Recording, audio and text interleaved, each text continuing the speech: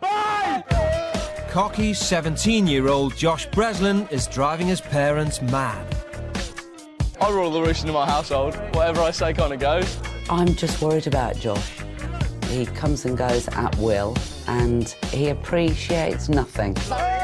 Always out with his mates, he never lifts a finger at home. He does nothing. Absolutely nothing. I've got it absolutely sorted. Absolutely tied up. Mum just does everything. He doesn't tidy his room, he doesn't empty his bin, he doesn't bring plates down, they sit there and fester. If he's late for college, it's our fault because we didn't get him up.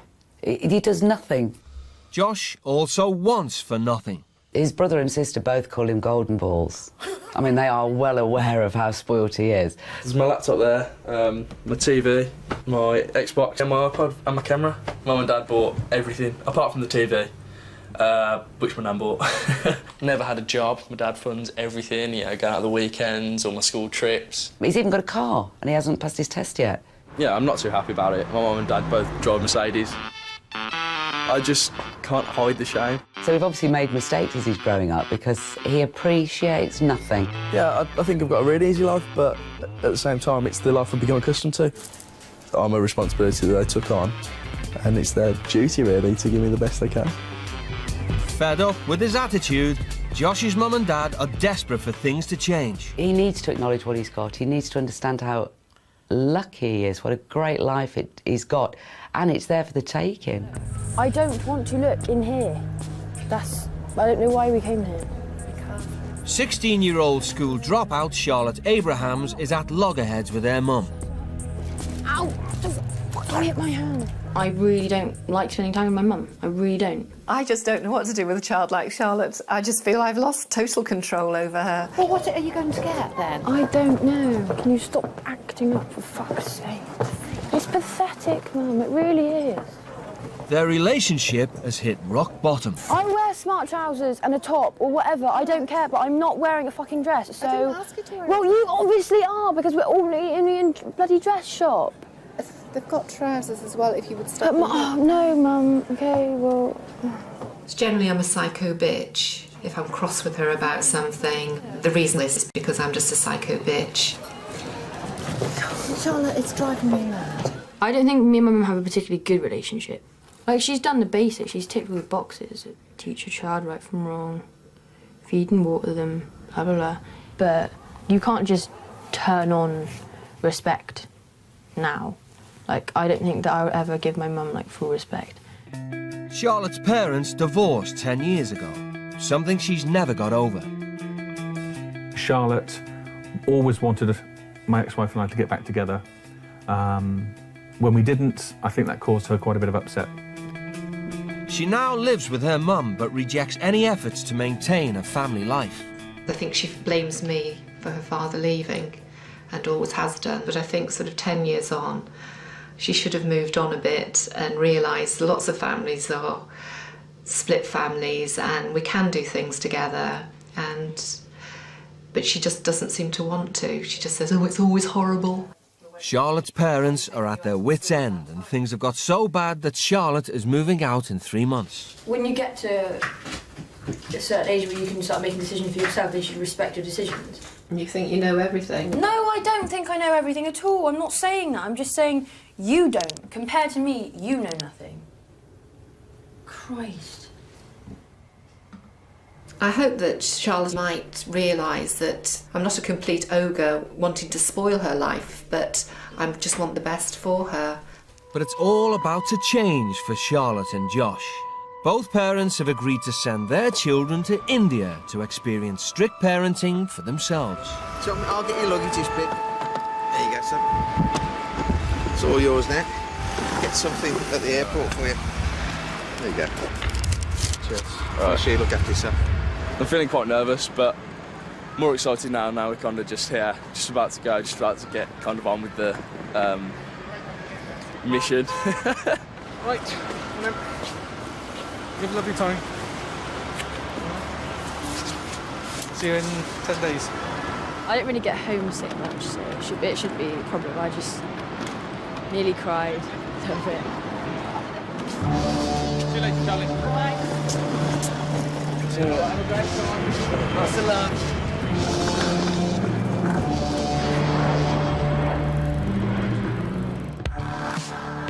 Charlotte and Josh are in for a challenge. For the next 8 days, they will be living with a strict family in Jaipur, India. Meet the Sharmas. They won't tolerate disrespect, laziness, or teenage tantrums. Discipline is the way of life for us. How much time have you studied today? 2 hours. Only? It's already 7:30. Now you better go. Yeah, I'm going. It is ultimately one person who is the boss, and that is to be known to everyone. And you should know what is your place. The Sharmas are a strict Hindu family with 3 generations under one roof. Dad Sanjeev, a High Court lawyer, rules all his children with a rod of iron. I'm scared of my father and I'm scared of my grandfather. I can't do anything wrong in front of these people. If I'm going wrong against these people, I know I'm going to get my spanking, hard spanking. A-grade student, 15-year-old Ankita, never questions her father's authority. There's nothing to rebel, you know. I don't feel like rebelling. Discipline is one thing that should be there in every child, every person, every human being. Discipline makes you alive. Sanjeev believes it's not too late to instill his values in these 2 British teenagers. In order to bring them to adulthood, where they are able to take right decisions, till that stage, one has to be strict. One needs to be strict with them. After a 15-hour journey, Josh and Charlotte touch down in Jaipur. And the culture shock is immediate. Look at him! He's absolutely mental. 50 years ago, Jaipur was at the heart of the British Raj. Now it's the bustling capital of Rajasthan, home to over 2 million people and famous for its culture and charm. It's a really, really horrible place. There's litter everywhere. The roads aren't tarmacked. It's just rubble. Everyone's very poor. It's so backward. Just like back home, Josh and Charlotte will be living in a middle-class suburb. But there the similarities end. Hello. Welcome, welcome. Come. Shalender. Hi. Ankita. Nice to meet you. Come, sit down. This is a sweet which we offer to everyone who comes in home. You are coming to our house. Thank you. For next 7-8 days, you would be staying under me. I'll act properly as your father. When I say that I'll act as father, I'll act in the same manner as I'll act with all these people. Okay. We have a very, very disciplined family. Okay. Being disciplined is always good. Okay? Now I'll take you to your rooms. I'll show you your rooms. At home, Josh is used to a life of luxury. But here he must share a room with Sanjeev's nephews. I shouldn't pack so much now. With 2 of these guys. You stay here, study here. We have a strict schedule which we follow. And that schedule I expect you also to follow. This is a separate room for girls alone. Okay? Yeah. You with these 2. Treat them as your younger sisters. Charlotte, who spends no time with her own family, will be bunking with 15-year-old Ankita and her sister. So you like hanging out with your friends, right? Yeah. So do you kind of drink? Yeah. You drink? Okay. Yeah, I do. I go out.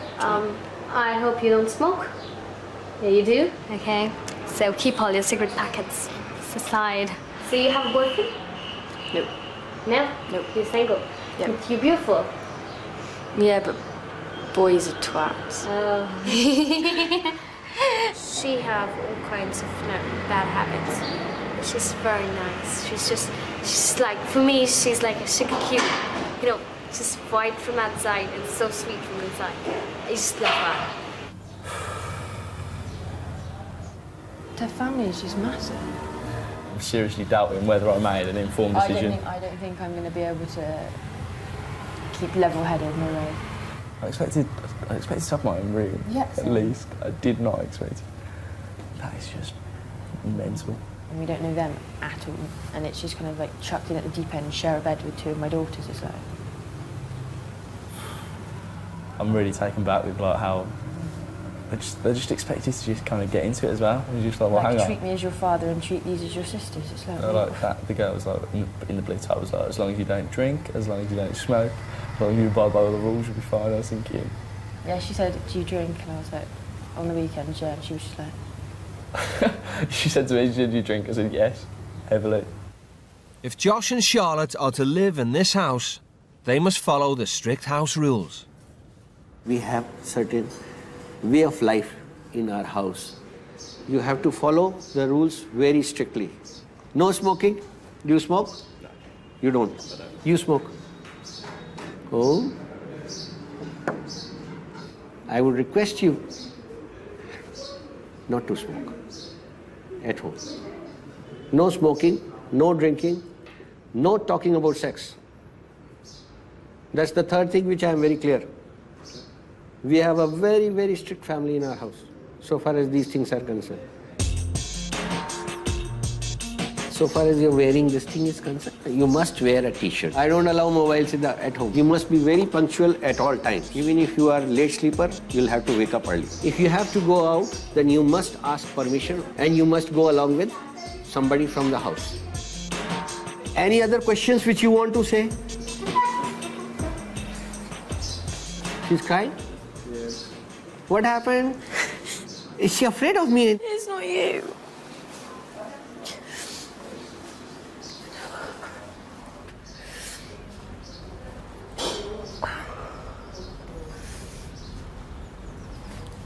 What happened? Huh? Don't cry. Why should you cry? Huh? Aris? Huh? Nothing. Nothing? Why should you be? You were remembering your parents or something? Remembering them all? Oh yeah. Huh?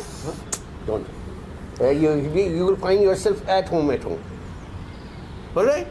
Such a delicate girl. What? I just feel a bit overwhelmed because I'm just like so far out of my comfort zone. I've just been chucked into a family and then being told to appreciate their religion and live by their ways, and it just...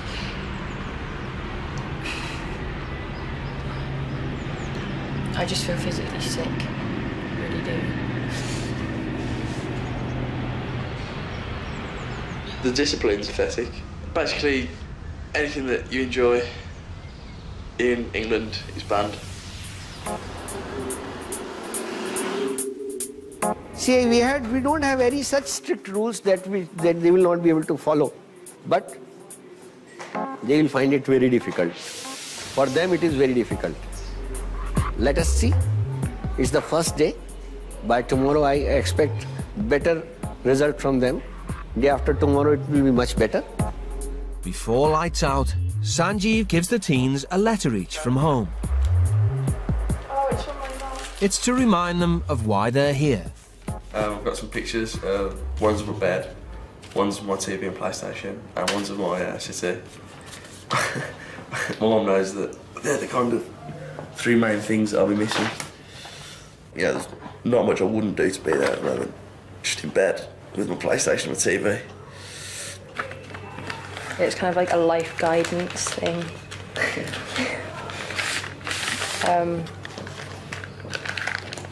Just like how she hopes things will be different when I get back. She said, I'm sorry that things get difficult between us. I've been trying to work out why, but sometimes we are quite close, but then you seem to move away from me and get angry with everything I say and do. And I really wish more than anything for us to have a good relationship. I think she's expecting this trip to like change me as a person completely. And I've said to her that it's probably not going to happen. 11 o'clock, lights out.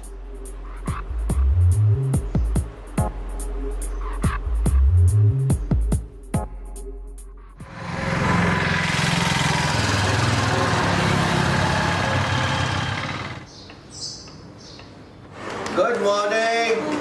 Good morning. Charlotte, Uncle. Ankita, get up. Every day, the Sharma household is up at dawn. Yeah. Today, Sanjeev is sending the British teens to school. For Sanjeev's family, education is everything. Anything less than a university degree is considered a failure in every generation. Education is very, very important. I did my MA in 1956 and I was the topper in my college. I love my school, like anything. You know, I love studying, I love to gain knowledge. You can't earn your life without studying. Back home, Josh is studying 3 A-levels, but rarely makes it into college before 12. Charlotte's been suspended 9 times and expelled twice, despite her parents' best efforts. When I was first told that Charlotte had been expelled, my heart sank. I actually felt physically sick. I could have throttled her. I took the piss for 5 years, and finally they expelled me. Well, Charlotte's attitude has always been that she can do what she wants, really, isn't it? Charlotte's not going to say anything, she's just going to make faces all the time.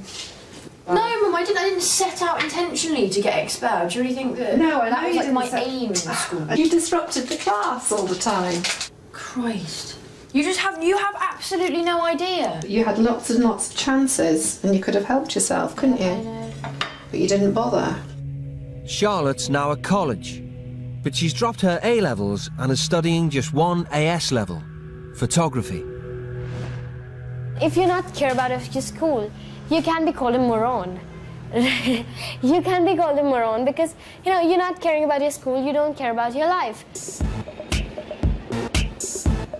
Ankita goes to St. Saviour's School, one of the top private schools in India. Founded by American missionaries, St. Saviour's educates Jaipur's elite. Stop talking, please. Good morning. Today I welcome you all to this fine morning's assembly. You are with me wherever I go. Every moment your life in me flows. You're always there, close by my side. You are there, oh Lord, both day and night. For the next week, Charlotte and Josh will be in class 11C with Ankita. This is my best friend. Josh, Charlotte. Hey. Just being fake to everyone, it's just like trying to be friendly to people that I've got no regard for. Are you enjoying it? Yeah, it's really nice. It's very hot though. It's not that hot. Yeah, but actually for you it's hot. You actually have temperature in minus degree. It's just been constantly been like, really, you know, about everything. It's just, it just gets really tiresome. In India, they still practice a traditional teaching style. Be seated. The teachers talk and the students listen. Westernization and urbanization have led to the degradation and erosion of moral and cultural values. And erosion The first lessons should be a breeze for Josh and Charlotte. cultural, It's English. social have led. Which tense is it? Past. Have led is past tense? Have led. Which tense is it? Anybody? Which tense is it? Present perfect. Present perfect. Past tense is different. I saw a movie yesterday. A completed action has to be denoted with simple past. You cannot say, I have seen a movie yesterday. Right. Thank you. The lessons are fucking shit. The way they teach over here is the kids listen and the staff teach. You know, there's no class activities, there's no involvement. You know, you just listen. Josh is missing the point. School isn't there to entertain for the Sharmas. I personally feel that a person up to the age of 20 or 21 is still looking for a particular line, looking for a particular right path, and he needs guidance there. So education has a very important role to play. Unless you are educated, you cannot be civilized. 11 o'clock. It's double chemistry. Josh and Charlotte are nowhere to be seen. if they're bunking, then my dad will obviously scold them a lot. The school principal is hot on their trail. I came to know that two of our students have escaped without permission, or they have gone out of the campus, so I need to find out what is a serious offence. Can I have a large Diet Coke? It was nice to get a bit of freedom. I feel pretty good at the moment. What can he do? He can't do anything. He's not going to like hit us. Not too bothered. The school's music teacher has finally tracked down Charlotte and Josh. I came to the class, but I couldn't find you. I told the teacher where I was. Without permission, you cannot go out of the class. Yeah.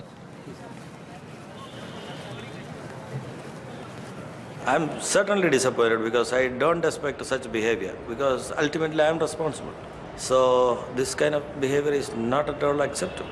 No, well, we appreciate it's wrong in your society now. In ours it's not, but we appreciate we shouldn't have broken the rules in yours. Take that out, please. So, the normal procedure will follow. I'm going to write here that this card is given to you for bunking class. Going, I hope you won't do this again. We're sorry for the inconvenience that we caused to you and your staff. I appreciate that. There you go. Josh and Charlotte are being given a grey card, which they must present to Sanjeev to sign. All right, sorry about that. It's a serious punishment at St Saviour's. 3 of these, and a pupil is expelled. Seems to have become very popular all of a sudden. Everyone's interested in the grey card. It is green, but they call it grey, so who are we to judge? It just shows that this is like the most exciting thing that's obviously happened in a long time. That someone went to McDonald's during school. It's like, it just shows just how little happens in school or ever. The grey card proved good for you. Yeah, well, kind of. We've yet to speak to your dad. Yeah. But, all the best for that. None of Sanjeev's children have ever received a grey card. Bunking is pure, simple indiscipline, nothing else. The school people take it very seriously. Why should I not take it? In the Sharma household, bad behaviour brings shame on everybody. First to feel Sanjeev's wrath is Ankita. We decided this thing, that they will go to your class. Then you have some responsibility towards them. I seriously didn't know where they were going. And they never told me. When they were going out, you should have accompanied them. No, but I have told you. They had taken ma'am's I have told you that you have some responsibility towards them. Papa. Till they are in the school, they are your responsibility. Tomorrow they may fight with somebody and you will sit in your class. Is this your responsibility?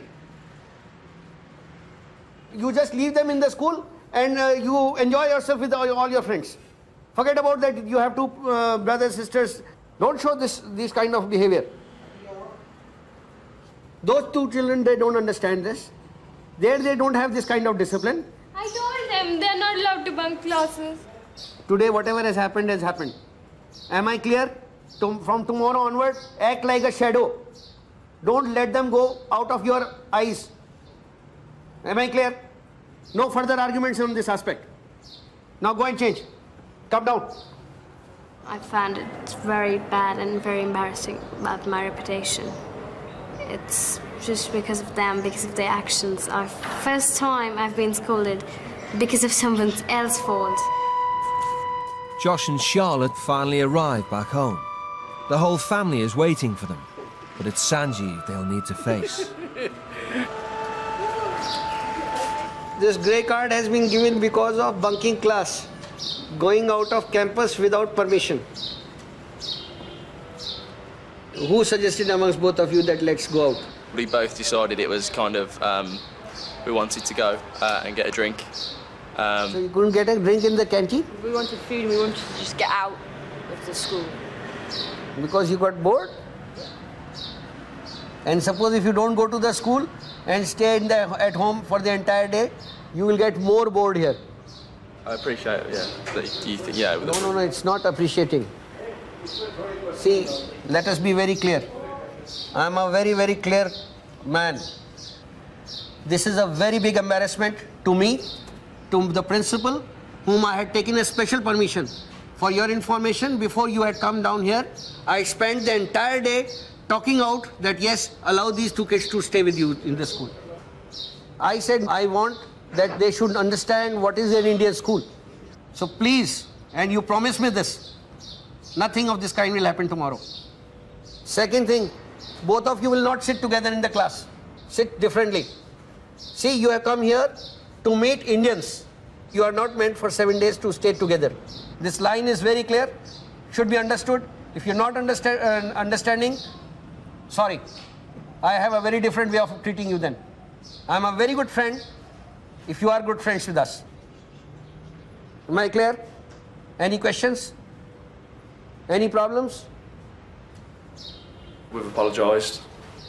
It's the end of it, really. Yeah, we've said we're sorry. We literally can't do much more than that. Like, they just made it perfectly clear that they just don't understand that we wanted to be by ourselves. It gets too much after a while, living under their roof and being with them at school, and then coming home and eating with them as a family, then going to sleep with them, and it's literally just constantly 24/7 they're in your face all the time, and there is no way you can escape from it. The teens are reluctantly getting to grips with their new life. Well, what happened to you all today? 6 a.m. start. Fuck's sake. Early morning exercise. Good start to the day. And a relentless timetable of academic lessons. One angle is A and another angle is C. The teens are well into their stay in India. But Sanjeev feels they're missing the point. He wants them to understand why he's such a disciplined parent. I know I'm a very strict man, but why I am, you will understand from all this. He's taking Josh and Charlotte to one of the poorest districts in Jaipur. I just wanted to show you what are the discrepancies, you know, what is in society in India. You have seen the good part. There are many poor people also. India has more people living in poverty than any other country in the world. 320 million men, women and children live on less than $10 a month. Lack of education has resulted in creating more of a poverty than you can think of. How do you find it, Josh? I'm not getting out here. No. It's unbelievable. I don't see how they can That's why I survive. wanted to show you how lucky you are. I thought the rest of Jaipur was quite poor, but this is people just living in like 2 metre square boxes and it's just rubble. I bought my camera. My camera would probably feed about, sold it, probably feed about 400 people for like about 2 days or something. So this is what, you know, makes you work harder. I've never really kind of experienced anything like that or seen anything like that at all before. You can't argue against that kind of, no one wants to live there, no one wants to live like that. So, he's dead right. It's not us that needs the point proving to, and we're not the ones that are going to be living in cardboard boxes if we don't do well here. At the end of the day, it really isn't going to affect me and Josh either way. Whether we've seen that or not, I mean, it's really awful to see, just like mentally, it's awful to see, but it's not changed how my attitude is going to, it's not going to change how I'm like, how I feel when we go back to school tomorrow.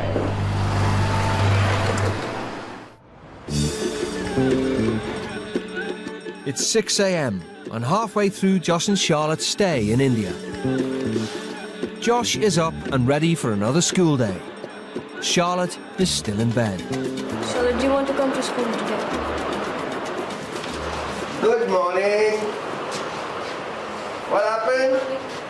Not well? Charlotte's ill today. That coincides with our PE lesson, which she's been worrying about since we got our timetable. I'm sure she's not ill. I'm abundantly sure she's not ill. It's really, really coincidental that I have to go to college on my own, and it's the one day that you kind of talked about not going in. I'm not prepared to just sit in that fucking classroom again. So Can you piss off with the camera? Charlotte is used to staying all alone as per her own wishes. She is finding it very difficult, she is finding it very inconvenient to stay in a family. So, how to avoid this situation? Show that I am unwell, very good excuse. Show that I am not interested in anything, very good excuse. I am feeling sleepy. These are all excuses, lame excuses to stay away from the family. She wants to stay in that room, make her stay there in the room. Josh goes back to school without Charlotte. Okay, all the best. Thank you. Stay put. And Sanjeev's hoping to see a change in attitude.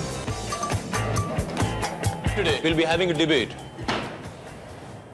For the debate, the class will be divided into two groups. So, would you like to be the leader of one group? Right? One group will be led by Josh, and the other group will be led by Ankita. Who is Ankita? Okay. So, I've shortlisted a topic. Westernization and urbanization have led to the degradation and erosion of moral, religious, social and cultural values. Having hosted two Westerners for the best part of a week, Ankita should have something to say on the subject. Good afternoon to all. It's because of Western culture and urbanization in India that today, growing teenagers have started smoking, boozing, and adopting all sorts of bad habits. They do not respect their elders anymore. The West was the first area of the world in which technology took massive steps forward in the modern era. So from this point onwards, the East is always having to play catch-up. This is not an issue of a nation losing touch with their past traditions. It's about improving the sphere of knowledge and to make a nation as great as it can possibly be. True to form, Josh is relishing the argument. Back at the house, Charlotte is finally up and about. I'm looking for Matt and Julie. Her craving for a fag has got the better of her.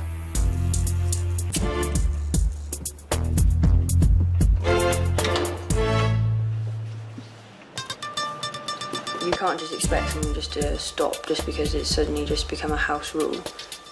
I have tried my best to be polite in every way possible and abide to all the rules, and I don't think that there's any rules I've actually broken, apart from rules which were made which were completely ridiculous. Yes, success.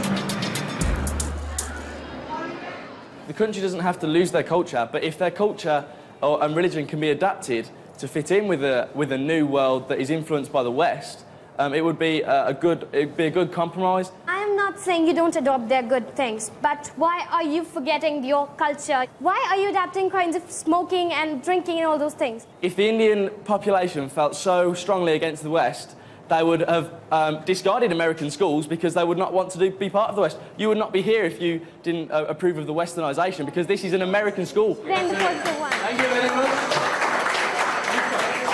I invite, what's your name? Whom do you think was the best speaker? How many support Ankita? Okay, so how many say George? Okay, so I declare George as the winner today. Please. Josh, congratulations. Thank you. Congrats, those people were nice, Thank you. Yeah, I feel quite good, and it's nice that they voted for me, and I really like the heat of the battle. Like, it's really enjoyable to be there. Win or lose, or if you believe in the point or not, I was lucky that I won and I believed in the point. After his success in the big debate, Josh is finally getting into the swing of things. At school, things are definitely improving beyond what I could have imagined. I didn't think I'd ever get to a point where things are this comfortable, things are this kind of enjoyable.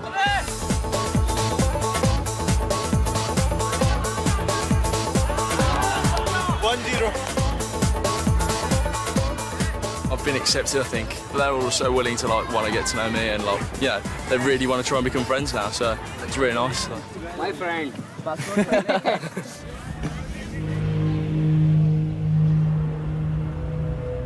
I think Charlotte's still at the feeling very intimidated stage. Has not yet become comfortable with everyone. It's a shame that you come to India for a week and she spent a day in bed. You know, it's a shame for her, and you know, unfortunately, because she hasn't been able to turn the corner yet.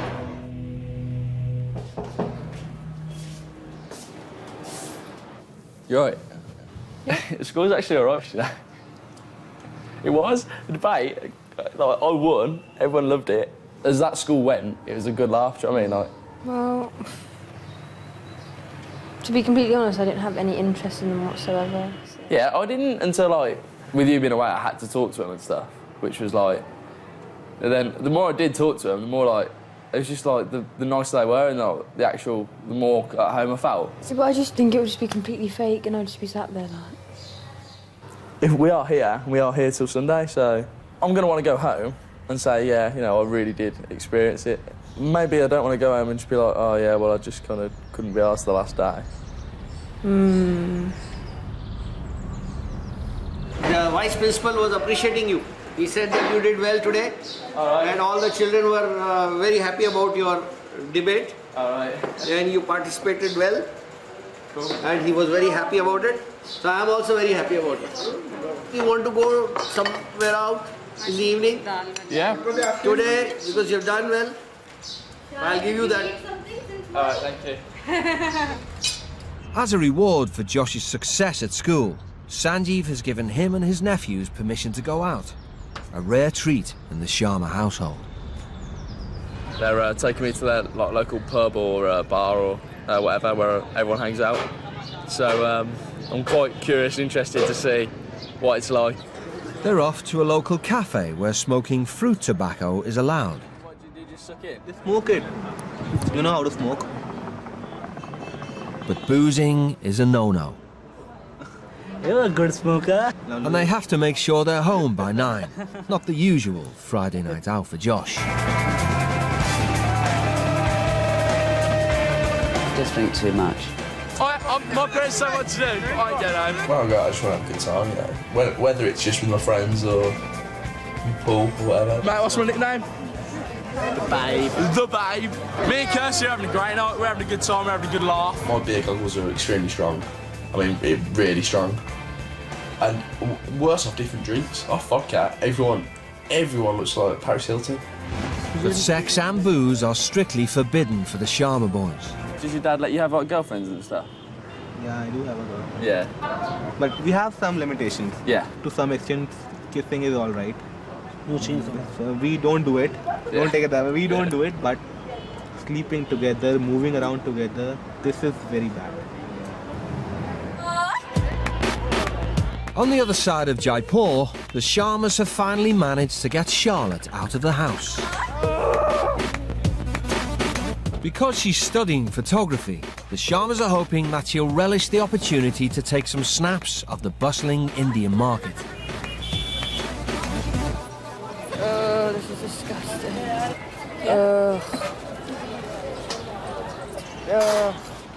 It's just really like busy and hot and don't like it at all. In Britain, we have like supermarkets with like chilled food and stuff. There's just like literally rotting fruit everywhere, and they're selling it to people. People are eating it, and there's just swarms of flies. And it's surprising how people aren't like dead from disease. It's absolutely disgusting.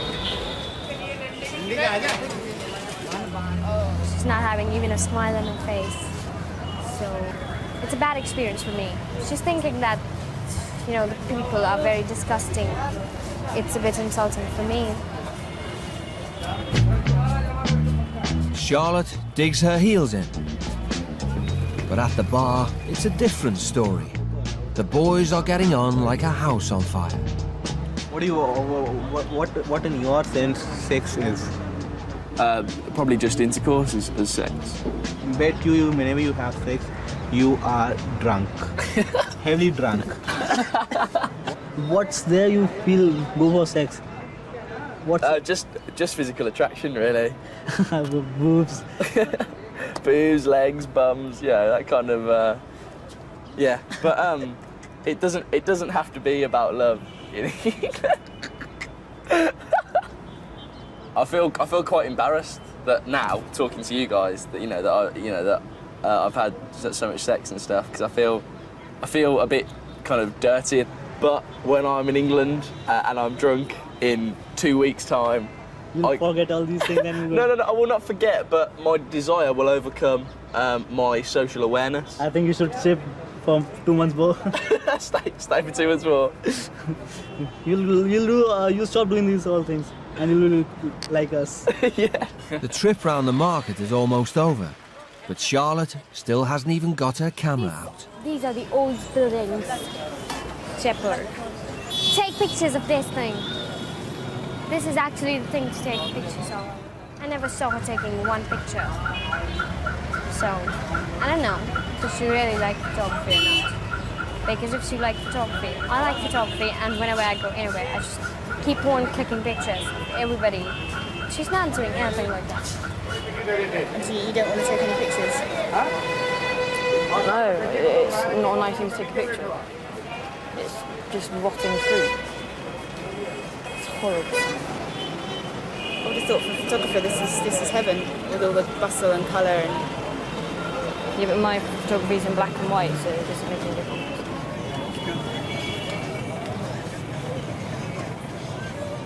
You want to go home?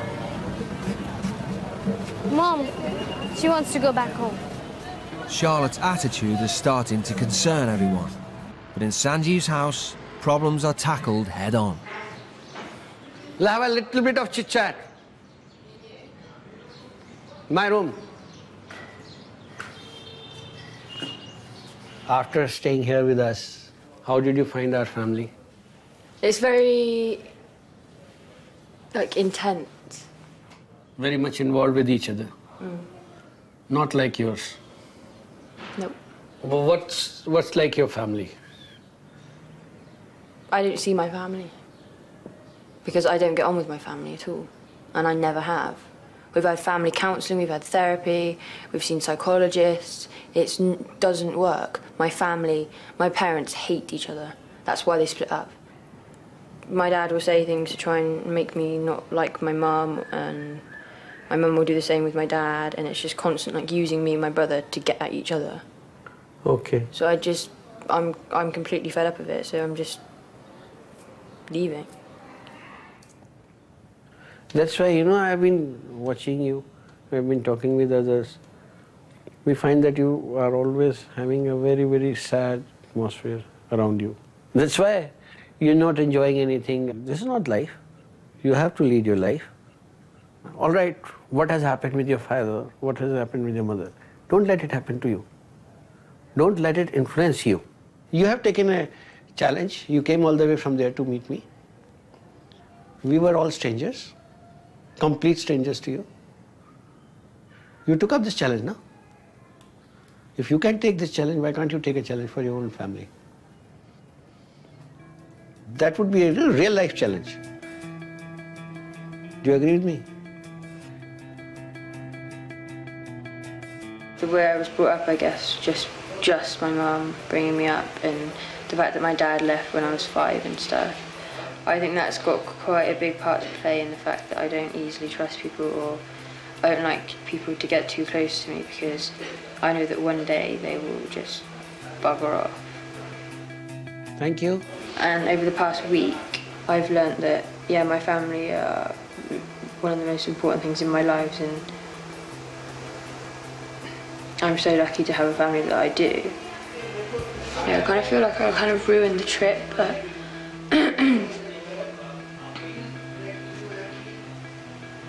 I don't know.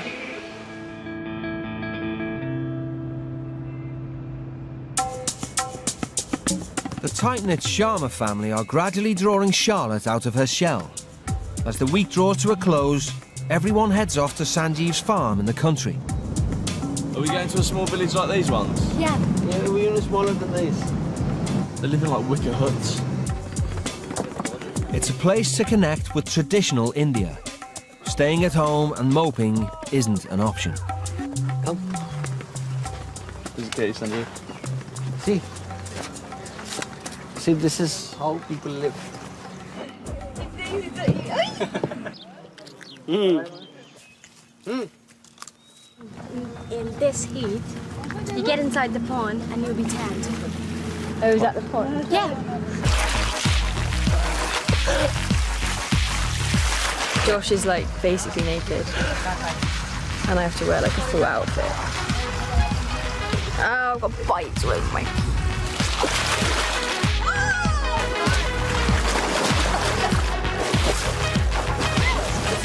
The idea was that I bring them here, see the different kinds of places, and let them be more happy. Let them feel that, yes, they are in India. Charlotte's change of heart comes as no surprise to Sanjeev. Charlotte is a girl, and girls are always having a complex character. My both daughters, they also have a very complex character. Sometimes you find them in a very, very off mood. They're down, then I have to talk to them. You can touch. I'm very happy she's smiling, she's enjoying herself. She's a wonderful girl. Today's been like, I think it's because it was his day off and he could take us out and stuff. It's really like showing that he doesn't really want to keep his kids in the whole time. It's just he doesn't really have time to take them out himself. And yeah, you know, he's just been showing us around and explaining everything, and it's been really nice. Open.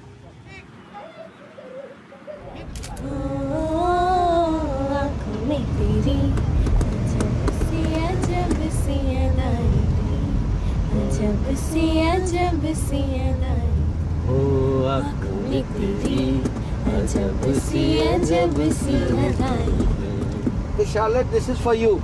Give me a smile I can keep all the while in my heart, all the way. For Charlotte, there's just one thing left to do. An apology for the sister she rejected. Yeah, when I first came here, I just felt like I was being kind of rude. I was just in tears and not really talking much. I just feel like your efforts weren't appreciated, and they completely were. It's just, I just like to take my time. Do you know what I mean? You worked through that a lot of time. I just wanted to let you know. We perfectly understand what you were feeling. It would have been the same with me. So I don't think you were rude at all. Okay. So now are you okay? Yeah. Yeah? It's all cool now. Okay. It's the end of the teens' stay in India. And the experience has given everyone plenty to think about. You stay in India. Good boy, very good boy. I think I have definitely learnt while I've been here that the more you put in, the more you get out. And that's shown in how much I've enjoyed the time I've spent here since. I tried a lot harder in school, and things kind of snowballed from there. At home in Birmingham, Josh gets everything handed to him on a plate. With the Sharmas' help, he's starting to realise how much he takes his parents for granted. I'm not going to be stacking the dishwasher and, you know, asking my dad if I can cut the lawn and things like that. You know, that's not how I see things changing. But I think I'll be able to appreciate the work that goes on in the home a lot more, and appreciate that my parents are kind of building a base from which I can hopefully springboard. Since her parents' divorce, Charlotte has spent the last 10 years rebelling against her mum and school. I think like my upbringing would have definitely benefited if there was a lot more discipline and an actual structure to it. Charlotte's mum was desperate for this experience to help patch up their fragile relationship. I don't think it's too late to change how things are between me and my parents, because I mean I would like to get on with them. I just, to be honest, quite a lot of the time I just refuse the support that they offer, and I think that if I could, or I did accept the support that they were giving to me, things would probably be a lot easier and we'd probably get on more. It's just I think I'm stubborn like that, and I just don't really appreciate quite a lot of the things that are handed to me. But it's not too late. Before Josh and Charlotte leave for the airport, the Sharmas have one last cultural treat in store. Charlotte was telling me that you people get drunk and then dance. Yeah. Nobody gets drunk here and then dance. We just dance carefree. Okay.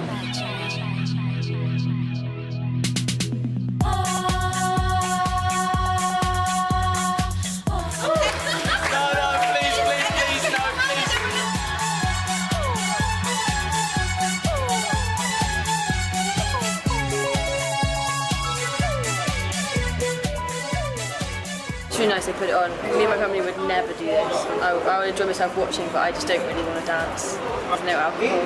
I feel really kind of appreciated and really liked here. After getting married, would you live with your parents or would you like to live separately, independently? I think for the purpose of the question, I'd like to live with the family, yeah. For the purpose of the question, it's going to have to be that answer, I'm afraid, yeah. Definitely with the family. Cheers! Cheers! Best of luck!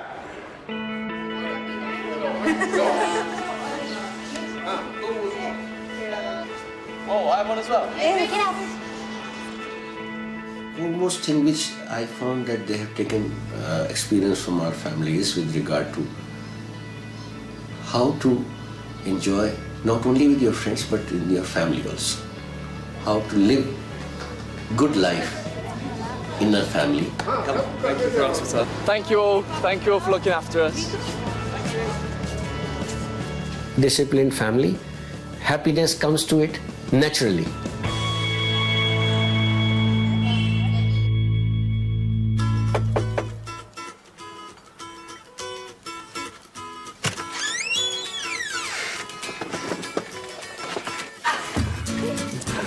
Hang on, let me I don't think it's supposed to be doing. Go my bag. Yeah. Oh, Josh, lovely to see you. Yeah. Yeah. Have you put on weight, lost weight? God, you've lost weight. Yeah, I haven't eaten my bread. How's it going, mate? All right, how are you? I like your shirt. Good to see you. Welcome out. Oh, it's freezing. Can we shut the door? I'm really cold. Literally, it's been like 40 degrees everywhere I've been. Look, your shorts are falling off you. I know, I haven't really eaten. So how was it? It was different. Are you glad to be home? I'm really glad to be home. It's so nice to see you. Get off. Get orange lipstick in here. You've missed it.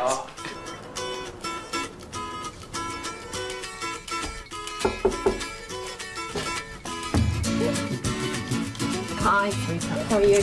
I'm alright. Thank you. Have you? Yeah. You had a good time? Yeah. Yeah.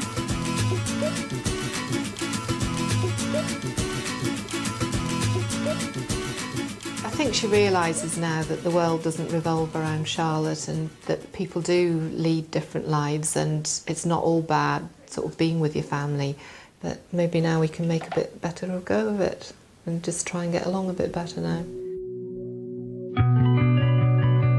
3 months later, and Charlotte has moved away from home into a flat of her own. She's had plenty of time to reflect on her stay with the Sharmas in Jaipur.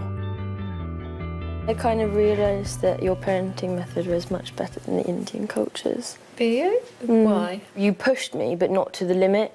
You pushed me and said, look, if you don't do this, this is what's going to happen. I'm going to leave you to do it, and if you don't do it, then you know what's going to happen, but it's your choice whether you do it or not.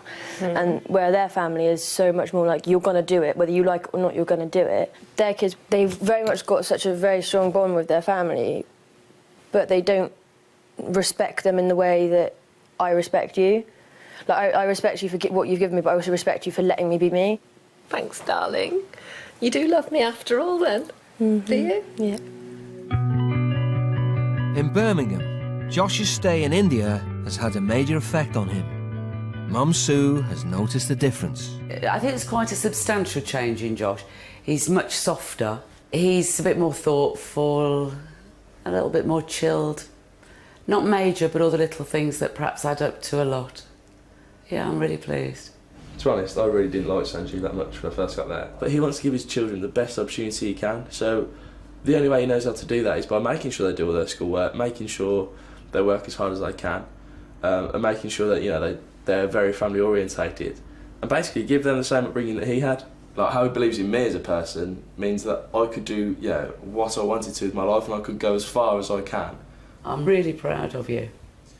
The way you've analysed it all, the way you understand it, the respect that you've got. Sanjeev, on his own back, kind of took me under his wing and really showed me that,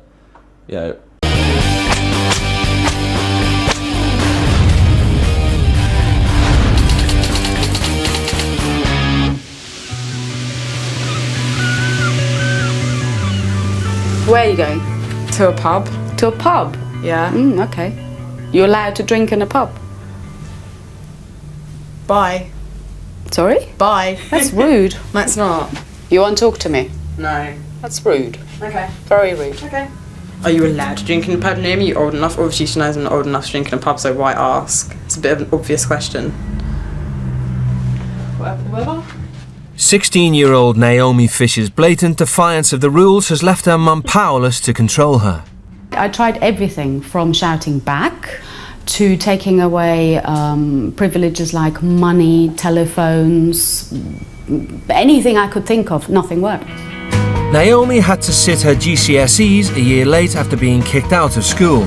She's been a law unto herself ever since her parents split up 3 years ago. She was just very angry, as I guess you'd expect. She wasn't happy about the situation at all. You know, she wanted us to be a family. Like when they told us and stuff, like everyone cried, but I'm the kind of person just not to cry, to keep my emotions like bottled up. But that is basically when things just started going out of control after that. So what time are you going to be in tonight? I'm not too sure, Mummy. Could you give me a time, please? 3, 4, 5. How about 2 o'clock? No. Yes, please. No, Mum. Most of the time, I'll just end up walking out because I can't really bother to argue with her anymore. And if you can't live with someone at all and it's just hell, of course you feel you failed. I hope that this trip helps her to communicate with me, communicate with her mother better than she's been able to up to now.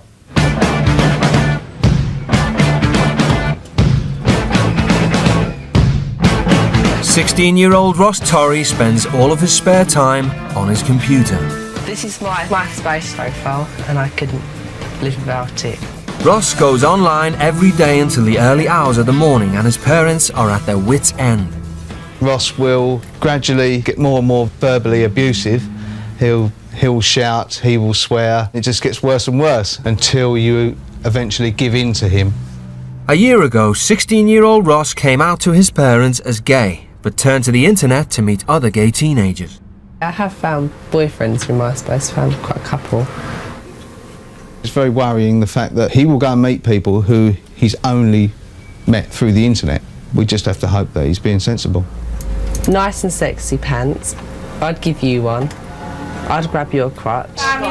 Despite his parents' full support, Ross has struggled to control his emotional outbursts. Who cares? Jessica is 10 years old. She is at school anyway. No, she doesn't. And why should she be subjected to continuous swearing? After he came out, it was as if all the anger came with it. All of a sudden he had to live up to this image of being this nasty, sort of bitchy gay. I just changed myself, changed my appearance, changed everything.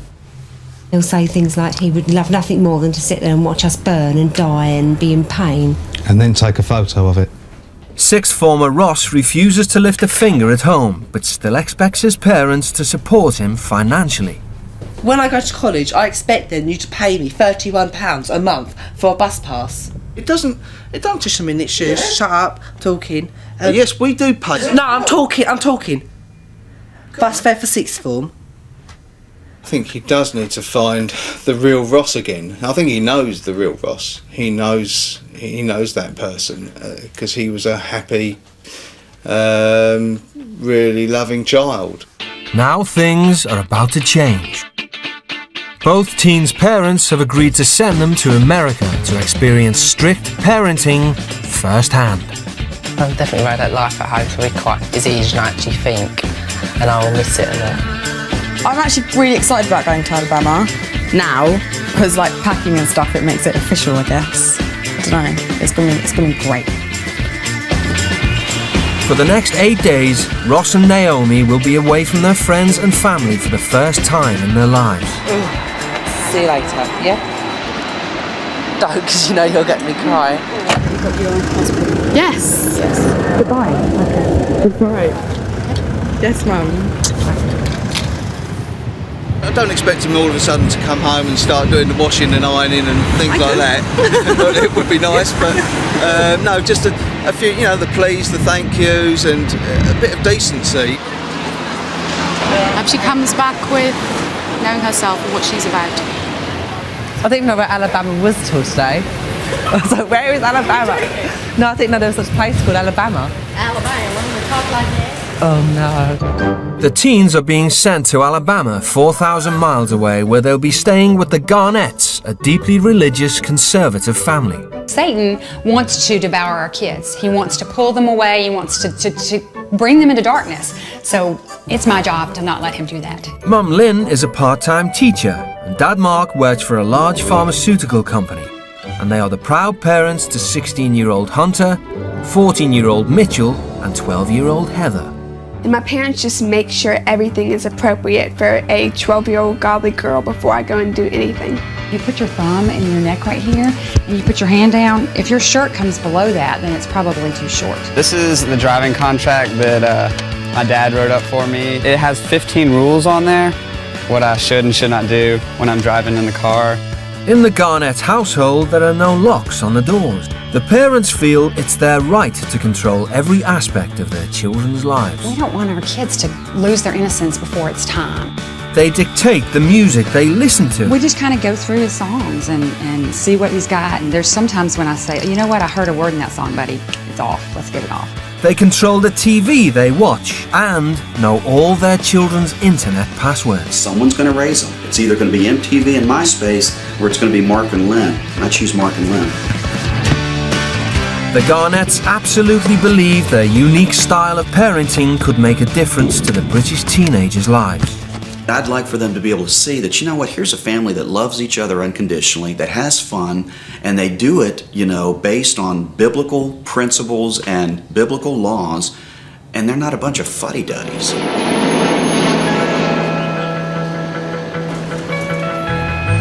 After a 9-hour flight, Naomi and Ross touched down in America.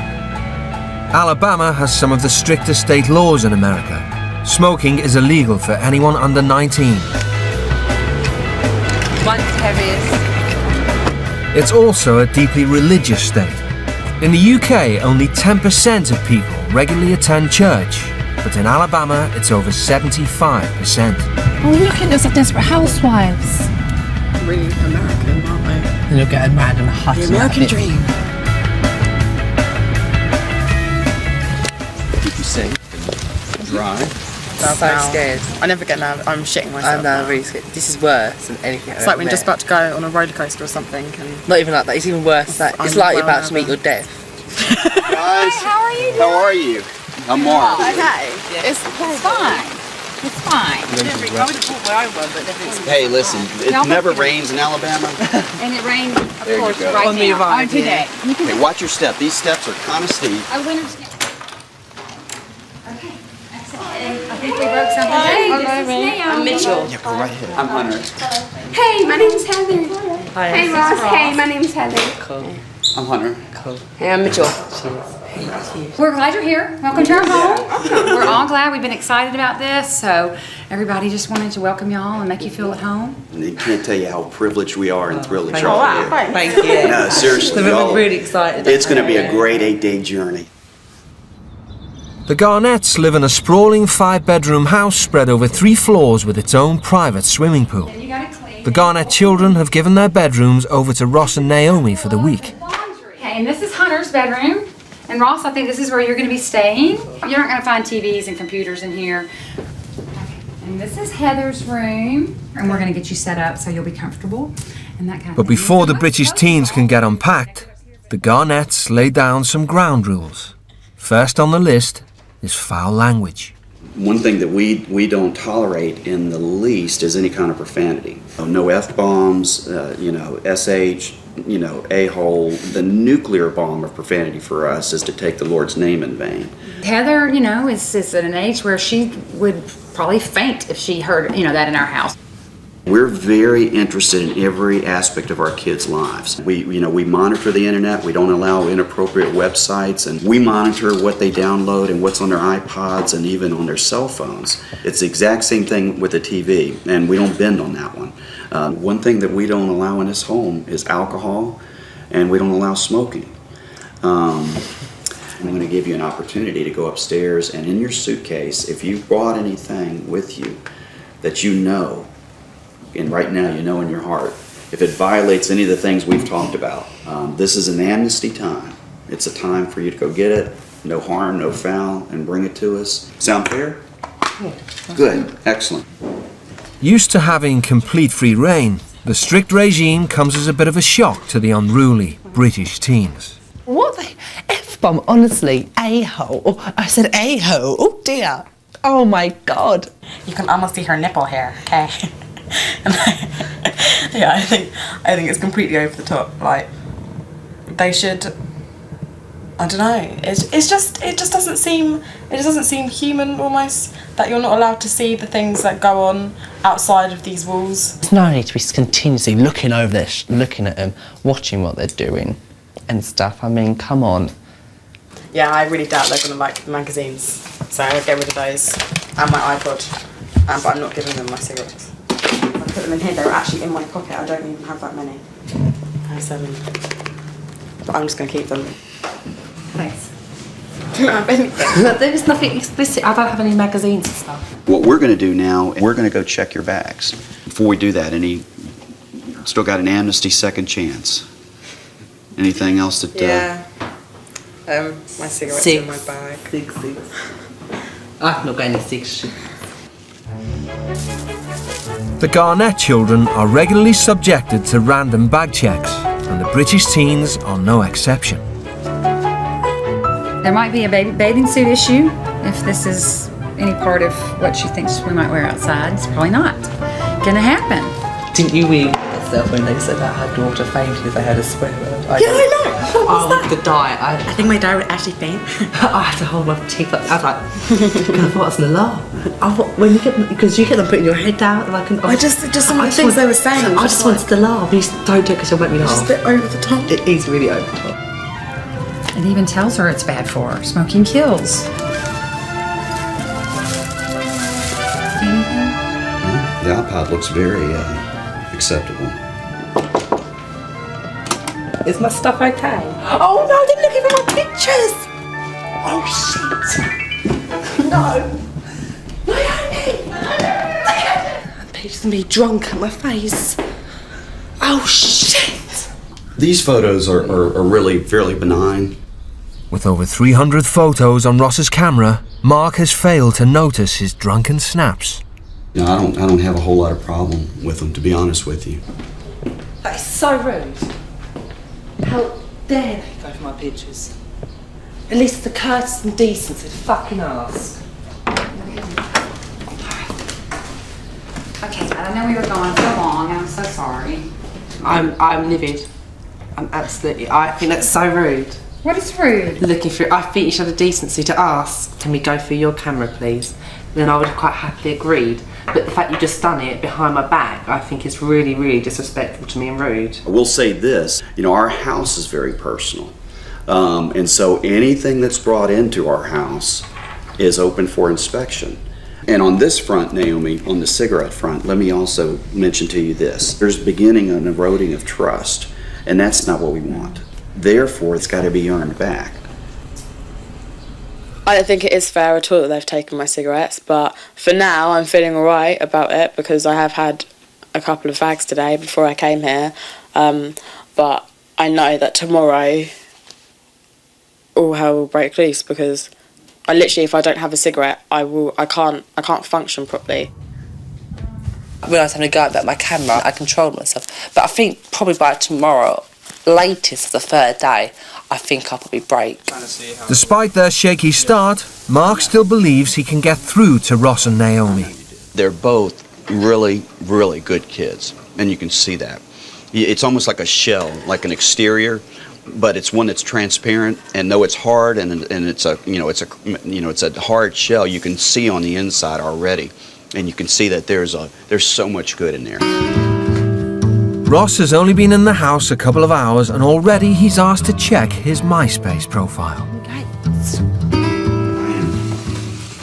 I'm pretty computer illiterate. Unlike at home, in the Garnett household, he'll be closely monitored at all times. MySpace is literally like my world.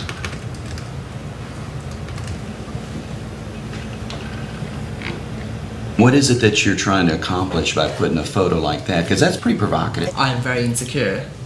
And by doing something like that, get so many good replies, that's what made me begin for some reason feel better. Mm-hmm. The people that reply, do you know them? Do you know most of them, or are these anonymous people? I know a lot of them, and some of them I don't know. And do people ever send you messages that you find offensive? Oh yeah, a lot of abuse messages on here, telling people telling me to go and kill myself. Are you serious? I can probably try and find one for you. I've had people telling me to go and shove my fingers down my scrapey little throat and make myself sick because I'm a fat person. It's horrible. Well, I gotta tell you, man, that breaks my heart. People are horrible. People are horrible in here. They are. You get some evil people, I tell you. As much enjoyment as you may get out of this, I would argue that the damage you receive from it might counter a lot of that, if not all of it. So because I care about your safety and the well-being of you emotionally, that's why I'm going to ask you not to go on this particular account this week. How do you feel about that? I could probably give it a go and see how I last, yeah. I mean, I've actually never lived without MySpace. I've never gone a day without it, really. That just kind of broke my heart, to be honest with you, to know that he's getting his esteem and his value and his worth from people he's never met. Can't tell you how much I appreciate him being candid about it and very forthright. At the same time, the level of alarm is through the roof. Living here hot, honestly, it's like, what good does that help? Oh, well, we don't want any abuse being brought into the house, Ross. Shut up. That's not mine. It's not mine. Heather, is this yours? Yes, sir. Okay. Oh, I thought it was yours. Over dinner, Naomi takes the opportunity to tell the Garnetts what she thinks of their overprotective parenting. You said that you're trying to teach them for the outside world and stuff, but the outside world does have all the things that you're protecting your children from. Hey, they're aware of, the world and cussing and movie and sex and whatever the case may be. There's things we talk about. They're open to that, but it's not something that he fills his mind with on a daily basis. And we want our kids to become the best adults they can be, and we want for y'all, as you enter adulthood, to maybe question some of the decisions you've been making in the past and saying, you know what, these may not be the best choices I'm making when I'm entering into adulthood. Do you have a real thorough understanding of the expectations are? And why we do what we're doing? Yeah. All right, well, let's clean up and we'll kind of wind down and get ready for bed here. It's only the end of day one, but already the teens are outraged by the level of parental control. They're all robots. The parents have literally robotised these kids. They're going to go into the world and not know jack shit. Their parents are going to think they do. I'm worried with the kids. Because when these kids go outside into the real world, they're not going to be able to cope.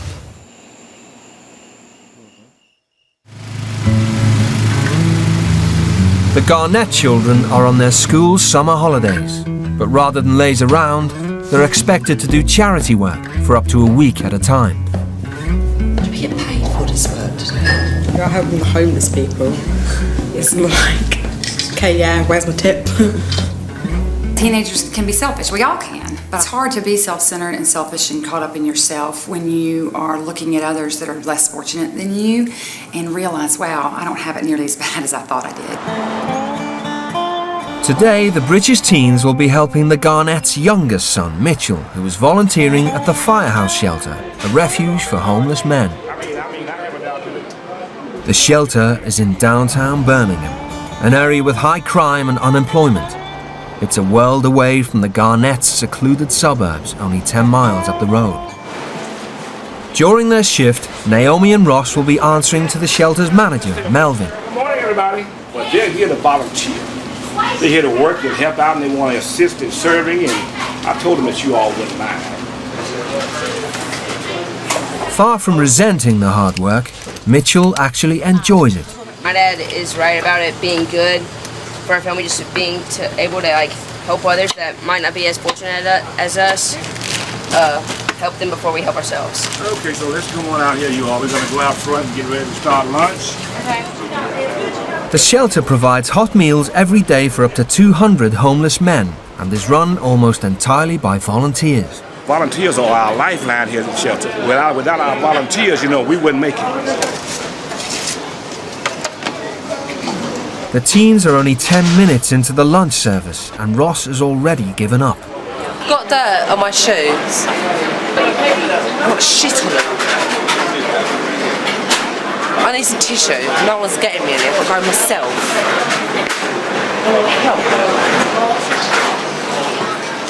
With the lunch queue beginning to build, Ross and Naomi are nowhere to be seen. What are y'all doing around there? Maybe walk. A walk? Yeah. Let's come back now, haven't we? We're on the way back. No. You all don't know the seriousness of this area here. You put your lives in jeopardy. We didn't go very far. These people hurt people around here. Okay. They kill people, they cut people, they stab people. You have to think before you do things like that, Naomi. Put that bag over here and come on here. Whatever. Takes the piss! Is that gonna change it? Ross never helps out at home and is struggling to see the point in washing up for people in need. And quit using those words in here. It's a matter of respect. You may not respect nobody at home, but you're gonna respect us here in this facility. You understand that? Yeah.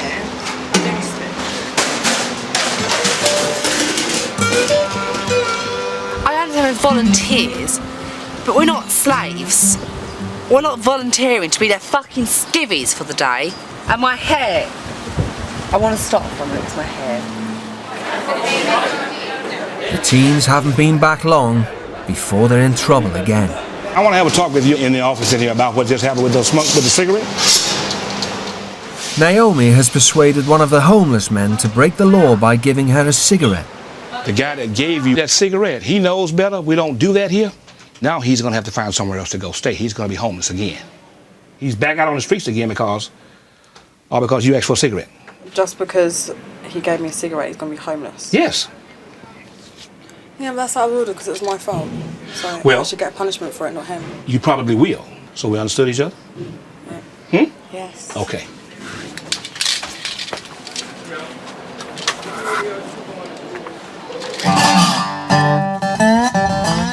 It's 5 p.m. and Mark is keen to find out how the teens have got on at the shelter. Just been forced into cleaning about 1,000 pots. I couldn't cope, there was no break in between, and my shoes got dirty, and I was just so hot. Did you drop the F-bomb?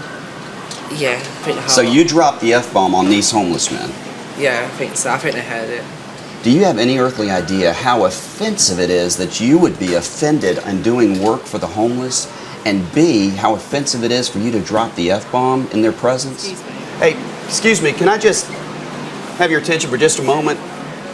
Ross has been working here today and an incident took place that was inappropriate and there's something he would like to say to you. I'd like to apologise for my foul language, like if some of you heard today. And I'm sorry that I said it in front of you and disrespected you. And I hope that you do have a nice evening this evening. Yeah. Thank you. Naomi has a confession of her own to make. I asked someone for a cigarette, and they got in loads of trouble. He can't stay here anymore. So he's out on the street tonight. These men are begging to be able to get into a shelter like this because there's murders on the street here every night. You put this gentleman in a situation that now he's in danger. I didn't know that that was going to happen. But you don't understand that your actions have major ramifications, major consequences on other people. You've got to take responsibility for your actions. I'm going to give you an opportunity to come back tomorrow with an unbelievably great attitude and great work ethic. If tomorrow goes incident-free, then we're going to take this and put it behind us. Okay. I'm beyond disappointed. What I'm having to do is try to fight back irritation and being furious about it. Bitterly, bitterly disappointed.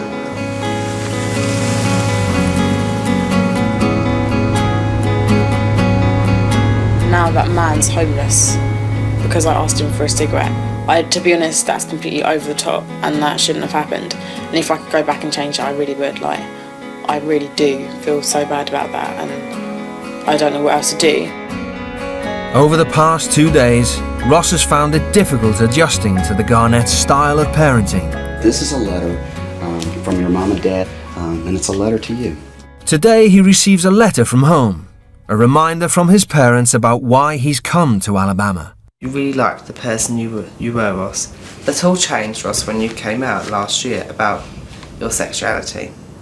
You had the whole of your family support, and yet you seem to turn against us. The name that you have called us and some of the things that you have said have brought both me and Mum to tears at times. When you said that you would like to see us burn and take pictures while it happened, that hurt us more than you will ever know. How does that make you feel? Pretty sick, really. Ill. Really? Quite ill. And just the feeling that must have for your father putting his head on the pillow and trying to go to sleep at night, it literally, you know, right even now, it's kind of making my stomach churn. Almost I can't fathom that. So wrapped up in myself, I just didn't care about him. I just cared about myself and how I felt and what I was going through and what they was doing to me. I didn't really think that what I was supposed to do with them. I've still got time to fix it and to learn how to apologise and try to set myself out. Naomi, would you like a cinnamon roll? Oh, no, thank you. Would you like it, Ross? No. You sure? It's the teens' third day in Alabama, and today they're returning to the shelter. But not before Mark gives them a pep talk. I kind of wanted to give you all a few words of encouragement. And Hunter, you're going to be going with them today as well. And I'm not going to go spouting Bible verses all the time, but it says, anytime you set your hand to do something, do it with everything you've got. So as you go about today, have that great attitude. Think about the joy you're bringing to these people. You're going to do a great job today. I really think I'm going to drop it. We did act a bit like spoiled brats yesterday. It's a bit embarrassing, to be honest. We have a lot more things than they have. A lot more things. And we still were complaining about what we were doing. Yeah. And that's not right. Like, just get on with it and do it. Let's go. Let's do this. They're going too fast for me. I'm having to keep up with them. Oh, I'm sorry, that wasn't anything. And they look like they're having fun doing it. But the events of yesterday are still weighing heavily on Naomi's mind. I was just wondering if you know where that man is. That was, his name is John. And I haven't seen him, and I don't know when he'll be back here in Birmingham, or even if he does come back. But If he comes back, will you can you tell him why I said sorry? yes, I know. I feel like really horrible about it. Do you? I really do. Yeah? I really do. Yeah, well, I understand. I think I would have too if I was you. I didn't get a chance to say sorry to him, and I don't want him to like be wherever he is now and just think that I don't care, because I do care. I think you do. I'll make sure I tell him for you. Thank you. After a second day at the shelter, Mark is hopeful for a better report. So how did things go today? Went great today. Great. Yes, they were outstanding. Excellent. I just love them both. I knew y'all were going to do great in terms of your work ethic and in terms of your attitude, so y'all have knocked it out. Congratulations and thank you so much. I am so proud of you. I can't tell you how proud I am of you. That is outstanding. That is outstanding. You are awesome. Thank you. Thank you. Appreciate you. Thank y'all so much. Y'all have done a great service today. Oh, I'm so proud of you. Outstanding. Oh, wow. Well, let's go. Y'all ready to go? Yeah. Let's go home. We're going to have a great afternoon and a great evening. Right around the left. The way he chose his words and what he said, it kind of made me want to cry. Like, not with being upset, but just with what he was saying. Like, he is so sincere and he really means everything that he says. And I don't know, like, after you've had a chat with him, you just want to like smile and jump around and be like, yay. Mark makes a point of telling his kids how proud he is of them every day.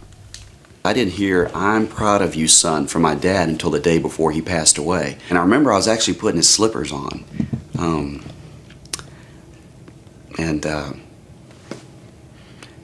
I just looked up at him, and that's when he said it. He said, "I just want to tell you how proud you've made me over the years, and how proud I am of the man you've become and the father you've become." And I'll never forget that. It was great. See you later. Good evening. Bye. As a reward for their hard work, Mark has given Ross and Naomi permission to go bowling with Hunter. All right, guys, here we go. Big night out on the town bowling. Hunter, you're driving. Oh, yes. Hey, Naomi and Ross, let me just have a real quick word with you. Yep. Hunter, if you will, just go ahead and get in the car. They'll be right there, buddy. Hey, obviously this is going to be a great night. You're going to have a wonderful time. You did a phenomenal job today. We're so proud of you. But as you go out and enjoy yourselves tonight, do not forget about your responsibilities and commitments. Naomi, I'm not going to do any cigarettes. And you know what? You're going to do. I know you're going to do great tonight. It's going to be tempting though, because really, this is the first time you've been away from us completely, where you're just going to have a chance to enjoy yourself. And I know that would be tempting. So I'm going to be praying for you. You're going to do a great job. I have faith in you. Y'all have fun. Enjoy yourselves. Yeah, y'all are going to have a blast.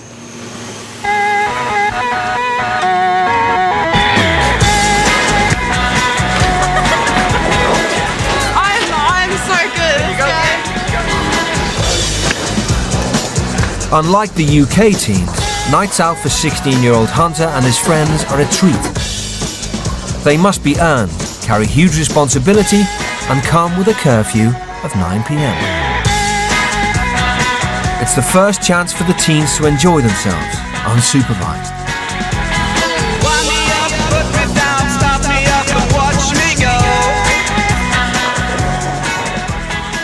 Half an hour into their bowling evening, Ross spots the bar.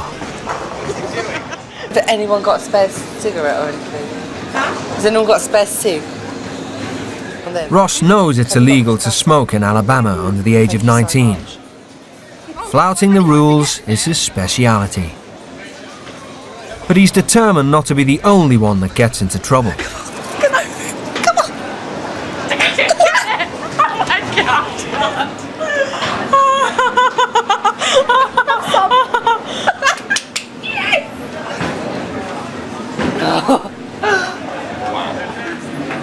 Y'all shouldn't be smoking. Shit. I'm thinking of your dad now, right now. Then why are you doing it? Y'all are putting me in an awkward position. I mean... Sorry. I mean, it's fine. Sorry. It's just my parents expect me to tell them stuff. No, please don't tell them. Just don't do it. Please don't tell them. We're really scared. I mean, I don't want to be the bad guy here, but... It's kind of hard not to. Shit. You don't... I think I should have done that. I guess I was a little disappointed in what they just did. I have to struggle with what to do now. Pick them or pick my parents. Thank you.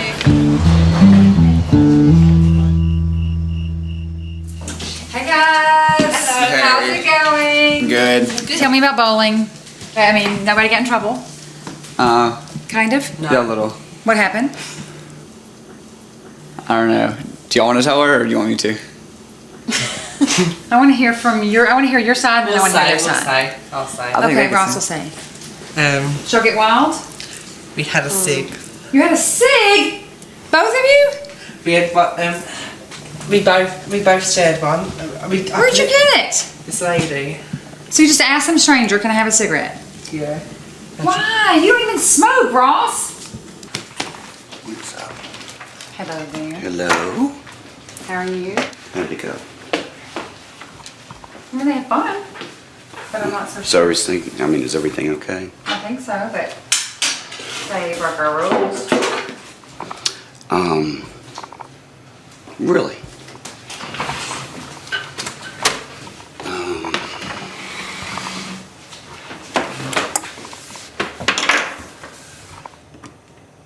Can you tell me about the conversation that took place out in the driveway? Because you looked me in the eyes, which I'd like for you to do right now, and you told me what? That I wasn't gonna smoke. I can't have you look me in the eye and tell me one thing, and then I guess, I don't know, an hour, 2 hours, however long later, just go ahead and just, drop your pants and put it in the toilet bowl. We didn't want to tell you, but Hunter obviously wanted to tell you because otherwise he'd get into trouble. So if Hunter hadn't have seen you, we would have never known. And everything would have been great, right? The whole no one will ever know thing just rips apart, obliterates trust. It just destroys faith. But it was a It cig. literally was a cigarette. And it wasn't a whole one. It was a couple of puffs each. But that has nothing to do with it. I couldn't give two flips about the cigarette, to be honest with you. You guys have lost complete sight of what's important. If we can't trust you, and we can't have any faith in you, there's just nothing here. There's just nothing here. I don't see how we can lose all your complete faith and trust out of it. I don't. Sorry, just don't. We're trying to do our best to show you what unconditional love looks like, and you continue to just piss it back in our faces. And it just drives me up the wall. It just drives me up the wall. I'm just sorry about this whole situation and for being here in the first place, really. Just want to go home. Your lives are, because again, it wraps around you. It's all about you. Well, however it makes someone else feel, you don't care. And I'm sorry if that hurts your feelings. But, see, it doesn't even hurt your feelings because you don't give a rip, because it's not important to you. We do, because we know it's not true. You know what? I'm done here. You guys have a Coke and a smile, a great evening, and I get those plane tickets ready. Yes, ma'am. This is worthless. It really is. Guys. He's mad. Yeah, I think I've expressed enough. I do care. Get upstairs. Mark. I'm dead serious. Get upstairs. Just go to bed. No, you go to bed. Get upstairs. That's what I'm Get upstairs, Ross.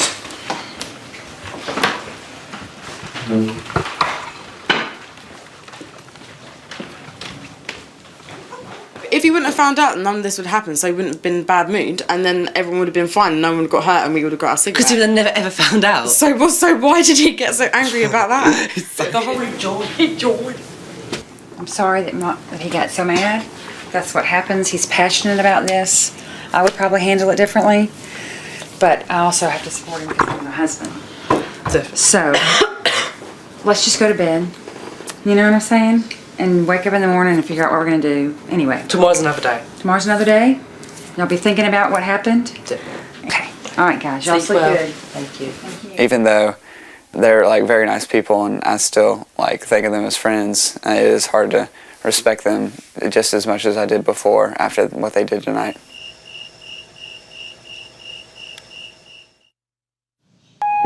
The teens are halfway through their week in Alabama. The whole experience is proving more challenging than Mark expected. Last night was bitterly disappointing on so many different levels. Where I am now in life, it takes an awful lot for me to really approach losing my temper. There was a time in the past where it didn't take much at all, but I've worked hard on that, and it really does. It takes a whole lot now. Ross and Naomi weren't on my mind this morning. It was their parents that were. As frustrating as it was for me, I realized that if I had to endure that day after day after day, I'm not so sure I wouldn't grab the white flag and start waving it as well. After a good night's sleep, Naomi has had a chance to reflect on the events of yesterday. I really shouldn't have taken it, because it was a big deal to him. Like, he got really upset about it, really upset. I just didn't really think of the consequences. It affected everyone, and it was a bit selfish, really. And I shouldn't have done it. The teenager's behaviour last night has led Mark to take action. What we've decided to do with them today is we've decided to separate Ross and Naomi. I think we've come to the full realization that they have partnered up, and we certainly want them to be friends and to enjoy each other's company. But to their detriment, no. And that's what it's become. You're going to spend some time at the shelter with Melvin, and Naomi's going to help me here. And I know that may be something that you're not looking forward to, but life sometimes is just not always doing what we want to do. I feel so sick. They're making me feel ill. They don't understand. I'm emotionally drained out. I'm physically fucking tired. I feel so ill. But they're not giving me a fucking break. I'm going to go back to this poxy ass place, which I hate. Not used to being told what to do, Ross decides to walk off. Ross, I know you can hear me. Once again, you got to think about what you're doing to somebody else. I've got to come find you. I'm dressed up, ready to go to work. It's burning up out here. So don't just run away without permission. That's just not the way it works. You can't walk that way. We got to go. So let's walk this way. I know you want some free time. Well, what are some coping skills you can do? I feel like probably this is what he does at home, and his parents have to deal with that. With the, anything that's not suitable to him is met with a fit or an escape or, cursing or whatever the case may be. And that he needs to grow up and be able to communicate it back and, share his feelings, but not always just a immature reaction.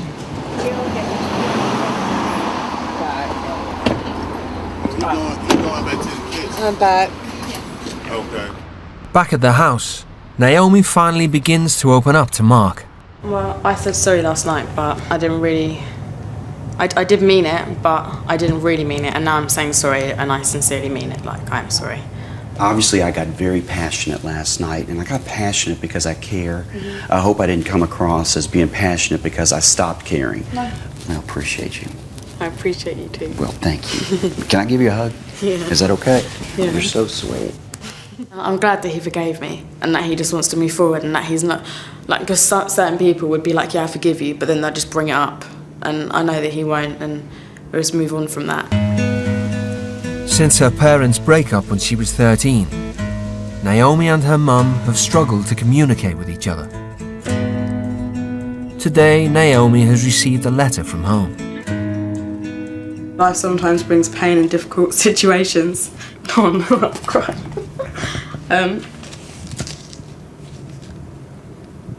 We as a family in a fair share of those. Your uncle's death, your grandmother's death, your father's illness, and your dad and I splitting up. Those were very painful times for all of us, and I'm sorry if I was not always there for you during some of those difficulties. I was in pain too, just like we all were. And then being a mum was difficult, and I might have gotten it wrong. Sorry. I was not aware of all the difficult times that you went through. I'm sorry that I did not notice.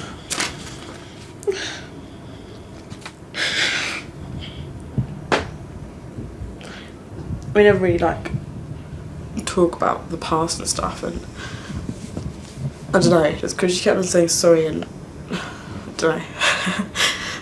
Oh dear.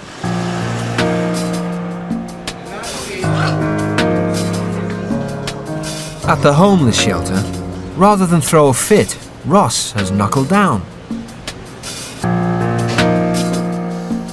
Time alone has given him a chance to reflect, and he's opened up to one of the shelter's residents. I know deep down what people are saying is true. Do you want to change? You want to make your life better? I don't know how to change. You can learn anything you put your mind to. You learn from your mistakes. Always keeping your guard up and don't let nobody in, you're going to fall. I just learned that as a couple of weeks ago. You got to let somebody in, let somebody talk to you. You got to sit back and look, learn, and listen. That's the only way you're going to get somewhere. The Garnetts encourage their children to talk to them about everything by spending quality one-on-one time with each of them. I'm really looking forward to taking Naomi out tonight. We've gotten closer over the course of the week, but I get a good chance tonight to gain some real fresh insight and new insight and meaningful insight into her life. Tonight, Mark is taking Naomi out for dinner. The Garnetts call it a daddy-daughter date. Mark does this with Heather. They go on daddy-daughter dates all the time. And it discusses things at the table that she may not want to discuss with me. This is just time for us to be by ourselves and for me to ask her about school, about what's going on in her life. Just really an opportunity to make sure that we're always connected. So it's always a very, very special time. After you. Y'all have fun. We'll see you guys. Y'all have a great evening. Cheers. Bye.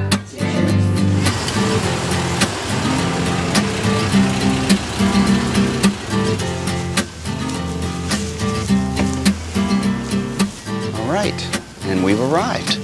This is Leonardo's. You're gonna love this. You ready? Yep. You go right through here. I'll follow you.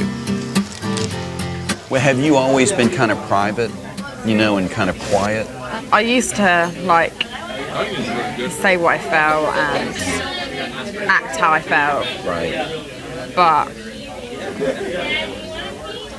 I've just stopped doing that. I've changed a lot. Well, I'm not trying to get ultra personal, but what's taken place that makes you really kind of afraid to trust people and be vulnerable to people and share stuff like that to people? I mean, it sounds like you've really gotten burned. Yeah, no, there's just been a lot of drama in our family.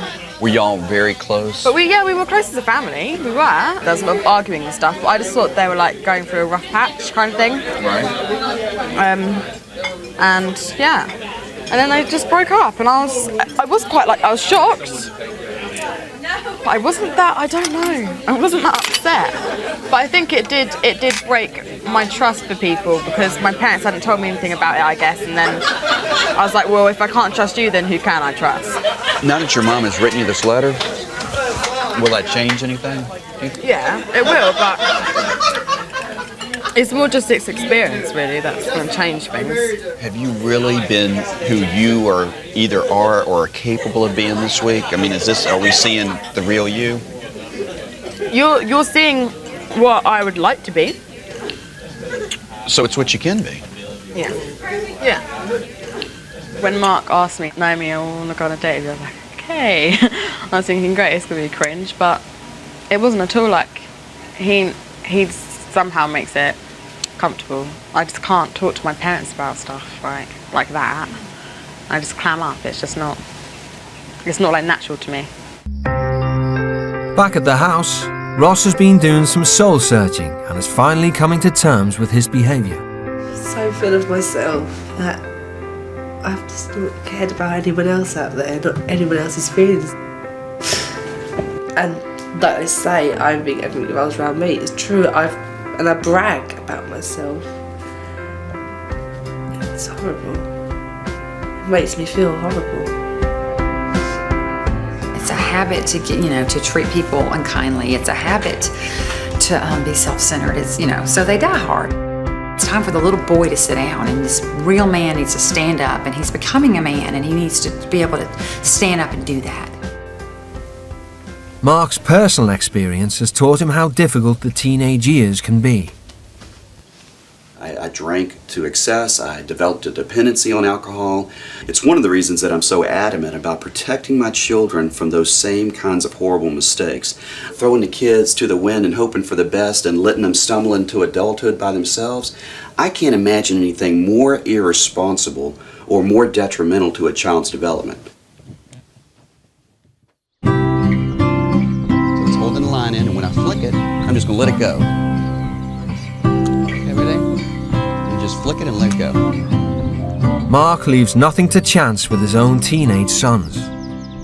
When Hunter turned 16, Mark took him away for the weekend to talk about sex and purity. I learned so much about him when we're together just one-on-one. It builds the trust in each other. It builds our relationship. But it's also just a critical time for us to be together and get away without distraction in order to talk about really, really important subjects as they cross that bridge from adolescence into manhood.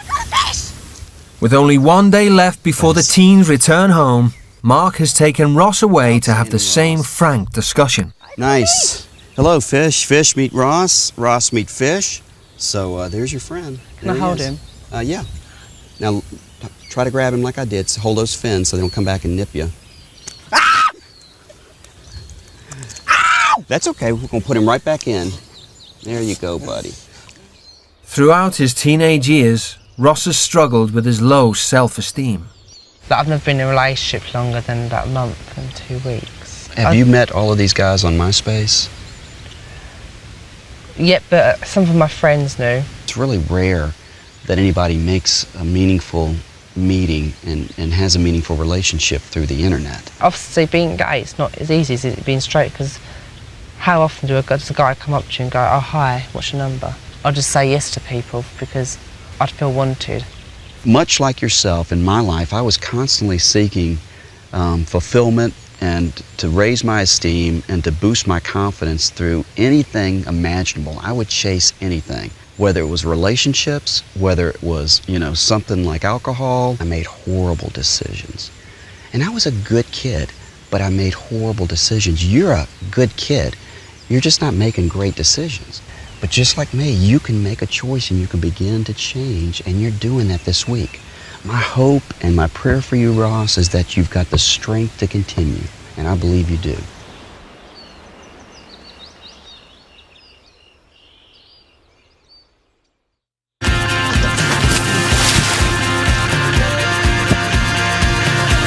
It's the teenager's last day in Alabama.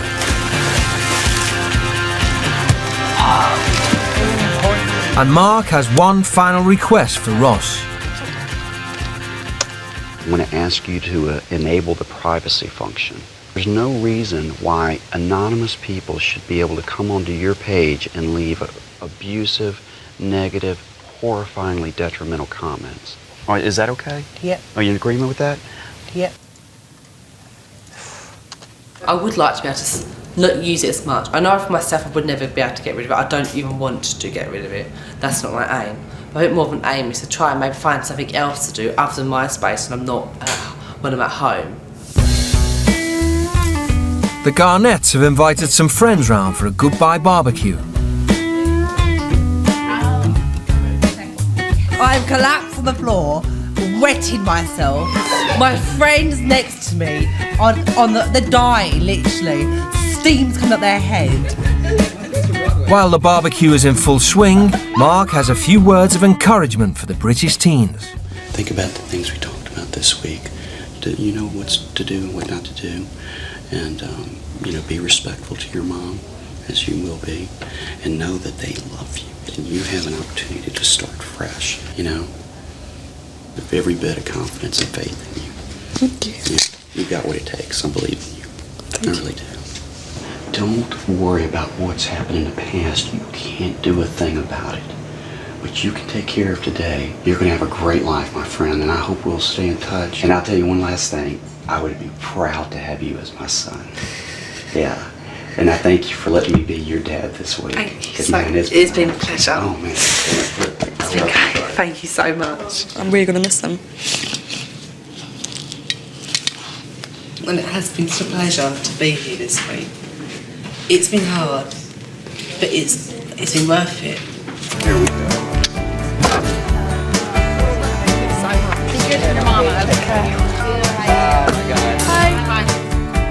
Bye-bye, Rod. Thank you. Bye.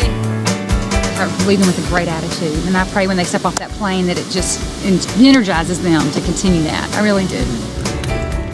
Very much looking forward to now to becoming the Ross I was, the original me, the happy, smiley, jokey Ross. I think when I get to that stage again, I think a lot of things will change, a lot of things will be different. Never really sat down and talked with either of my parents about my feelings. Never really sat down and talked about what's happened and why everything's happened and the past and stuff and how we can just move forward and make it a positive thing.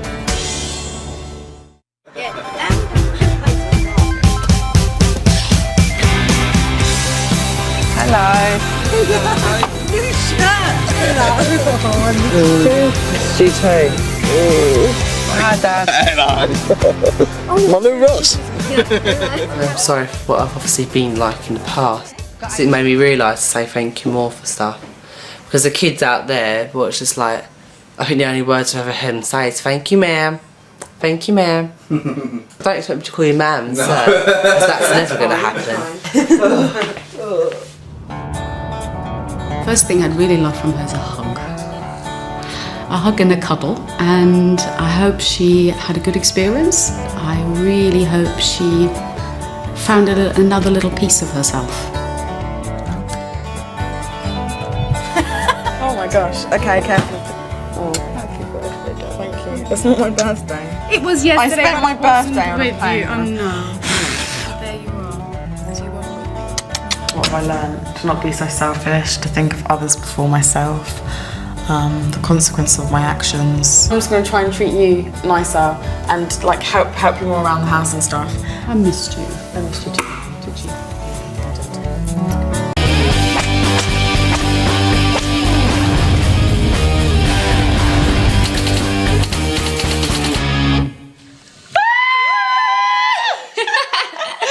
On a night out, peeps. Get up there.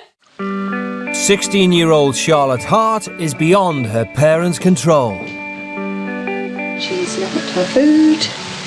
Obviously they've been drinking because you can smell it and it really stinks. It does. And they've just gone out and left me to clear up all their mess. Parents piss me off. Just all loads of bullshit really. Just keep going on and on and on and on and on and on and on and on at me all the time. Just for nothing really. She will shout and she'll be aggressive. She slammed doors. She tried to like overpower me, and I think she knows she can overpower me. It just irritates me so much. She's just so stupid. She just walks all over me, doesn't she? She's got no respect for me, none whatsoever. It's tiring, it's draining. Complete battle. That I'm not winning.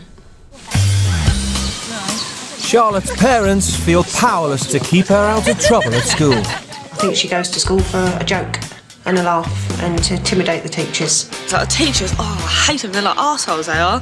They like moan at you for the most stupidest little things. If Charlotte wants to answer her phone in the class, she will answer her phone. Or text. Or if Charlotte move seats or whatever Charlotte wants to do. Charlotte tends to do it, and then she gets told off at school and then she's in the sin bin. Which she don't really care about, does she? No. What did you call the teacher last time you had a row? Bitch. A bitch. It's not funny, is it? I find that... Yeah. I don't find that funny at all. It's draining. Yeah. It is, because you think, goodness, we've brought up this girl and, our daughter. A child is a reflection of the parents and we ain't like that. You do wonder why they are the way they are, but it's just difficult sometimes.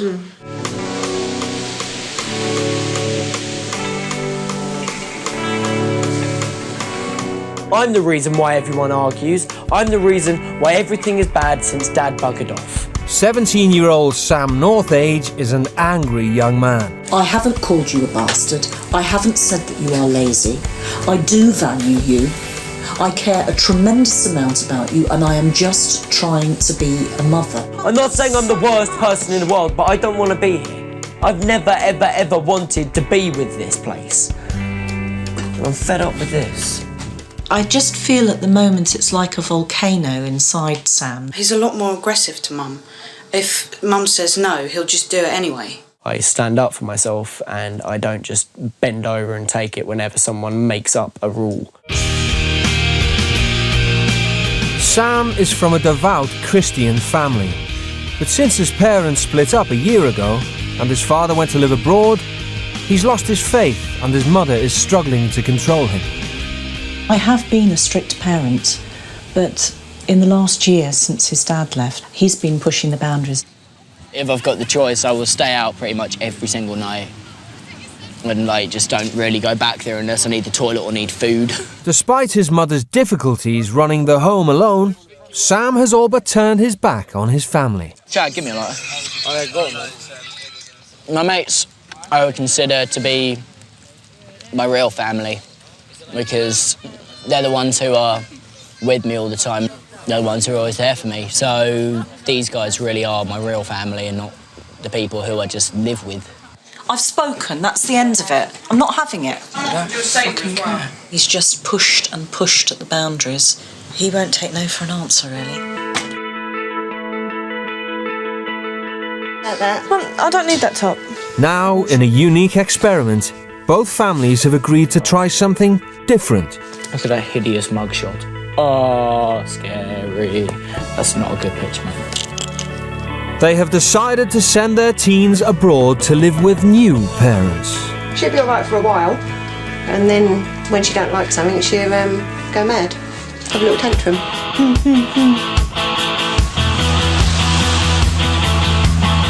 Sam and Charlotte will be spending a week in Jamaica with parents who demand absolute respect. Mum, will you get my bag? I'm going to Jamaica. All right. Right. Don't lose your passport. Won't. I love it, darling. I'll see you very soon. I think it would be wonderful if he could come back with a motivation that he hasn't had for the last year. I want him to realise within himself that he's actually spoiling the family makeup by his aggressive behaviour. Have a really good time, okay? Don't let me down, okay? Okay. Love you. Love you. I do hope this could be, the start for Charlotte to sort herself out and realise there is more to life than arguing and getting the ump and stuff, and go and do something with herself. And Sam. Whatever. The teens' destination is nearly 5,000 miles away. Maypen, central Jamaica, where they'll be staying with the Rose family. Come on, Dad, out of bed, out of bed! The Roses believe a relentlessly strict household is the only way to bring up children. Which way you going? Come this way! There are rules of the house. They have to respect the rules. They have to obey the rules. When they break the rules, there are consequences. Basically, right that's true. That's true. That's true. Yes. Dad Dave is a government driver. His wife Sharon is a full-time mother to their two daughters, 14-year-old Davia and 7-year-old Devine. So you didn't clean your shoes last night, Davia? But it's Sharon who's in charge. I don't even have to flog them because they know the signs. I'll give them the look. One look. One look. Or and if I that have is to enough. say, One look. Davia, she knows that. The Roses believe in physical punishment for children, absolute obedience to parents, and that everyone in the family should earn their keep. Discipline is a key in everything that you do. Without discipline and the Father above, you will not make it. Because you have to have discipline starting from the home. They think their old-fashioned parenting could teach the British teens a thing or two. Is a wild horse, it can be tamed. It can be tamed.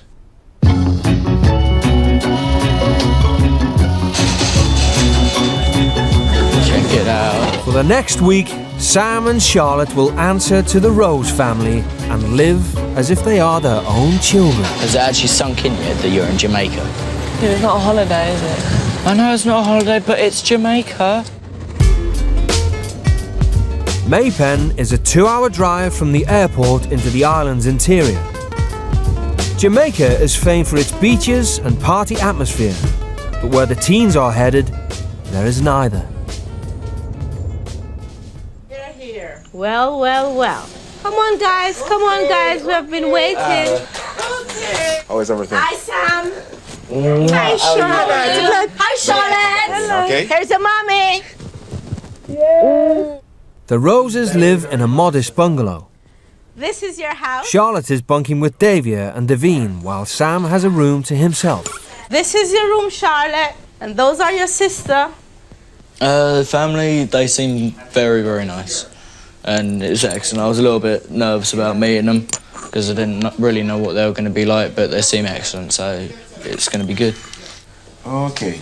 I do have one thing. I do smoke tobacco, and I have done for quite a few years. I'm completely fine if I can't smoke in here, but if I'm out and about, is that all right if I have a cigarette? No, will not do. Smoking is a no-no. No, we don't smoke.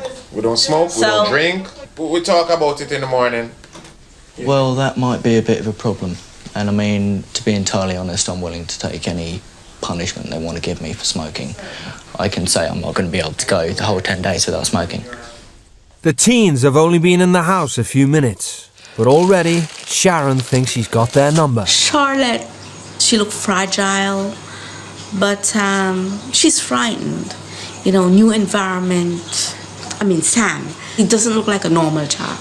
He needs to be fixed because there's no way I could have Sam under this roof looking like that because he doesn't look like a normal child.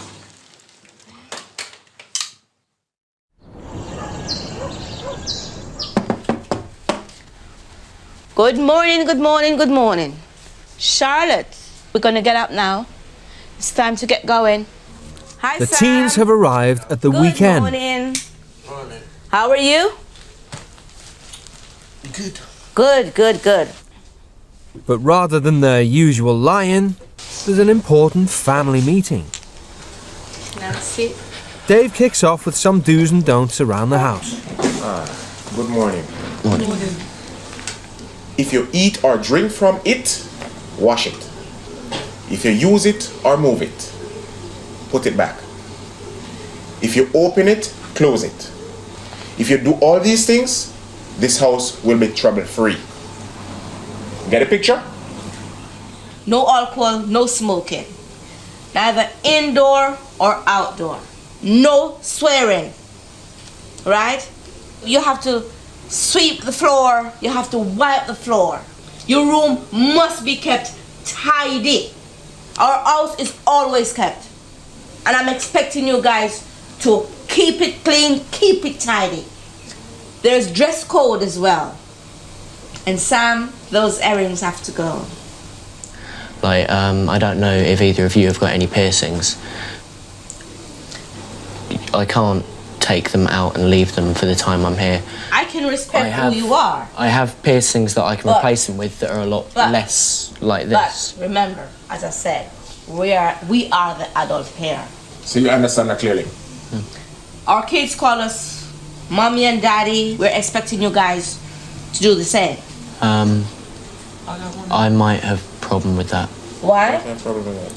Because the name Dad, I promised myself that I would never use that word again. Okay. And I would prefer personally to call you Sharon and Dave than Mum and Dad. This family is pretty much nuts.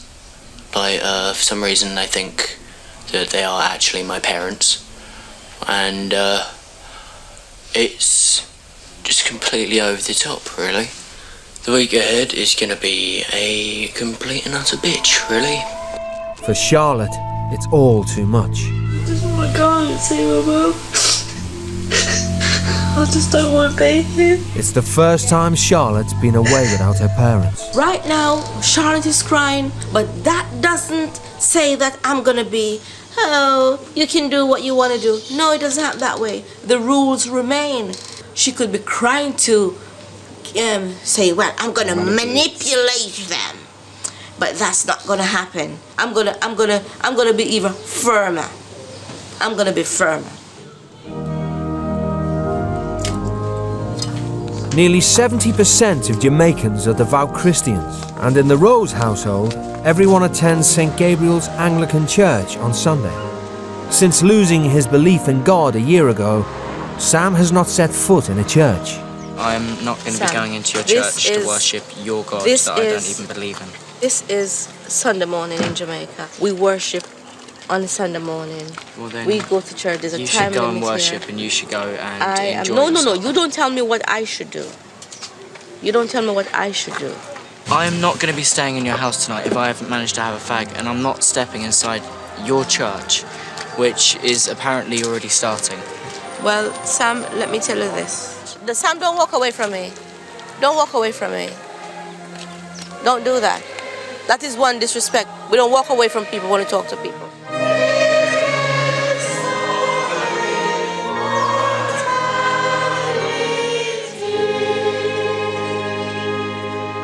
Father, Son, and Holy Spirit.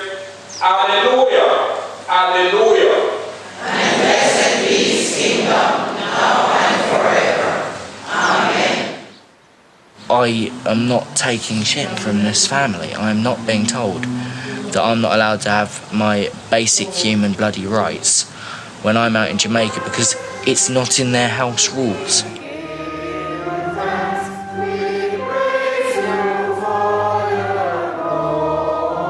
For 7-year-old Davia, there's a simple solution to Sam's problem. You don't have to have cigarette. You Yes, can I have do. a sweet. I don't have A small sweet.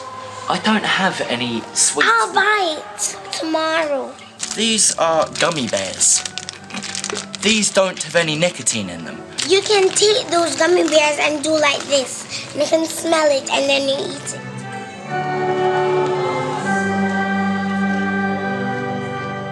I did not come out here to visit the world of Sharon Rose.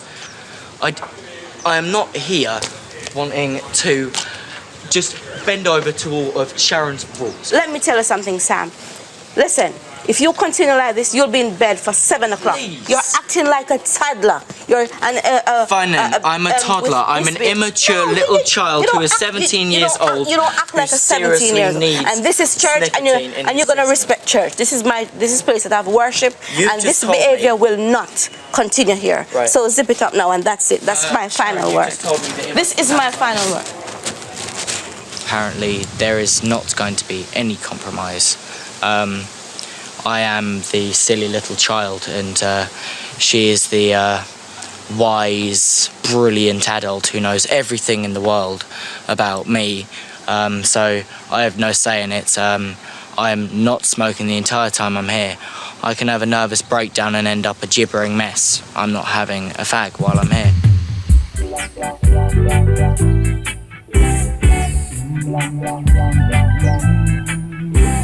Back home, after an argument, Sam would normally storm out of the house. Instead, he's sent to bed early. Sharon's had more than enough of his behaviour for one day. Maybe the British government need to send these kids to live in Jamaica. Not come in to see the discipline in Jamaica, but come and live here. Period. These kids need discipline. It's not about them. It's about parents. It's too much. Too privileged too.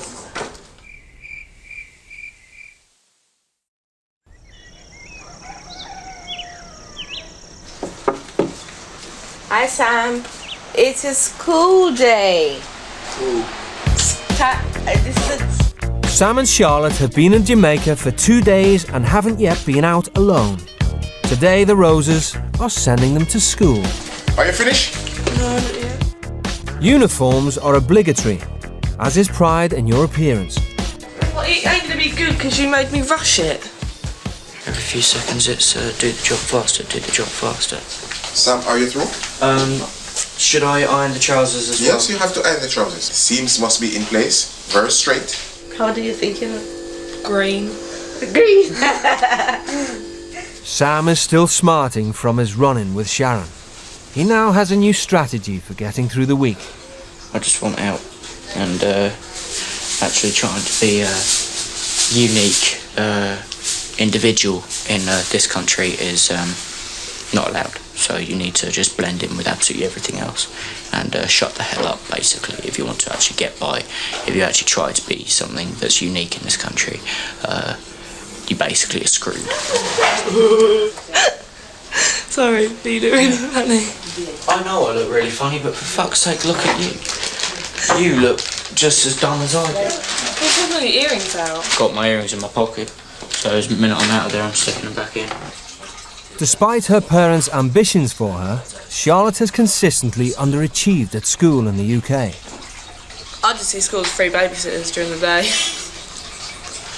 Like, parents will go off to work, don't want to leave you at home, I'll send them to school. But Charlotte did manage to take her GCSEs despite her negative attitude. She could have done a lot more better at school than she has done, because Charlotte just went to school really, I think, basically to be the class clown. I don't really see the point of school. If you don't want to learn, then I think you should. Like, some people would prefer like going to work and stuff. So, what's the point of going to school if you don't like it? She is a bright girl who could do so much better, but she can't be bothered. In Jamaica, a state education is seen as a privilege rather than a right. For Sharon, underachievement is not an option. In Jamaica, you go to school to get an education, to be a professional person, have a job. Education is a key to success. Charlotte and Sam are joining 14-year-old Davia at Denby High. It's the local secondary school and Principal Joan Wint runs a tight ship. This school has a reputation for being a strict school and a disciplined school and also a successful school. There are great things that can happen to you, that can happen to you, and that's what Denby is all about. So we have rules and we have regulations, and the students have to abide by them, or else there are punitive measures. Do you understand what I'm saying? Yeah.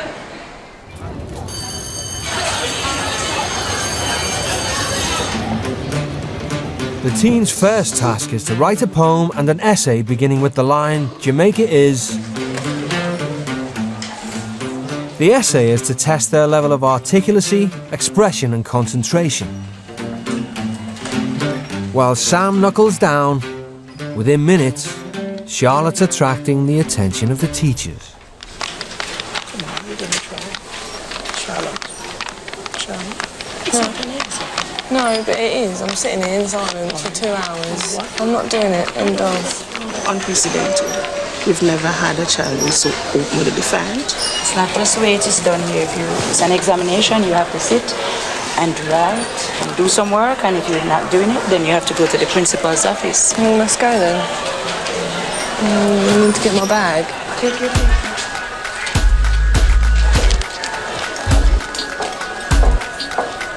Charlotte? Yeah. Did I hear that you are not writing the exams? Yeah. You don't have a choice. Yeah, but I've just done It doesn't matter what you like or what you don't like, is what is required of you. Why? You can't force me Listen to do me, it. I cannot force you to put your pen to paper. But So why are you punishing me for it? I'm not punishing. Is it something that is outside of your competence to do? I don't understand that. Is it that you are unable to do the exercise? I'm not stupid. I just don't want to do it. Exactly. So you are just being defiant. Please, let's talk in my office. You either decide to do it, or at the end of school you will sit and do a detention in which you will write the exam. Take your hand from your hips, please. Thank you. This is ridiculous. It may be ridiculous, but that's required of you. It really is. It does not matter what you think. So decide. It's a choice. I'll do it, but I ain't writing loads. I'm not going to write. Well, whatever you write, but you go to the exam room and you do it. She's going back to the room and she's going to write the exam. Okay. I don't know if I've ever had in my 36 years anybody saying to me, well, you can't make me do it. I don't think I've ever had that. I don't think I've had that experience. Charlotte eventually commits her views on Jamaica to paper.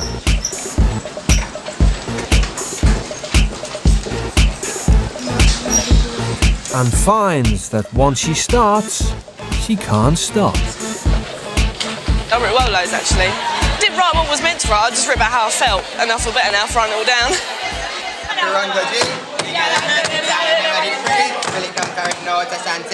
The British teens are something of a novelty, and Sam's enjoying being the centre of attention. You have a girlfriend?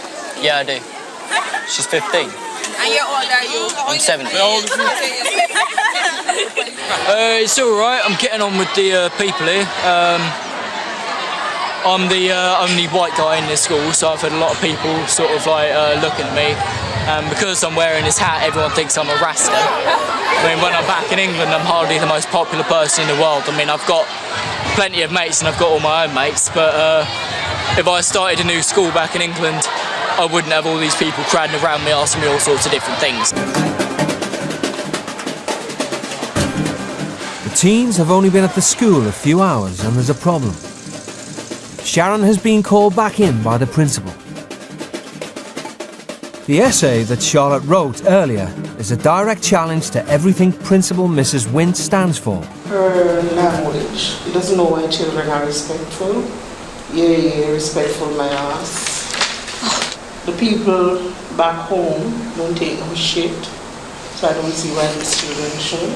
Today Sam looks like a total dick, and again she's pissed off and she's not taking no shit. This whole thing to my mind is disrespectful. The fact that what she wrote was unacceptable, and the school does not put up with it. Could you ask Charlotte to come in? Thank you. Have a seat, Charlotte. How do you express annoyance? Do you think that annoyance should be expressed in appropriate ways? Like inappropriate ways? In appropriate ways. Was your annoyance expressed in an appropriate way? No, miss. Why did you choose to use inappropriate language? Because I was annoyed, really.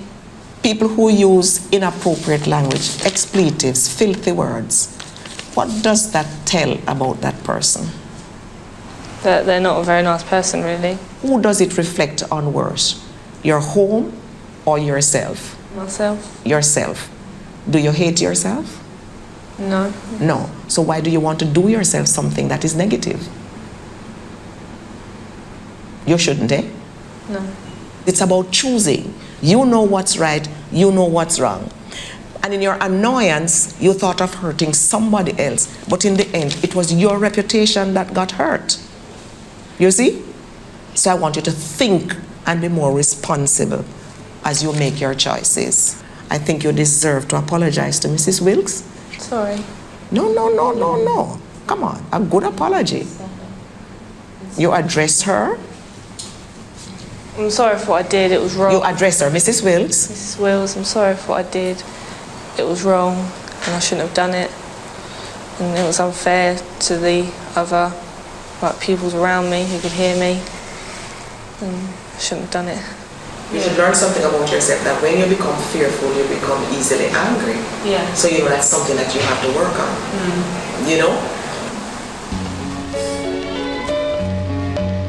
At my school, if you've done something wrong, they'll just say like, "Oh, a detention." No one would really talk to you about it. It'll probably happen again, but he'll like talk to you and make you realise what you've done.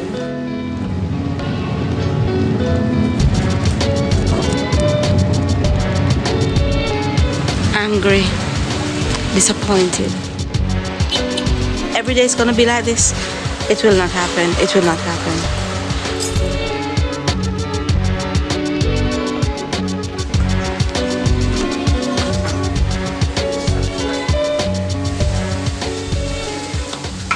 This is how you do it.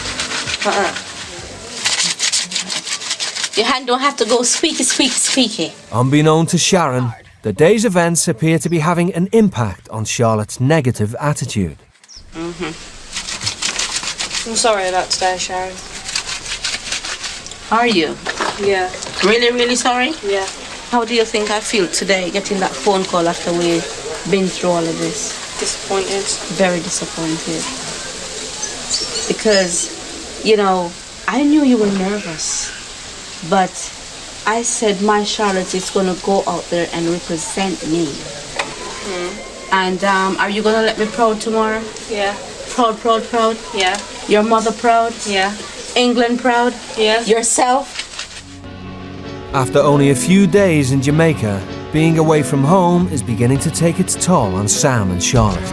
It's just really weird, really, like being away from my mum and my dad, because I miss them all loads. I didn't think that I would miss my family, actually. I thought I'd just miss my friends alone. But at the same time, I miss my family. I miss my family, and I miss my mum, I miss my little sister. Most importantly, no, I miss Bex, I miss my girlfriend, she's beautiful. I miss kissing her, yeah, it's fun. Tomorrow is another school day, but first Charlotte wants to find out more from Davia about life as a teenager in Jamaica. What would happen if I was lived and brought up here, and and your mum was my mum as well, and I come home and said, "Look, I've got a boyfriend." What would happen? Our mother would kill us and say, "You're not staying under our roof with that." So do you have a boyfriend? Yeah. How old? 20. Are you allowed to go to your boyfriend's house? Yeah. You're all really shocked by it. You're like. So you sleep over? Yeah, I do stay around there. Yeah. My mom would never allow that to happen.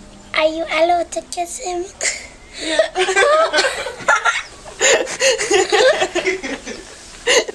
But my parents were all right with it, really. You love him?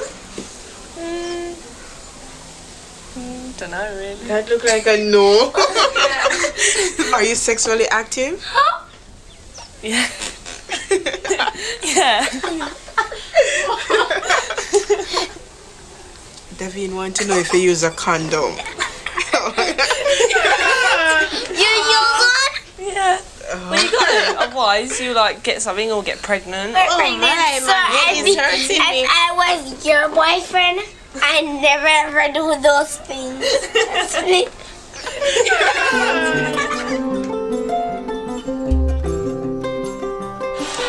It's day 4.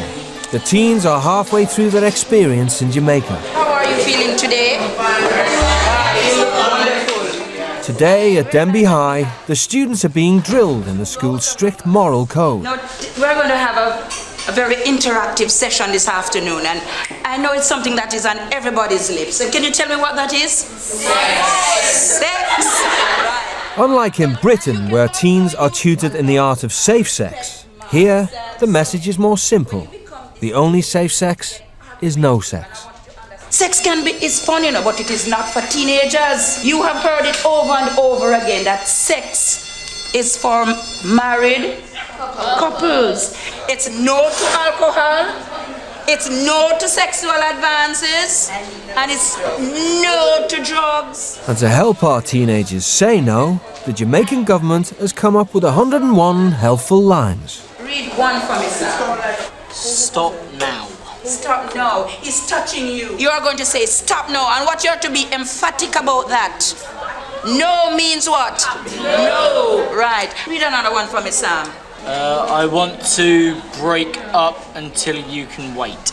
I like that one. I want to stop that now. I want to stop sex now. Just take a look at something that I have this.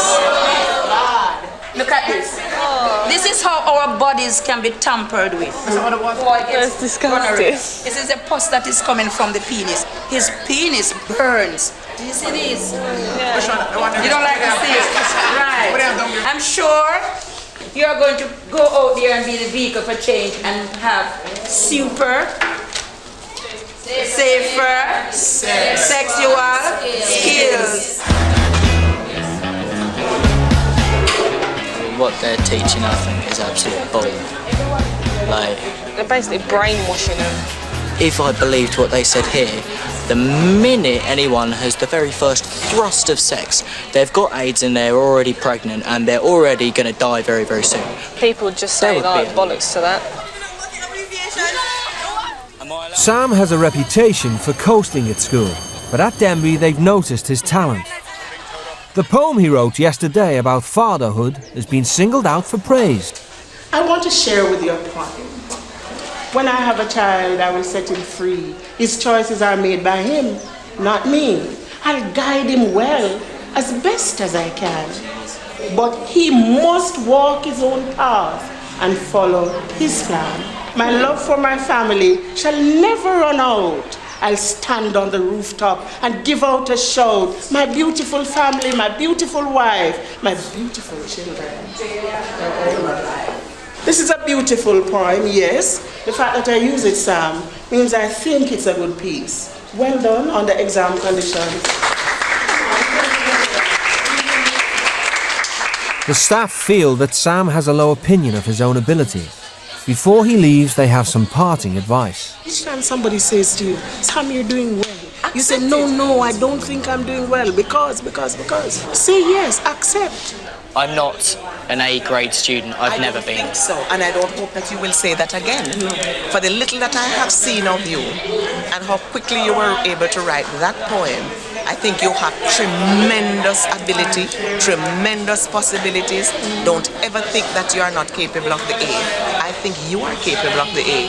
But it's a little bit hard to believe when the only people who have actually ever said that to me all live in Jamaica. No one back in England has ever said anything like that to me. Not once has anyone ever said that I'd actually be able to get an A. No one's... Do you think that's why you doubt yourself? Because nobody has that kind of confidence in you? I don't actually have the ability to do certain things. Don't say that. The children who are smart are able to get A's. No, it's not people who are smart get A's. It's people who believe in themselves and work towards it. I'll try my hardest, but I can say right now I will never be able to get an A. I wish you didn't say that. Despite being predicted higher grades, Sam got mostly C's and 1 E in his GCSEs. The comments have struck a nerve. I do fail. Because I'm not the smartest person out there. I don't need some teacher who's met me for 2 days telling me she knows me. So I don't bloody need being told how brilliant and amazing I am, because whenever you do that, why on earth aren't I brilliant and amazing then? Why aren't I getting as good grades as the smart geek with the ridiculous glasses?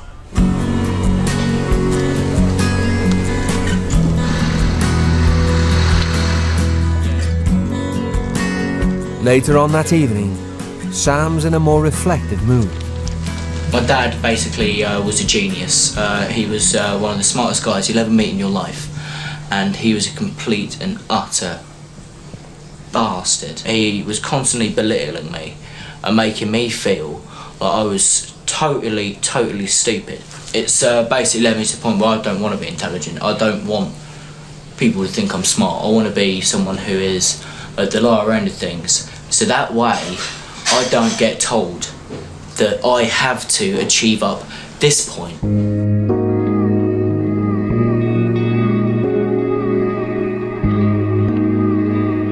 For the Rose family, succeeding at school is not an option, but a must. Education is a means of escaping the surrounding rural hardship. Dad Dave is keen that the teens experience this firsthand. Kids in England, America and Canada live in a life of paradise. They need to come to Jamaica. This Jamaica can be a hellhole at times, and this is the best place for them to come. Jamaica can be a life of paradise, but they need to know the hardship of life. Things put down on a silver platter for them, and it's not to be like that. The Roses may have a comfortable life by Jamaican standards, but their extended families still rely on the land to survive. Today, the teens are being sent to the farm where Sharon grew up. This is where I've worked. My family worked. This is how we gain money to put food on our table. And since Charlotte and Sam is a part of my family, there have to be work on the farm to see what the farm life is about, how we can do things as a family.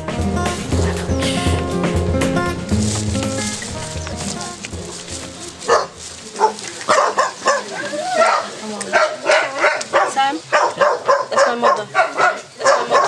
Hey, I'm cooking. Sharon's mother and brother struggle to maintain the farm alone, so the whole family help out. This is my brother Richard, this is Charlotte, and that's Sam.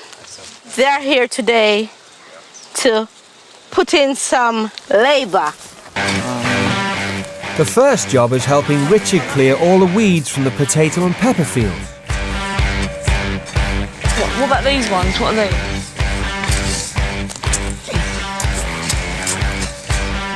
Your hands are soft, Sam, and a boy hand's supposed to be hard, rough.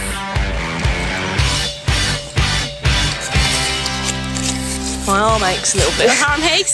That's how Jamaican children ache. It's back-breaking work, but by the end of the morning, the teens have made some progress, albeit reluctantly. If it suited me, I'd do the garden. If it was something like this, I would do it if I was getting quite a bit of money for it.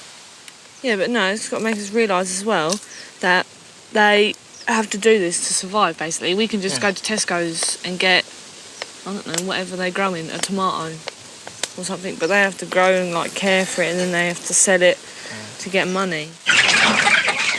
The Roses also raise chickens for slaughter, and as a reward for their work, the teens are given one to take home.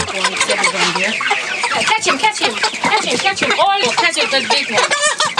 Oh, that's smart. That's one. That's a big one. Yeah, yes, all that one. Nice. Yes, come with there.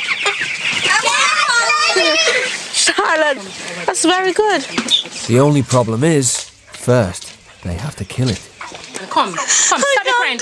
Come on, stop it crying. Come. It's not hard. It's not hard. It's not hard. It's not hard. All you have to do is put it in the bag and cut off the head.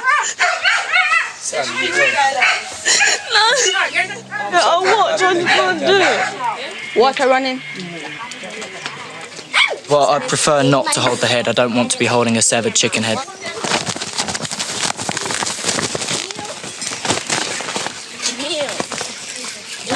Thank you. Right, where am I going with this then? It's horrible. But I'm not gonna eat chicken anymore. I'll say that, I probably will. Probably go home and have KFC or something.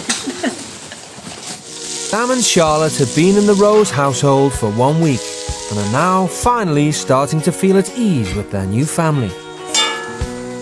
You're just trying to torment me. I must say thank you. Thank you very much, You've guys. made this dinner possible, and you know, you guys, you did a marvelous job today. Thank you. And I must say thank you. Here you go, Sam. Wow, thank you. You're welcome. Thank you very much. Read it, read it. How much is on it? It's 500 Jamaican dollars. 500 Jamaican dollars is equivalent to just under £4. Good chicken. Their thoughts about Sharon are starting to change too. I think she's alright. You just like talk to her and tell her how you feel and stuff, and then she understands. She's not a bad woman. She just don't take no shit, basically. And I do take back things that I said about her. She's a good woman, and yeah, she's cool. I like her.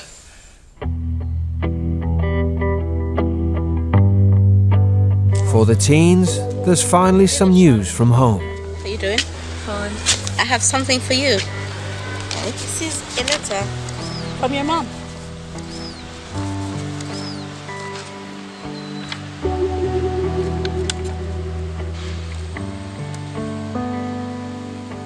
Me and Dad think the world of you and are so proud of you for what you have done and love you more than anything in the world. Come on, girl. I just love her so much. Oh, that's good. That's good. That's the spirit. This is love, right? Good, good, good, good. She was like, oh, you shouldn't come here, Div. That like upsets me when you shout and swear at me and stuff. But I don't like, I know she's annoyed, but I don't know it upsets her because she doesn't show it. In Charlotte's family, they're not able to have family discussion because Charlotte will just walk away. She needs to stand up, face it, say, this is what I'm feeling. She realizes that, you know, her hunger and whatever, it put her nowhere. Come on, baby. I'm so proud of you. Are you proud of yourself? Yeah.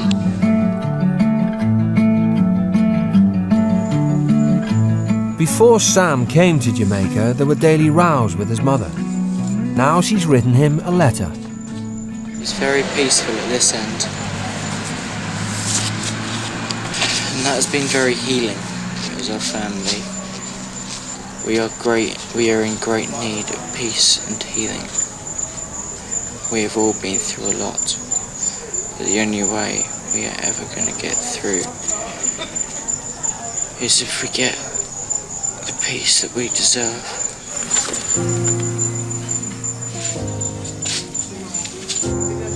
It's basically just saying that she really doesn't like the way that I've been back home.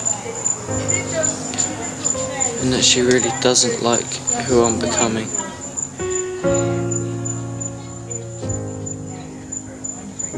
I want my mum to like me. Fuck the love, fuck the respect. I want my mum to like me. Fucking hell.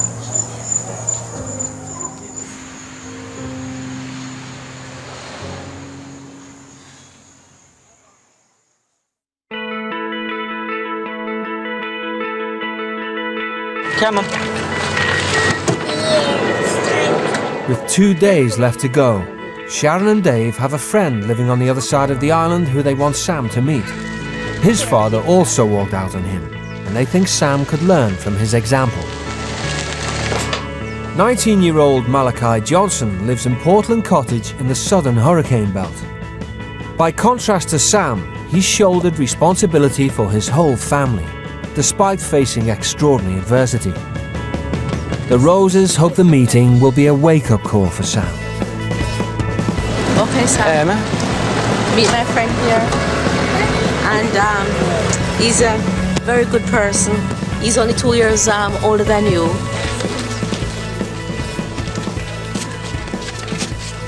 Oh, excuse me.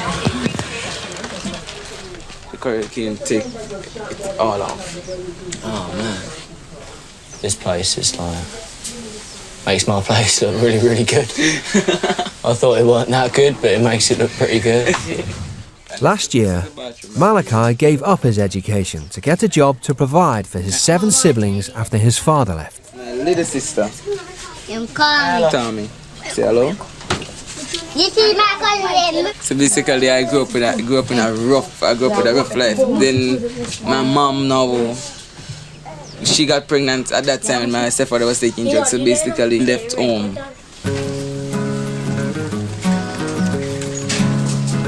Amazing, it's so different. What motivates me the most is my family. That's what motivates me the most to get a job. That's what motivates me the most. Sometimes I feel like sorry, but sometimes I said, God knows the reason why I put me in this position. I used to be a Catholic, but I lost my faith. I used to believe in God and all that, but I just lost it. I just couldn't believe in anything anymore. I didn't baptize at one point and become a Christian at one point. Like I would give up a long time ago. It's just like everything that I've thought was bad, everything I thought was shit, basically. It's absolutely nothing. Like, I'm sure, like, you'd rather live my life than live out here. Sometimes I like wondering to myself, why did I born in this family? But I think that God put me here for a special reason.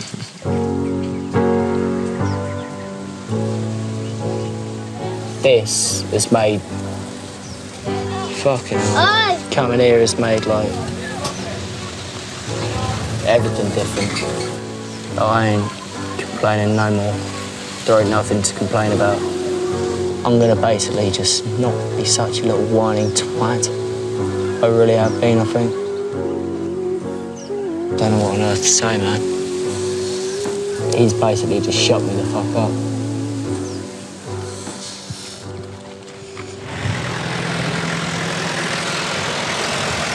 Hey there, Sam. Hello. How was it? It was amazing. I chose to give up on things and he didn't. I gave up on my family. I gave up on trying and he didn't. And yet he's got so little compared to what I do. Yet he's got the biggest grin on his face ever. He's happy. Yeah. Just being there sort of causing more problems. And I'm not doing that anymore. I really cannot do that anymore, otherwise I'm not going to be able to put up with myself.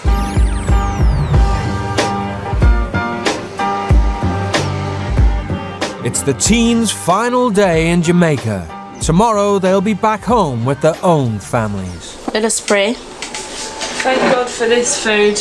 Amen. Amen. Amen. Amen. I pray and I hope that all will be well when you guys get home. You can have breakfast like this with your family. And I must say a big thank you. You guys have done well this morning. Breakfast, the beds were perfect, the house clean.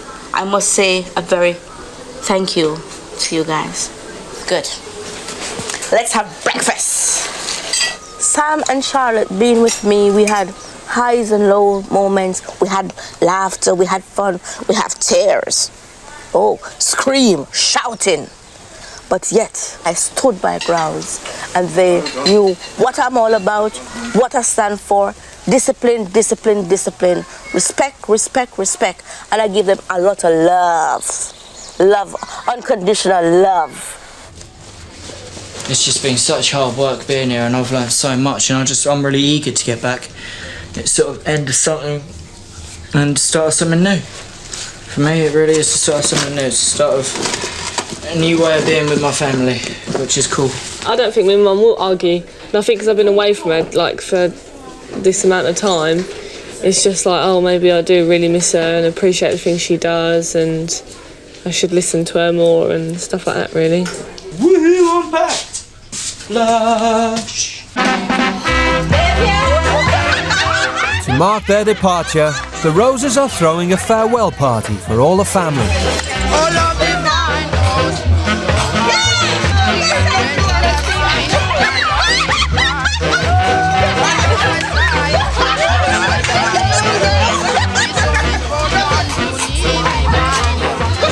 Can I have a dance, please? You don't want to dance?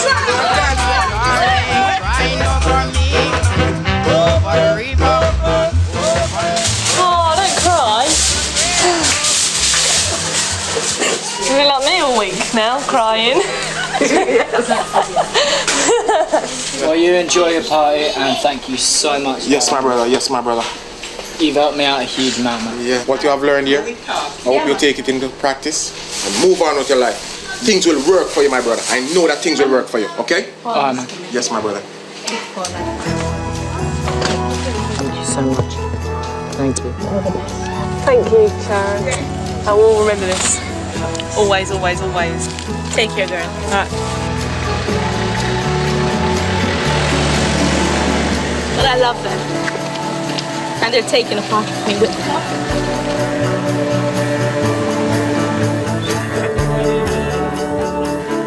Being here in Jamaica has made me realise that I don't need to cry, get angry or just shut down like whenever I get pissed off or something. So I can open up and talk to people about how I feel and like listen to what they've got to say as well about stuff. I'm a bit nervous about going home because I went away one person and come back another person. I don't know really how they'll take me as this. I'm not going back to how I was because I wasn't happy. No one was happy. And what idiot doesn't want to be happy?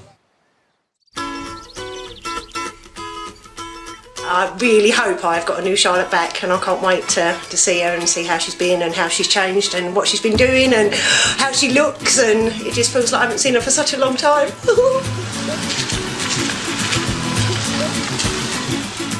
Hello. You with me? Missed you. Hello. Oh, and there's your... Oh, thank you. Oh. Oh, sorry. Thank you. It's the ashtray. Someone who loves me very much went to Jamaica and got me this ashtray. Oh, I think it's this. What do you see differently now you're back? I should listen to you more and take on board what you say. Can you see why we do it? Yeah, help me out and stuff.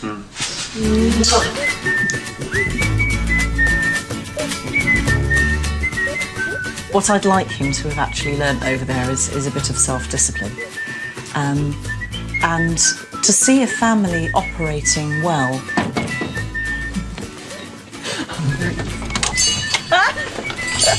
Hello. Hello. Oh, how are you? Ow. Oh, sorry, have I hurt you? Yeah, bites all over. Oh, Are you? I don't care. Ow. I love you. Oh, you look fantastic. It made me realise I'm so genuinely sorry about the way that I've made things over the last year.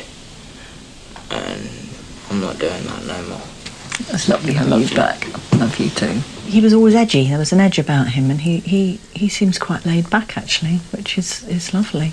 I think it was just the right time for him to have an experience like that. He was just getting more and more wound up, and I think it just came at the right time. Amazing, really. Did you woke up in the right mood? No, I haven't woken up in the mood at all. No, I have not. You are the one that's turned around and said you're bloody tired. Why are you tired? Because you stayed out the night before last. You went out last night bloody drinking. That is why you're tired. Mum, it's fine out. For 17-year-old Bex Keane, life is a party. My mum thinks I'm a druggie. My dad thinks I'm a waster, thinks I'm going to get pregnant. What do you mean abuse my body? The drugs and the drink, Bex. You don't even know? No, of course we don't even know. We've tried absolutely everything with Bex. All different kinds of grounding, punishing, you name it, we've done it. I just don't like him. What? Are you home tonight? I don't know. Bex and boys, she's a dog on eat. Smell my hair, does it sound nice? Love you. I have loads of boy mates. I shag most of them. I like to have a bit of a drink. Where's the other bottle? Pick her up, put her in a convent, and she'd be buggered, wouldn't she? To her parents' dismay, her partying lost Bex her place at college and her job at McDonald's. I can't be bothered to get up and go to work or go to college. She's completely and utterly lost. She is an alien. 16-year-old Chesden Dundee is in love with his hair. Yeah, Chesden spends a lot of time doing his hair. Every little hair has got to be in the right place. I might look like a twat, but at least I'm happy, you know what I mean? Chesden came out to his mum when he was 13. It don't bother me in being gay at all, but it's behaving like a tart. Chesden enjoys shocking people with his exploits. We all came back here and we got really drunk and ended up having sex with each other, and we filmed it on my camera on my karaoke machine. Chesden's mum, Sylvia, is seriously ill with heart disease, but that doesn't stop him from treating her like a personal servant. Put it on spin. 3 years ago I had a heart attack. I couldn't get stressed, so I let things go.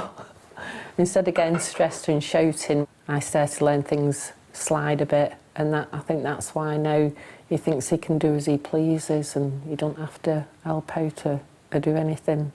I wouldn't say I boss my mum around, but I do like getting my own way. I sometimes wash up if my mum pays me, and then I sometimes get paid for washing up and don't do it. He don't do anything. Very lazy. Chesden has no contact with his dad, who left before he was born. I don't really think I need a dad, because I mean, I've got my mum, and that's all I need really. It's like, you don't miss what you've never had. Careful you don't ruin that shirt. Both families have decided to send their troubled teens away to spend 8 days in the American South with parents who demand obedience. Yay. I will be Love you. Bye, Bex. With a bit of luck, she'll come back our old Bex. Maybe, yeah. And we'll get on with our lives. I'd like Chesden to learn something from this experience, and I'm hoping that he's going to learn to show me more respect. Hey, you're right. Yeah, you? Oh God. I'm Ches. I'm Bex. The British teens will be flying 4,200 miles to Atlanta, Georgia. Many of the city's population are devout Christians, like the Kimbros, the family with whom the British teens will be staying for the next 10 days. There are two sons, DJ 15 and Dejad 12. Wanda is a school administrator and David is a Baptist preacher. What is wrong with you, mommy? When I say no, I mean no. The Kimbros believe in the divine right of parents to chastise their children. One of the things that's really important to us is God. It's important for us to be able to instill that in our children. And secondly, for our children to walk in obedience. Obedience to God, first and foremost, and obedient to us as their parents. Wanda Kimbrough demands that her children treat her like a queen. Make sure you get all of the dishes washed and that they're washed well. I'm not just the queen, I'm the homework queen. Do not come back until you have checked your answers. Do you understand? Yes, ma'am. Okay. I think that one of the worst things our kids can do is to lie to us. We don't believe in smoking, we don't believe in drinking, we don't believe in using profanity, and just things of that nature that so many people in society think are no big deal. They are a big deal to us. For the next 8 days, Chesden and Bex will have their lives dictated by the Kimbro's strict moral code. After their 9-hour flight to Atlanta, it's already clear that Chesden and Bex have plenty in common. Why are people strict in the first place? So that the kids don't end up like us. I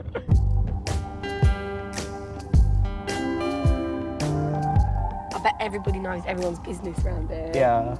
It's like Desperate Housewives. Oh God, they're going to be so warped, aren't they? They're going to be typical Yanks.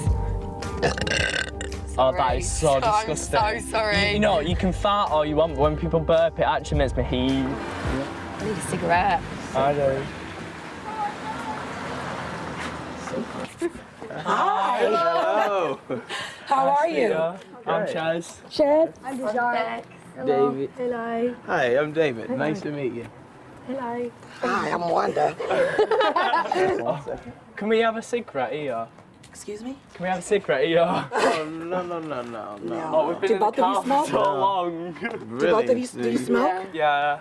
Oh, we don't do cigarettes. We don't do any cigarettes smoking at all. On the ground. I'll get you some everybody gum. some gum. It's only, Chaz. it's only 8 Chaz, I promise Chaz, you. can you save me on that, please?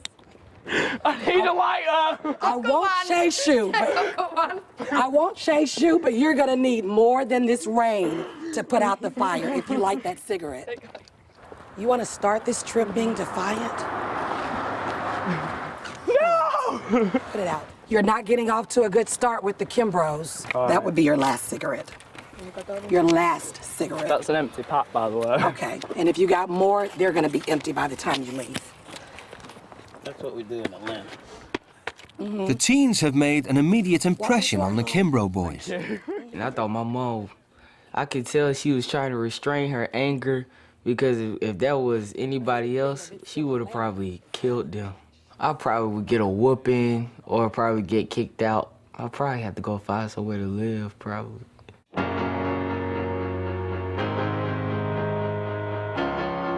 This is the room of angels. So when you walked in the door, there was an angel assigned to you. And when you walked across the threshold, you became a part of our family. Wanda is apparently not aware that she has ever met an openly gay person. I'm a pretty boy. A pretty boy. What's A pretty boy. A boy that's pretty. A boy that's pretty. A pretty boy. Yeah. Well, in America, pretty boy may mean something slightly different than it does in the UK. What does pretty boy mean in America? Pretty boy in America means that, Here we go. pretty boy means that you are, Gay. A homosexual. to put it bluntly. Yeah, I am. Would that be you? Yeah. Oh. Don't worry, I'm not going to like bum in your house or anything. Oh, we're not concerned about that. No. We're not concerned about that. We're not concerned about you doing anything that you don't have permission to do. All right. So they're either acting or they are actually insane. Like, no one can actually be like that. I just don't believe it. Well, they're just not all there. Let's just tell it they're just like not the full ticket at all. Let me get the two of you to have a seat over here for me and What, on this table? yeah, at that table, the formal table for the formal. The Kimbros call a meeting. Every civilized society, there are rules for which we are to conduct ourselves. So that's what this meeting is all about. So Wanda and David want to make their expectations as clear as possible. We're gonna give you the home rules contract for the Kimbro family. You don't have to Yes, commit ma'am. anything Yes, to sir. memory. There is a consequence for every action, so we want you to think before you act. So education is extremely important in the Kimbro home. You're expected to maintain no less than a B+ average in every class. Profanity is used by people with limited vocabularies and people with the inability to intelligently express their displeasure. The Kimbro family is highly intelligent and only uses language that illustrates our intelligence. Would you please move the clipboard because I want to be able to see your facial expressions. Thanks. When you are being reprimanded or corrected, you are required to respond. Yes, ma'am. No, ma'am. Yes, sir. No, sir. There is no smoking. There is no drinking. All of that is strictly prohibited. Christianity is very important to the Kimbro family. We encourage every family member to foster a personal relationship with God. This family attends church 2 times per week. Your attendance is not optional. I just can't believe that people actually live like this. It's so different from our life. We need you to sign the copies that are before you. For their 8-day stay, Chesden and Bex's behaviour will be subject to the Kimbros' 1,000-word contract. All them rules. There was 4 pages of rules. 4 pages. And they've all got their own little title. With bullet points. Verbal communication. Yeah, but it's not bad. Oh my God. They will break before we break because we are not quitters. The teens may have put pen to paper, but they're not in the habit of playing by the rules.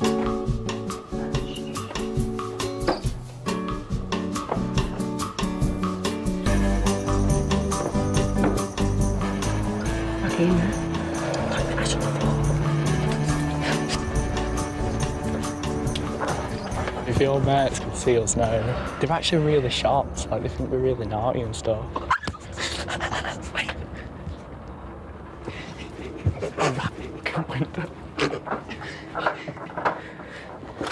Oh, close the door quick. I can't know what the smell is, though. Don't even know, get out. I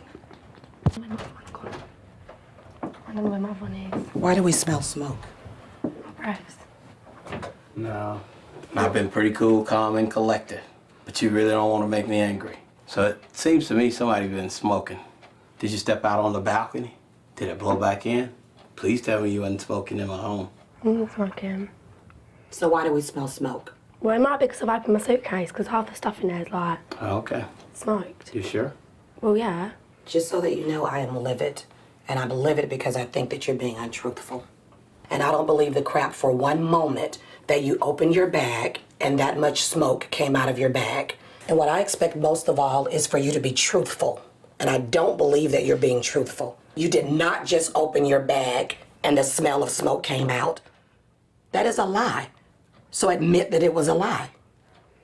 It was a lie. Were you smoking in here? No, on the balcony. That's terrible. That's disappointing. That's after you clearly understood the rules. There is no smoking inside the house. Or on There these is no grounds. smoking outside the house. There is no smoking in America as far as you're concerned. That is utterly disrespectful. Do you understand that as long as you are in America, under my authority, under our authority, there will be no smoking? Do you understand that? Yeah. Yes, ma'am. Yes, Mum.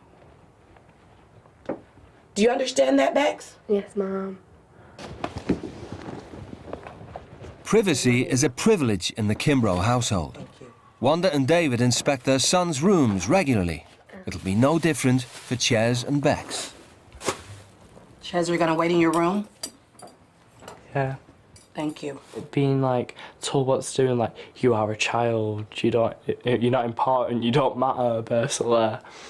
And it's just like, I don't know.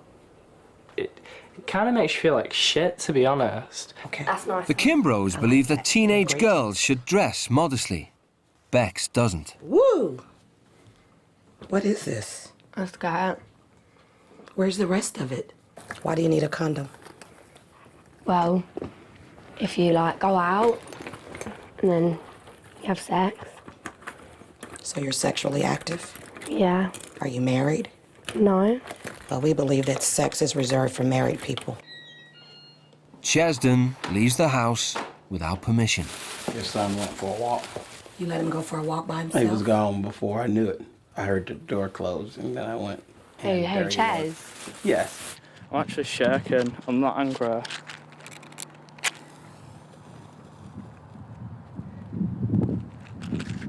I'm still glad I came, because it's experience, and I'll learn from it.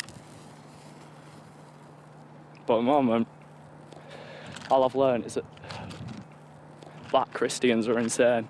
That's all I've learned. You took a trip? Yeah. You know you did that without permission? I know. And while you were out walking, getting breath, you had another smoke? Yeah, because I You was got cigarettes stressed. on you? No. How did you like the cigarette? What? You got a lighter on you? No. How did you like the cigarette? I've got matches on there. Okay, let me have them.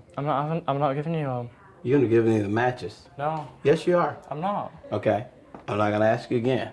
You're in my house, and we don't have matches in my house. I'm not giving you my lighter, match or anything. You are gonna give me your matches. I'm not. Yes, you are. No, I'm not, though.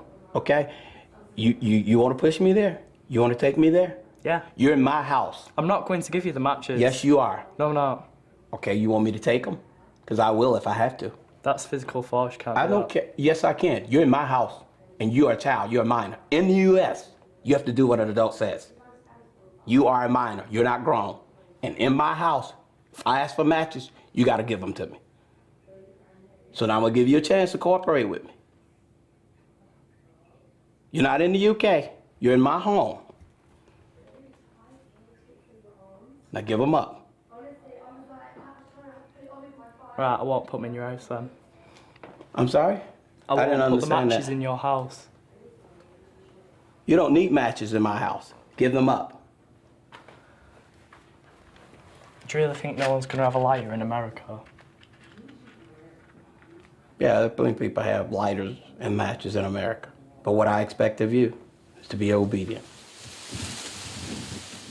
It is quite unbelievable that two teenagers that met 24 hours ago could band together and wreak the havoc in one home that they have managed. It feels like this is the end of the trip, and yet it's the first day.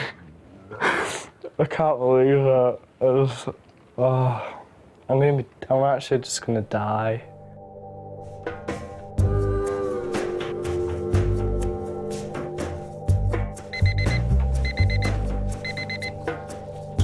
Day 2, and it's another first for Ches and Bex. Rather than getting ready to go out partying, they're getting ready to go to church. Are those navy or black? Never. Okay, the ones you have on are better. All right. Cool. Can you come downstairs? For the Kimbros, it's essential that their new children make a good impression on the congregation. Just remember that you're representing us, and remember that our roles there, we're not just parishioners. We are the head. That's the pastor over there. I'm his wife. And what people think about us as the leaders and our children is very important. We're stuck in America. I'm ready for going to bed. I'm so with the tired. religious freaks, yeah. I think the Bible's a load of shit. I think it's a load of stoners that have probably just thought, oh yeah, we'll make some money out of this. It's like Bigfoot. Well, I'm not playing with it. Bigfoot's real. Sunday is a big day in Atlanta. There are over 1,000 places of worship in the city, and many of them are Baptist churches.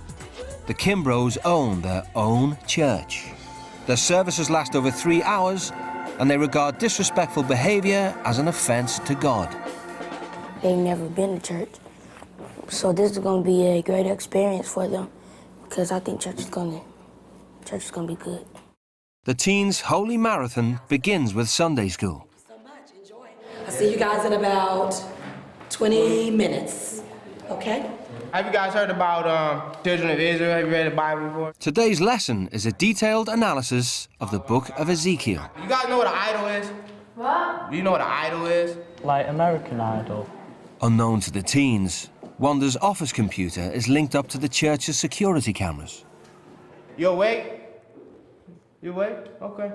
Now, I want to tell you, you want to pay attention because when we go upstairs, we stand in front of everybody and we review our lesson.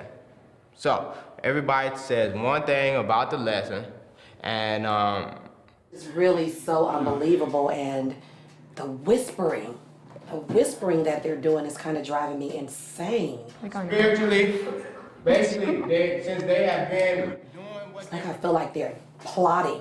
What's going on? You have a question? No, I'm just bored. Can you go, please? Oh, okay. You want to come sit right here? Can we go upstairs, please, and get some fresh air? No, not yet. We almost done. All right, we got about 10 more minutes, okay? You need to go now. Grab that, you can grab that check. Scoot down on mine. Jeffrey? Yes, ma'am. Good morning. Good morning. Chad, where are you going? Chad? No, so just...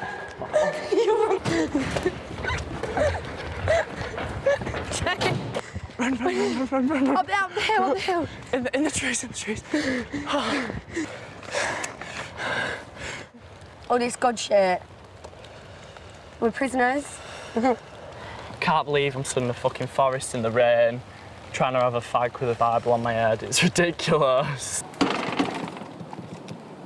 I have no appreciation for spending my Sunday morning of worship.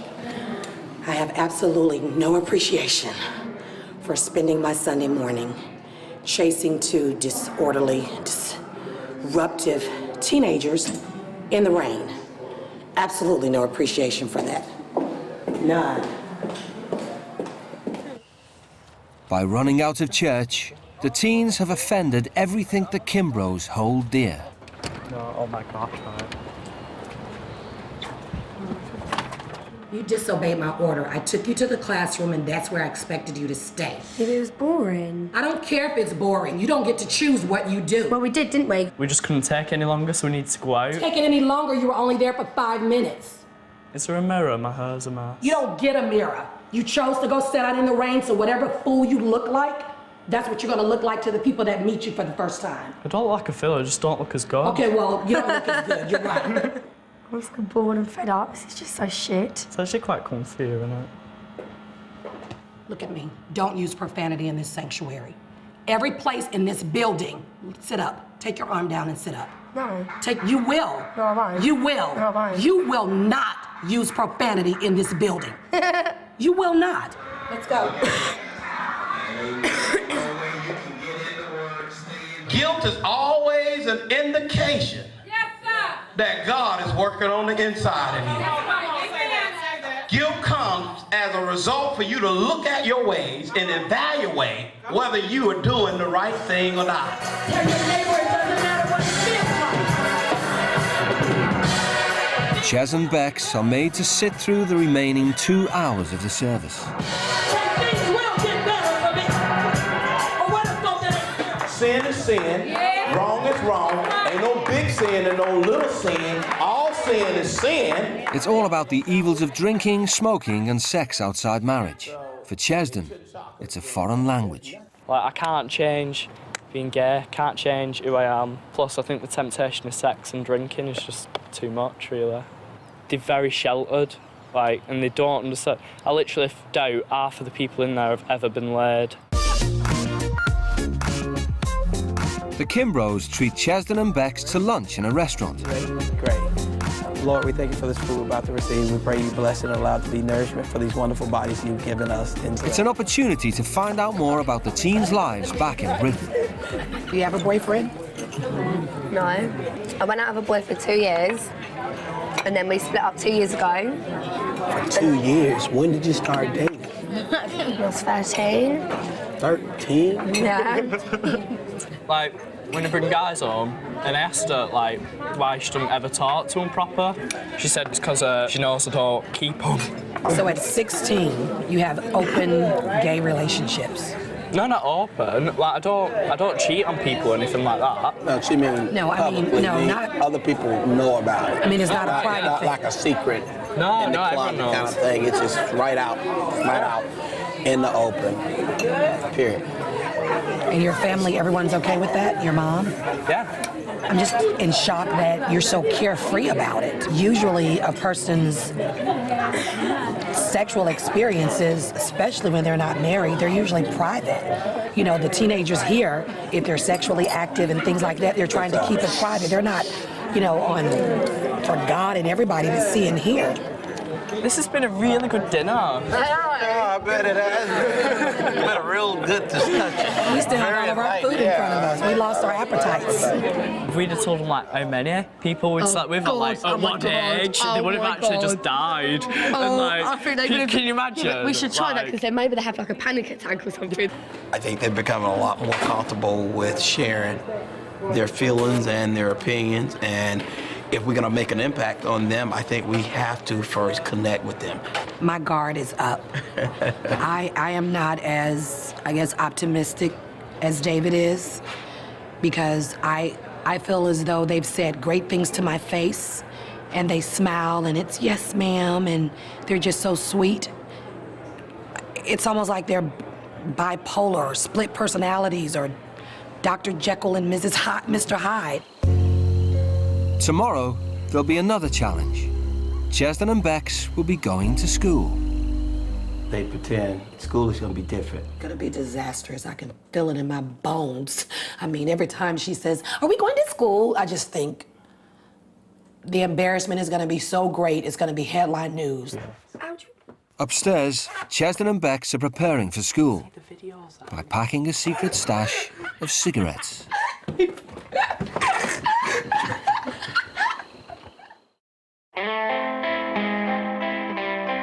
The Kimbros have insisted that the British teens follow their new school's uniform regulations. Tuck it away in. Oh, like I've just got out of bed and had sex or something, don't I? The Kimbros run a primary school together. David is the head, Wanda is the administrator.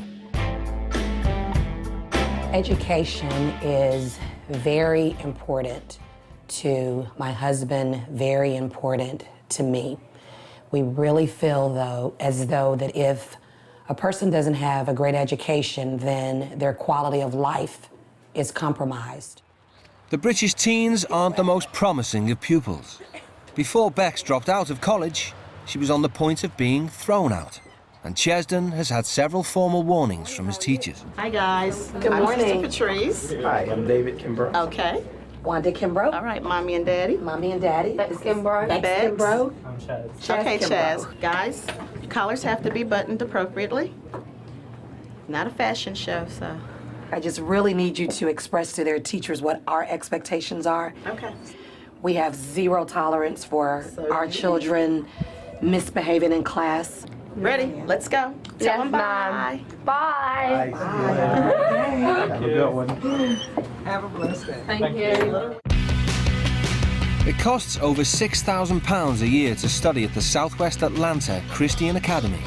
They have a 100% success rate at getting their pupils into university, and they pride themselves on their hands-on approach to science. You all are going to be joining a biology lab today. This is anatomy. The first lesson is on animal anatomy, and the British teens are in for a bit of a shock. Oh my God.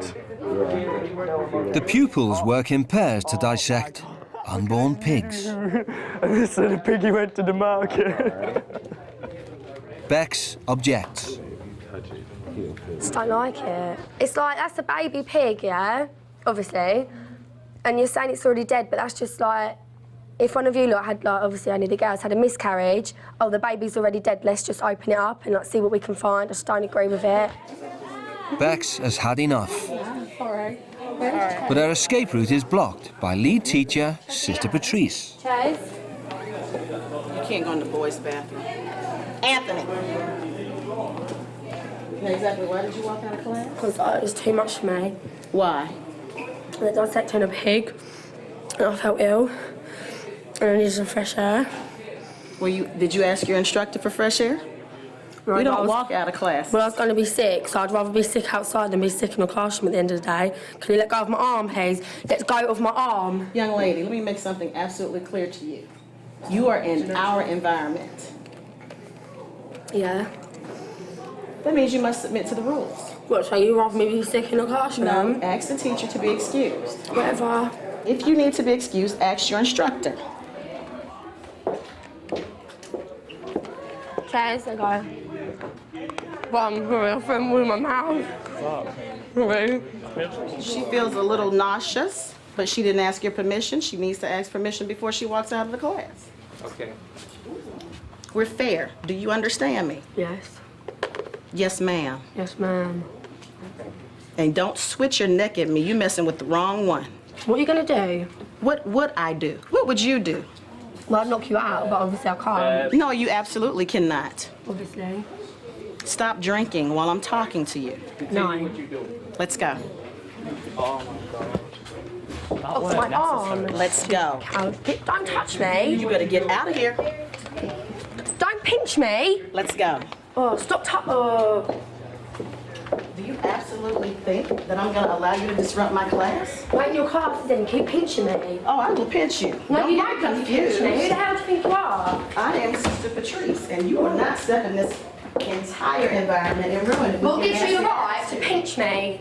I can't be dealing with dissecting pigs at the end of the day. Well, that's absolutely fine, but how do you expect to be a doctor without learning how to dissect? I don't want to be a bloody doctor. Oh, really? Yes. Who said that? Me? I don't want to be a doctor. You don't know what you're going to be yet. Well, no, I don't want to be a doctor. How do you know? Because I think I'd know if I want to be a doctor. I'm 17. Okay. If you're going to succeed, you're going to have to push through what's uncomfortable. I said it. All you had to do was speak with your instructor. He's very fair. You understand me? Yeah. I just have strong feelings about, like, the pig and everything. And I know I could have asked the teacher to go out and get some fresh air, but I felt so, like, you know, when you just get so much, like, it gets so, like, where this is, like, a new experience as well, yeah? Like, coming here from England, and then, thank you, and then, like, you come here, and then, there's a pig on the table, and it's just, I just wanted to get some fresh air. That's all it was. But you don't have to run out. That's what little children do. You're 17. I don't expect you to act like a little child. So understand, you cannot throw a temper tantrum like a 2-year-old, lay out on the floor, and expect to be respected. It's not like that, sweetheart. Let's learn how to be a big girl, because at 17, you want to be considered a big girl, but you don't want to act like one. I'm not a big girl. Yes, you are. Yes, you are. Back in Britain, none of Bex's teachers were able to persuade her to remain in college. Let's get started. Let's stand up. Let's pray. Put your books away. Let's go. Sister Patrice asked the pupils to deliver a short speech on the subject of greatness. I am great because I think I am. Validity comes with self-knowledge and self-reassurance. Therefore, in knowing my worth, my greatness shines through automatically. I am great because I have the courage and strength to be my own person, stand out from the crowd and grow into a confident man. No. Do I have to read it? Yeah, sure. If it's well long? It's not that long. Right. Greatness has been pronounced over me because I was given an opportunity to start having respect for others and myself, and also to start believing in myself, and gradually it is working. For example, in England, I do what I want when I want, like I'm addicted to horse tranquiliser.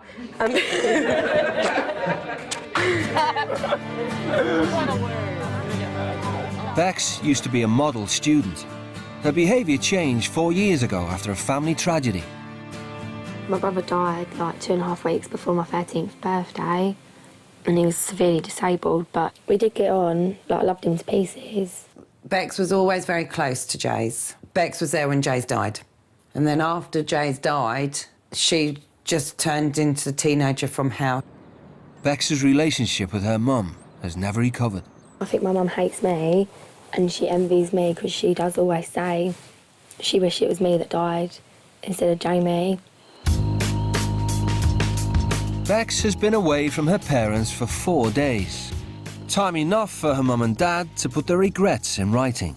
We want to both apologise once again from the bottom of our hearts for what we both said regarding you dying instead of Jamie.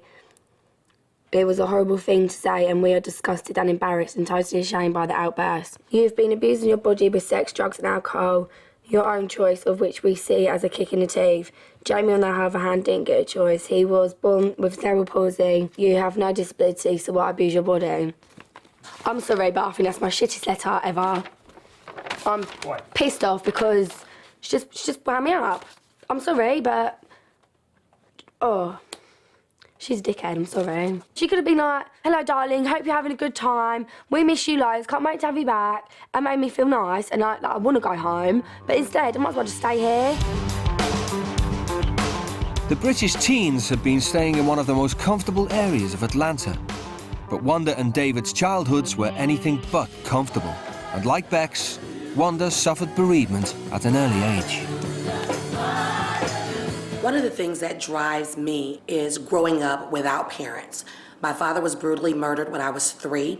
My mom died 18 months later, so I went to live with a grandmother who was already a senior citizen. So she provided for me and did a great job, but just that void was always there, to have that mom to take me here or that dad to take me there. I thank the God for a limit. I thank him that I can't eat all I want when I want.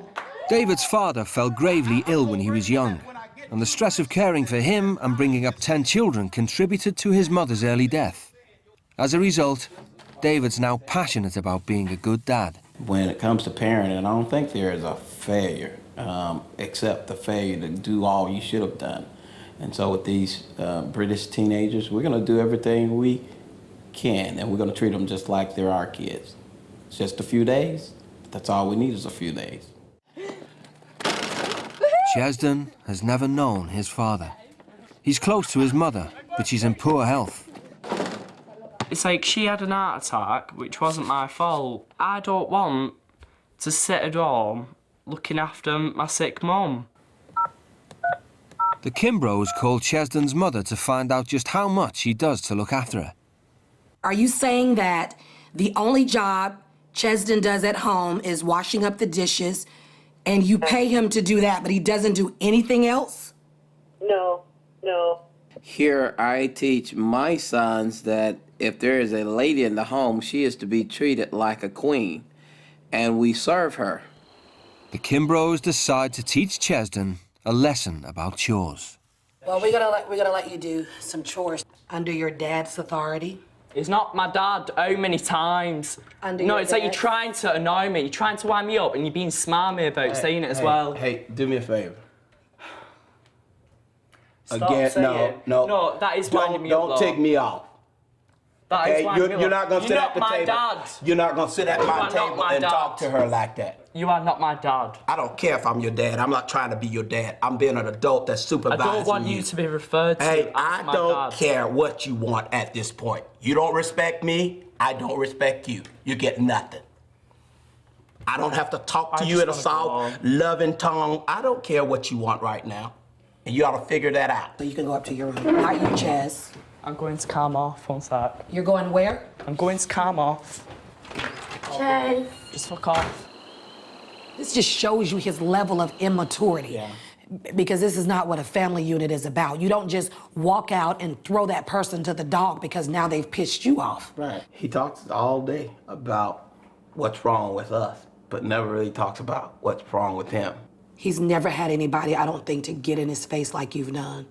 And he is gonna have a very hard time regrouping. What do you think about that exchange? It's crazy. What was crazy about it? I mean, all they have to do is sit here and listen. Instead, they kept on talking back and stuff, and then just storm out like that. Yeah. I'm pale and shaking. I know, I see you shaking. When you're in someone's face, though, that's seen as threatening behaviour. And it's like, I'm not a violent person, but I was scared. I mean, there's no way I could win against him. I mean, he's a really tall, big black guy. But it's like, I was scared that I was going to do something stupid and lash out, and it just ruined the whole experience. Like, so. It's well over an hour before Chesden is calm enough to return to the Kimbros. Hello? You walked out that door. You didn't ask for permission. You showed your immaturity, that I'm a child, and I can throw a temper tantrum. And when I get angry, I can just walk off. That's what children do. But you cross that threshold, it requires respect for my rule. You're in my home. And so if you want to stay here tonight and sleep tonight, you owe me, you owe Mrs. Kimbrough an apology, both of you. You don't have to agree with me, and I'm not asking you to, but you gotta respect me. Ain't but one head in this house, and that's me. You can't abide by that, then we're done. Mr. David Kimbrough is the authority of this house. He has the final word. The teen's signature does not necessarily express his or her agreement with the terms of this contract, but unequivocally denotes the teen's understanding of the rules and the consequences herein.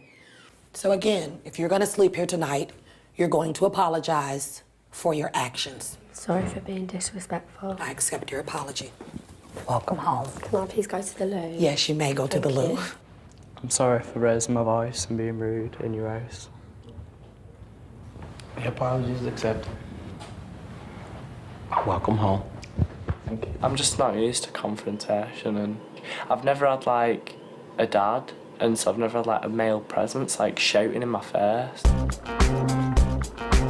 As day 5 dawns, it appears that David's words have got through to Chesden. He gets up early and completes all his household chores without complaint. Chesden's obedient behaviour continues at school. Bex isn't quite so obedient.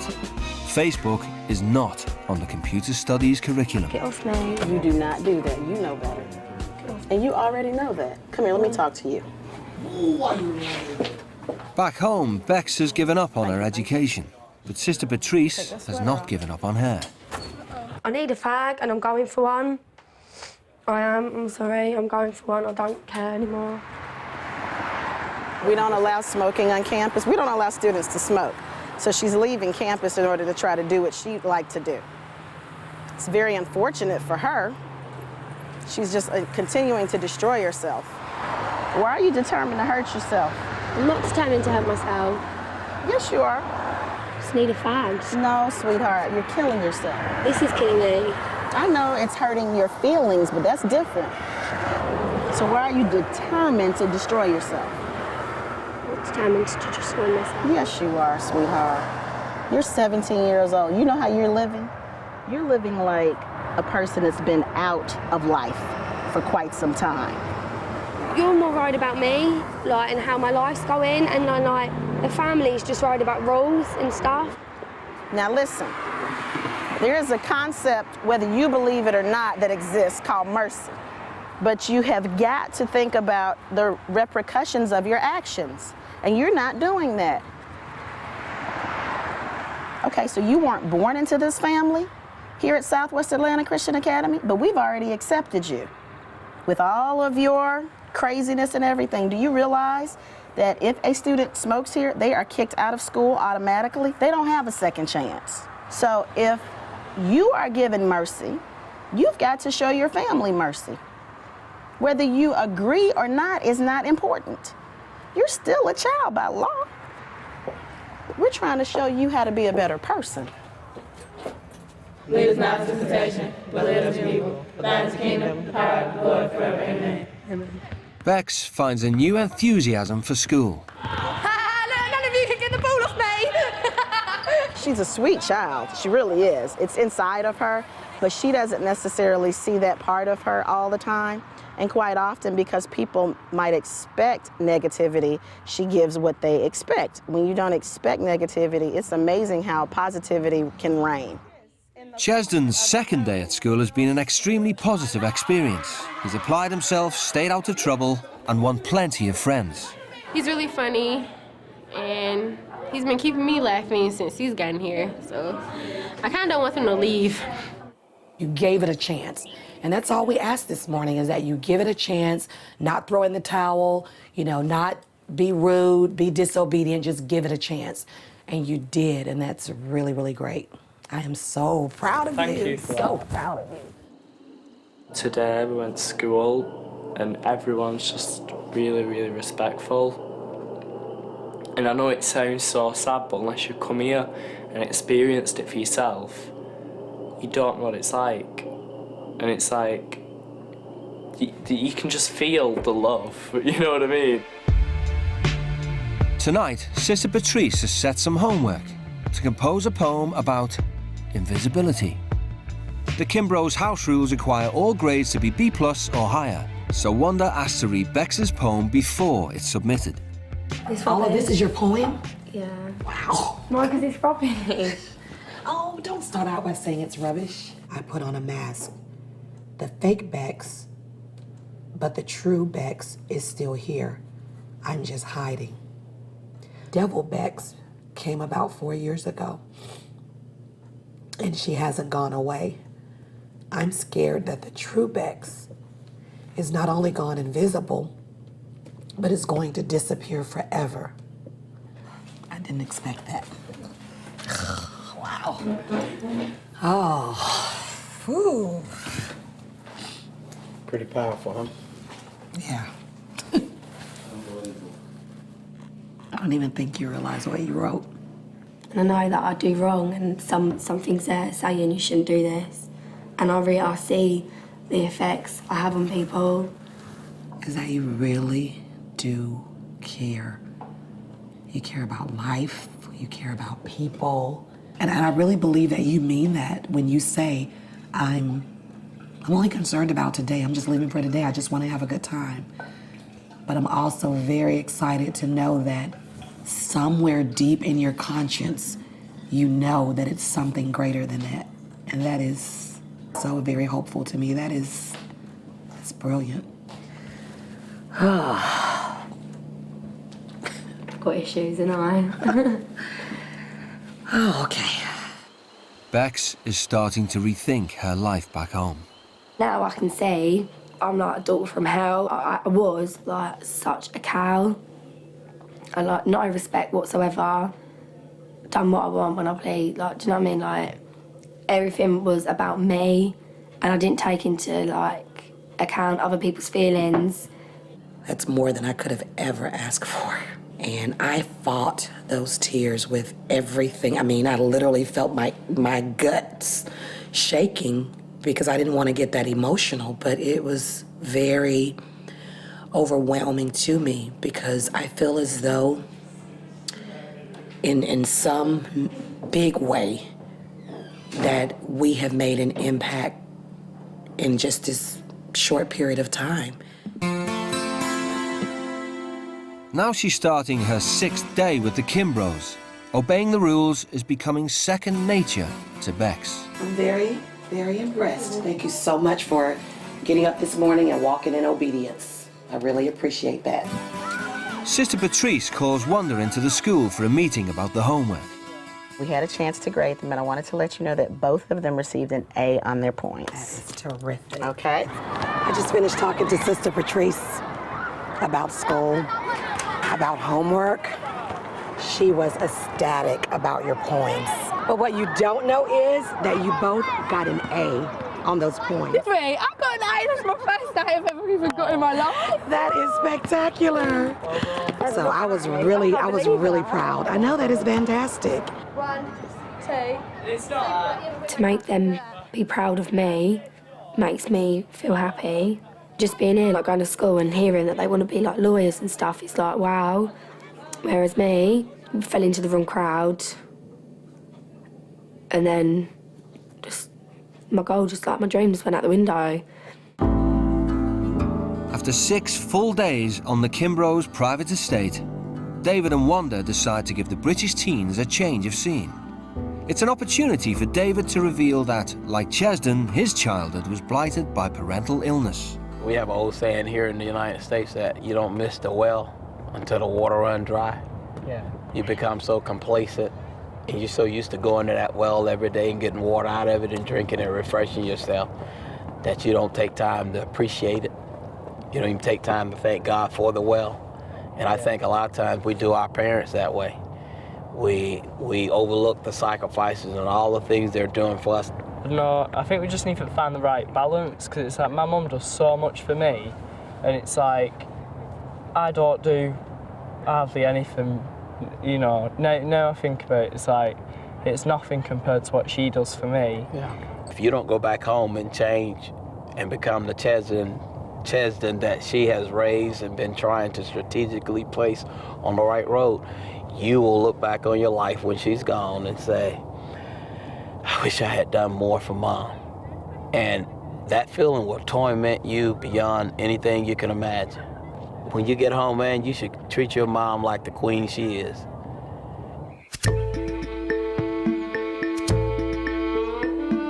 Wanda decides to open up to Bex about her own childhood.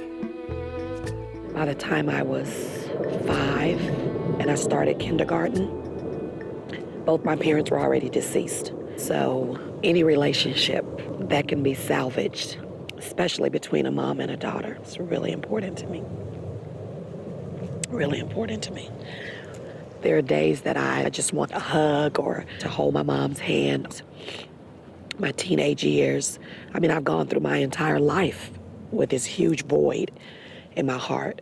You have your mom, and I don't want you to throw that away. Yeah. You've had probably the worst life I've known. Like anybody I know, like the worst one, and yet you still smile every day. And just such an inspiration to me. I made a choice. I made a choice that I wasn't going to allow all of the things that I felt were so unfair to me in life make me be a terrible person.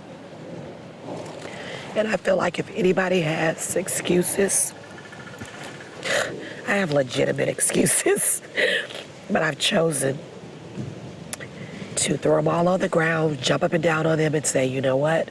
No excuse is good enough. None. So you don't have any excuses. Do you have a desire to give up drugs? I'm not touching drugs. You're not going to touch them anymore? No. Wow. The drugs just mess your life up so much. I'm stronger than that, and I know I don't need drugs. Thank you so much. I only after your chat with Wondergirl then? Like, I cannot believe some of the stuff that she's gone through. That is just unreal. And for her to still, I said to her, still smile every day. You know, like, they're so strong about God and Christianity. Yeah. But I think that, you know, I know they're excessive with it, but I think it's a good thing, because if she didn't have God, could you imagine what she'd be like? I honestly do look up to her in so many ways. She's just so lovely. Yeah. And yet she hasn't had a mum, and she said she just wanted one to like hold her hand. It's like, I've got my mum, and I don't appreciate her at all, and now I will. Bex and Chez's time with the Kimbros is almost at an end, but it's not quite over yet. The Kimbros have invited the entire church congregation to a surprise party in honour of Chez and Bex. I'm going to go home, and I think things are just going to be a lot better with my mum. I think I've learnt to be a lot more respectful. Jesus, he seems all right. I might look him up when I get back in England. Do you reckon he's in Yellow Pages? It has been an amazing honor to parent Chesden. I was very skeptical about having an openly gay 16-year-old in my home, but I understand now that that was mainly because of my ignorance and because of my fears. Be blessed. Thank you. Bex, I really hope that in sharing my personal life struggles with her, that in her quiet moments, that she really thinks about some of the things that I've told her. Gonna sort my life out and like make an effort with my mum, because I realised that mums are really important and I shouldn't disrespect her. I'm gonna have respect for myself, so I'm not gonna like do the drugs anymore. She don't need them, so I've had fun without them. And then just get my life on track and start again. Love you. I love you. Love you, Dad. All right, love you too.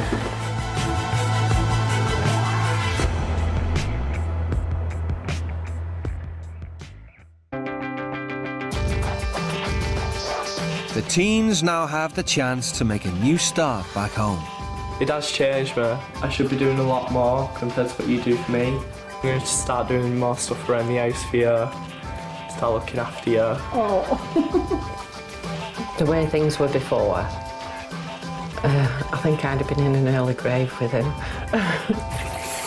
I can see the change, a big change. Fingers crossed.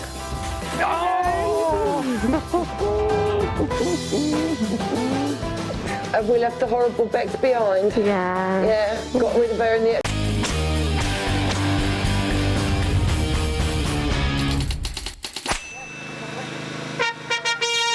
Ladies and gentlemen, Stratford Pageant Rose Queen is Kaya.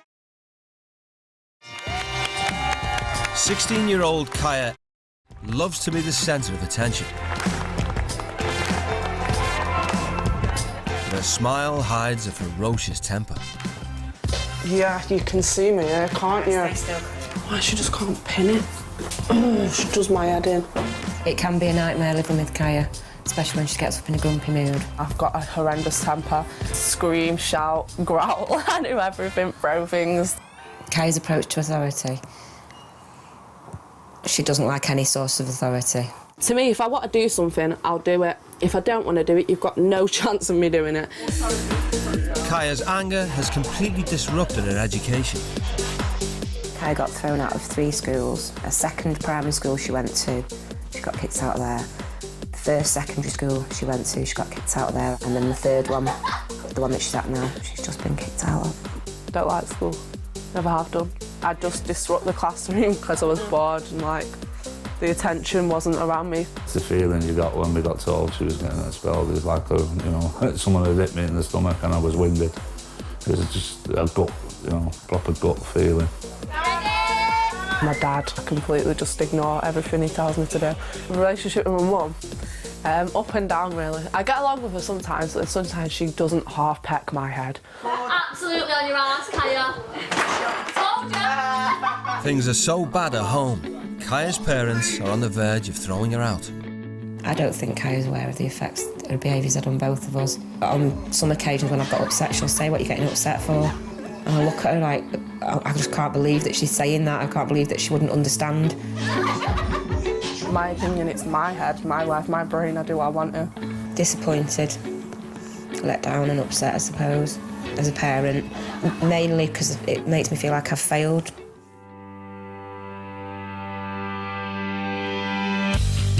You always come back to a tidy house and stuff like that. I'll never sit there and you come back and it's like piles upon piles of rubbish. So you think it's okay to get up at, what, 11, 12 o'clock? In Kent, 17-year-old Jay is going nowhere fast. Your easy option is to lay around in bed, get up just before your mum comes home, get the housework done, get some money and bugger off into town until about 9, 10 o'clock. What life is that? What have you achieved that day? I've had a laugh. The things that piss me off about Jay are his laziness. More than anything in the world, it is his laziness.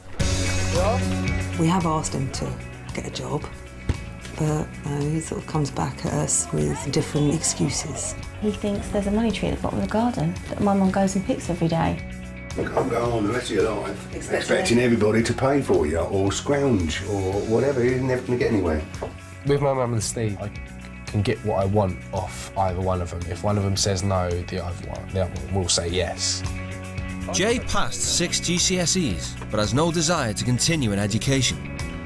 He just thinks that he can wing it all the time. He'll wink his eye and he'll smile and he'll, I'm not that bad. Yeah, one of life's charmers. Jay had a difficult childhood. His father left when he was 5. Then last year, tragedy struck his family. Molly was my niece. She died when she was 4. Jay's motivation is non-existent since Molly died. You know, he was lazy to begin with anyway, but I just think it sort of took a turn for the worst. I've sat there and thought, why am I always unlucky? Why do the bad things always happen to me? While those around him have united in grief, Jay has stopped trying altogether. He needs a kick up the arse. That's what Jay needs. He needs a really big kick up the arse, actually. I don't want him to give up. And it's almost as if, you know, at times he's given up on life. And he's 17 years old and I don't want that for him. To try and get their lives back on track, both families have agreed to send their wayward children to live with new parents on the other side of the world. See you later. It's an opportunity for you, mate, OK? Come back a better person. I hope he's going to come back a bit more enthusiastic with his life and go somewhere with his life. And then maybe eventually get a job that pays. Make sure you walk around on the plate. She needs to learn about herself more than anything, about how she deals with other people and how she puts herself across. I want to appreciate being at home. Hi. All right, my name's Jay. My name's Kaya. Never been on a plane. Never. Wow. The teens are travelling 4,500 miles to here, the town of Kiefer, Oklahoma, in the heart of Middle America. They'll be living under the absolute authority of Shannon and Stacy. He's the town's chief of police. I believe that discipline itself is the most important thing for a teenager, whether they want to agree with it or not. Obedience is demanded, it's not an option. You go by our rules or you don't live here. Have 4 adopted children, 19-year-old Shelby, 16-year-old Trey, 10-year-old Marquise, and 9-year-old Derice. They also have a daughter of their own, 6-year-old Kaylee May. We started our family by fostering. We weren't able to have any children around, so we filled ourselves up with children from the state. We've probably fostered between 13 and 20 kids over the years. Take an old-fashioned approach to parenting. The roles that we take in the house are more of the traditional roles. I'm the boss. Yeah, he is definitely the punisher. I like to use the threat, just wait till Dad gets home. Stacy served 6 years in the Marine Corps before joining the police. I use kind of a drill instructor type of approach. I would have to admit that yes, I am extremely tough. The scripture, spare the rod, spoil the child, has a lot of meaning. It's not all strict. We believe in having a lot of fun with the kids. And if they mind all the rules, we reward them. I absolutely believe that we're tougher than most parents. Parents should be tough because the world's tough. And if you don't learn it as a child, you won't make it as an adult. After a 9-hour flight, Kaya and Jay touched down in Oklahoma, one of the most conservative states in America. It's just going to be a holiday. It's a free holiday. It'll be all right.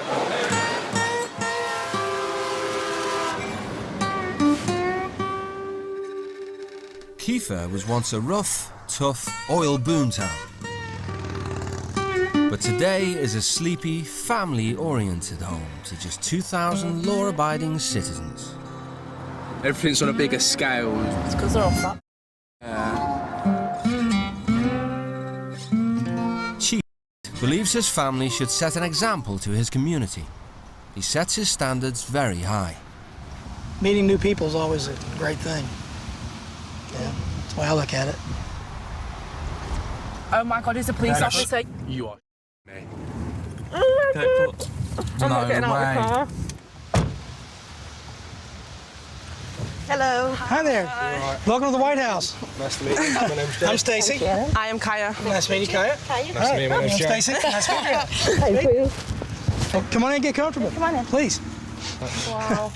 From now on, the teens will live by the same rules as the children. The littlest one, that's Kaylee. Hi. Kaylee. Reese. Trey. Hi. I'm Shelby. Shelby. And then Marquise. Hi. Hi. This is Kaylee's room. This is going to be this is going to be your room. I hope you like pink. I hate the police. I've not had good history with the police. They don't like me, and I don't like them, and that's the way it's always going to stay. Jay, that'd be your room. Yep.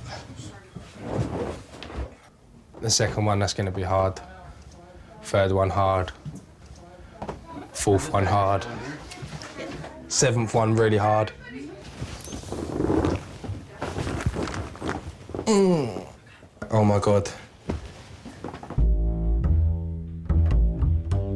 Every child who stays with them gets thoroughly briefed on the rules. Kaya and Jay are no exception. I want to just kind of sit down and talk to you guys for a few minutes to go over a few things that we feel kind of strongly about. As you can already see, I'm a police officer. I'm actually the police chief in this town, and my wife is one of my officers. I'm also a police officer. She's also a police officer too. So we enforce certain rules with the law behind us.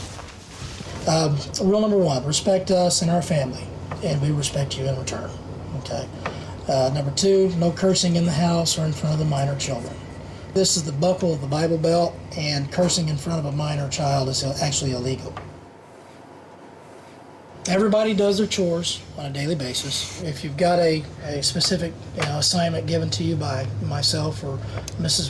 expect you to do it without us micromanaging you. Okay. Smoking and possession of tobacco is illegal in this state. For anybody under the age of 18. Yeah. Okay. The punishment around here, it ranges. On the bottom side of the scale, physical exercises, additional chores.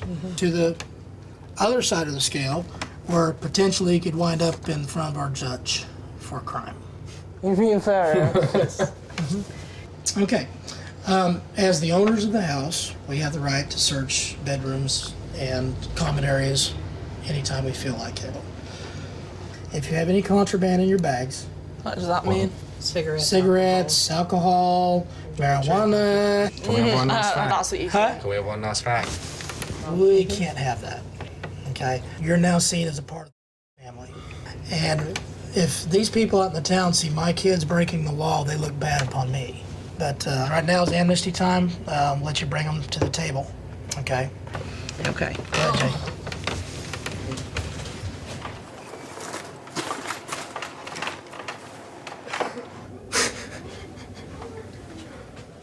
I have 5 fags and I'm going to be stressed. Hi. Hi, guys. Awesome. You went through that many already? Yeah, since the aeroplane, got the aeroplane. Huh? Smoked on mine. You smoked all of them? Yeah. And the matches are in there as well. Okay, guys, I'm going to give you the second and last amnesty that I'm going to give you to bring anything contraband to the table.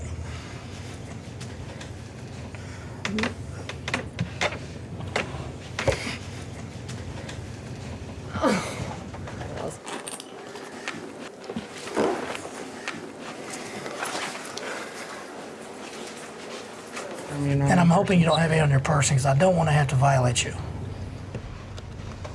For Kaya and Jay, the regime will take some getting used to. It's a cigarette. I don't see what's wrong with everyone smoking. Shit like that. That's my body. That's my decision. And the law states, and it's just like, well, at the end of the day, I don't care. They're going to make my life hell, I know they are, and I'll just do it 10 times back. I need you to go feed the fish and make up your bed, okay? As fully fledged members of the family, Kaya and Jay are expected to get straight down to work, just like everyone else. I won't do the breakfast dishes. Everyone can do their own dishes, I'm sorry. Cleaning the toilet. It's with a brush. It's still a toilet, though. There's not a chore on there that my 6-year-old daughter can't do. And hasn't done. For dinner, okay? Can't bother with them either of getting a physical punishment. It's alright, it's not as bad as Jay. He's got to clean the toilet. I didn't touch it. Looks fine.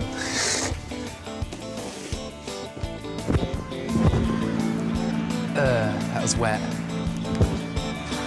I don't understand how somebody can expect to live in a house and not help out with the day-to-day stuff.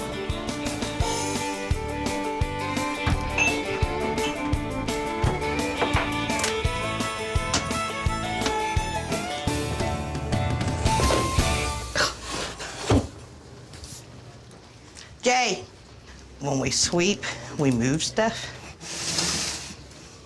Okay? So I do need you to come back in through here and do another sweep, and that toilet needs to be cleaned. It's Jay's first taste of the all-American work ethic.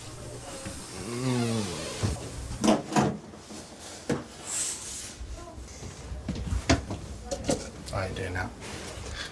Shannon, could you show me how to do the toilet again, please? Sure, come on. Okay, just take it in here, use the brush and go around it. Okay. And what do I do when you let it down? What do I do with that bit? I'm not gonna clean it all for you. I see what you're doing. Bollocks. We don't play the games, so they're gonna get caught. Laziness doesn't work. For Stacy, duty calls, so it's up to Shannon to supervise the day's main chore, clearing out the shed. Come on, guys, it's heating up here. Okay, guys, let me explain to you real quick. The reason why we do this yard clear-up day is because in the town of Kiefer, if your yards and things are not cleaned up, you can be given a ticket, okay? The police department has to give these tickets out, so guess how bad it is if the chief of police has to write himself a ticket. Okay, so let's get that done. However you guys want to get them out, that's fine, but let's get all work together, okay? Kaya quickly finds a reason not to get her hands dirty. Spider, spider, spider, spider. I'm not doing it, there's spiders. Is there a massive spider, or is she making a lot out of nothing? I didn't see anything. Did you not? I'm not going back in there. I don't understand why I should have to clean a shed. They're going on about how we get tickets for the land being dirty. Well, they should have kept it clean in the first place, shouldn't they? Why are we sitting? Because there's spiders. I just went in and there was a massive spider in there. Okay. Why don't you stand right here and let them hand you if you guys are doing it in a pile? If it's that bad instead of sitting. Oh, it's not a difficult thing, guys. It is for us. Isn't I'll go in there and do it all myself. No, I don't want you doing it all a fag. yourself. Huh? No, can't do that. It's breaking the law. You guys can get it done early when it's cool enough, or you can sit out here on your bum and let it get hot, but it's still going to get done today. Hoping for an easier life, Jay reluctantly gets back to work, but Kaya is standing firm. Well, I'm not taking part in it. I think you and I need to have a little talk, okay? I don't need to have a little talk. I have a phobia of spiders. I always have done, and I'm not going in a place where there's loads of them. I gave you another option. I can't lift heavy things, though, that's the thing. It's not all heavy stuff, and I don't expect you to lift stuff that they might be able to lift. But you can't tell me that you can't lift that because my 6-year-old daughter can lift that. If you don't want to get in there and do this, I can call Stacy back, and he can stand over you while you do it. Oh, try it that way. I can't believe you just said that. Don't talk to me. Well, okay, then I'll call Stacy up and we'll get him up here. Do that then.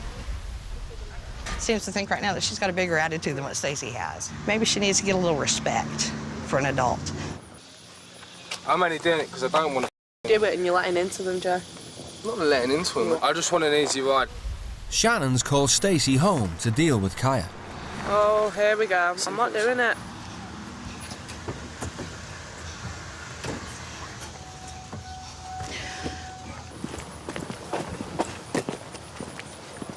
What's the problem, Kaya? I'm not going in there when there's spiders. I'm scared of spiders. I've always had a phobia of them. I'm not touching it. Here's the way it works, man. Everybody else is working, okay? If you don't do it, I'm going to pressure you till you do. Yeah, but that's wrong, because you shouldn't pressure someone into doing something. Well, you always have to do things that you don't want to do, but you have to. That's a fact of life. We all do. You think I want to get up and go to work every... Give me the respect of looking at me and talking to me. I'm looking you straight in the eyes and giving you respect. Okay, life is about doing things that we don't want to do. You think I want to get up every morning and go deal with dirt bags every day? No. I can't do it. Hey, don't, you are disrespecting me. I don't like that. I'm not disrespecting you. You are disrespecting me because you're making me do something I don't want to do. No, I am not. I'm trying to teach you values. Teamwork values, and you're refusing it. Oh. I've had enough. I just want to go home and just not have all this pressure on me. I'm 16, I don't need to learn about this yet. I'm still a child. I don't need none of this. Hey. Before getting tough with teenagers, Stacy always tries reasoning with them first. Come talk to me. Let's at least talk. Okay, this is a team effort. Do you see just you out there by yourself doing it? No. No. Do you not see that the other siblings out there doing some of the even worse jobs than what you were assigned to? I'm not getting forced into do something I don't want to do. It's as simple as that. I just don't. I don't do it. That's how I've always been. If I don't want to do something and I know in my heart and my head I'm not doing it, I don't do it. You think you'll succeed doing that? I don't know. I don't care, to be honest. As long as I'm happy, that's all that matters. Simple as.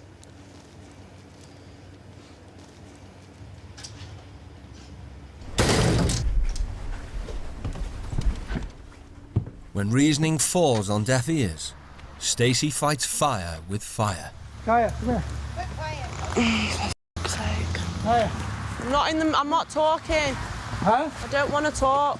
You know what? That's not an option. I'm here. It's not an option whether I want to talk or not.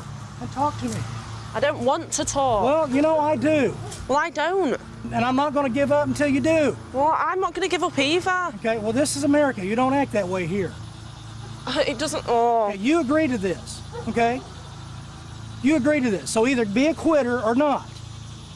Okay? We don't quit around here. You make up your mind right now if you're going to quit. If you are, pack the trash and get out. Right, I will do. I'm not going to tolerate that crap. And I'm not going to tolerate shit off you either. You don't speak to me like that. Go away.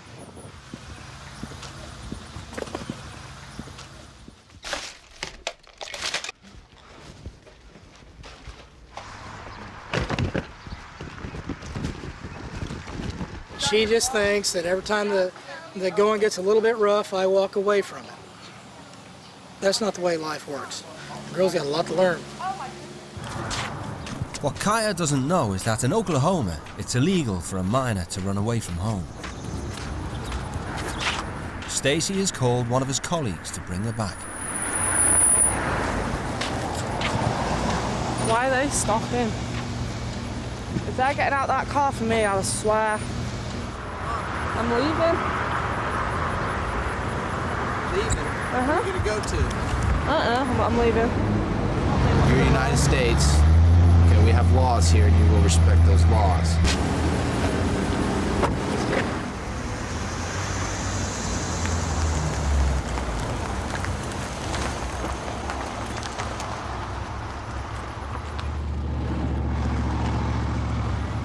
Okay, here's your first lesson in Oklahoma law enforcement, dear. You see what just happened to you? You don't care? Okay. Take her on station, lock her up in the holding cell until she can cool off. My kids have sat down at the police department with handcuffs on before. You know, tough love. I mean, I've cared for her, which is the reason why we're going through all this.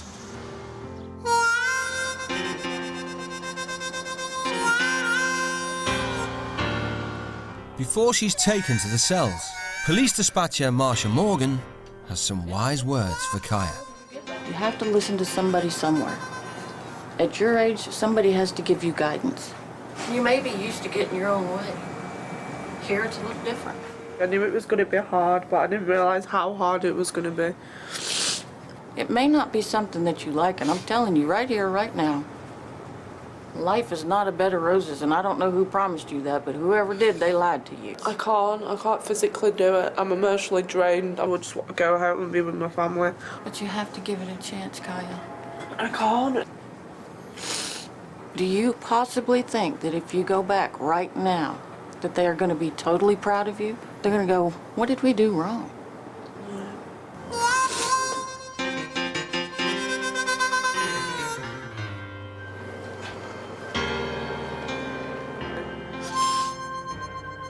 Trying to get her to understand that at her age, she's not always going to get what she wants. And if she quits on herself now, she's going to quit on herself for the rest of her life. After 2 hours at the police station, Kaya is cornered into making a decision. I'm going to go back to the house. I'm going to give it one more shot tomorrow, and if I don't like it, I am going home.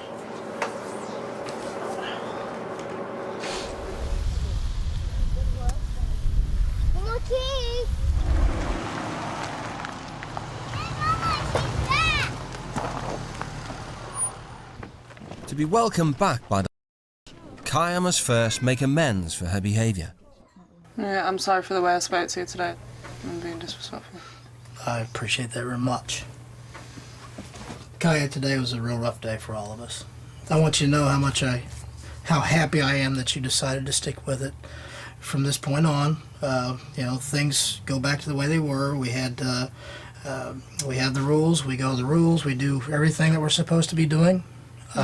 As a family, as a team, and hopefully we'll just get through this week and with a much healthier respect for each other.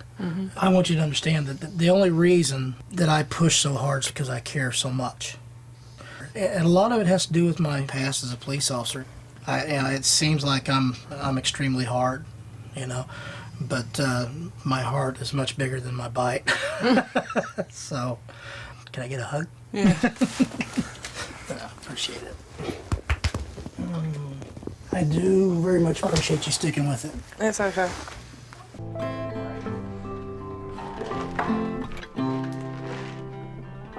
Evening chores give Kaya the chance to reflect on the day's events. In America, they've got a strong opinion that they don't like quitters. They like people to just like get on with it, and you can't quit because some things in life you've got to do. That's the way they see it, which is right, but sometimes it's annoying.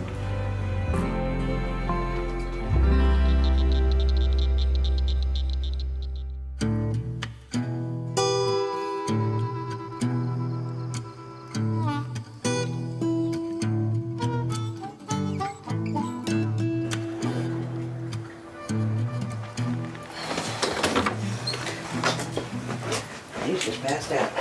Come on, Jay. Time to go. Kaya, time to wake up and...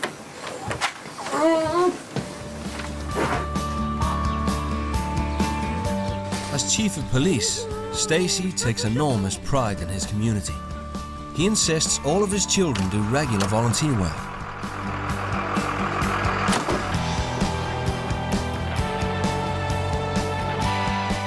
Today, he's offered the teens services washing police cars under the supervision of Deputy Chief Mattia.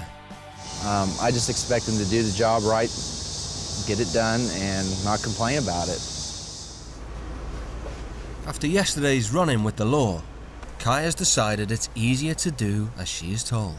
Can't be asked of arguing with anyone. I just want to get on with it so I can get out of here and go back to the house. But work-shy Jay has a problem. Huh? This is just too hot. I'm not doing it. I'll do something else, but I'm not sitting there and cleaning cars. They're not even my cars. It's not even my community, Stacey. I know it's not your community, but it's our community. Look at the weather. I It's know. just too hot. I won't don't take feel long. good. I just can't be bothered to sit The there. quicker, and clean this listen to car. me.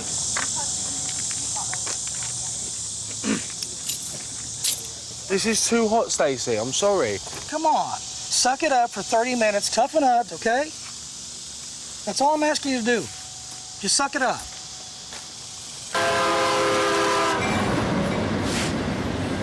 What we're gonna do is just wash off the cars, get it done, and get back to the house.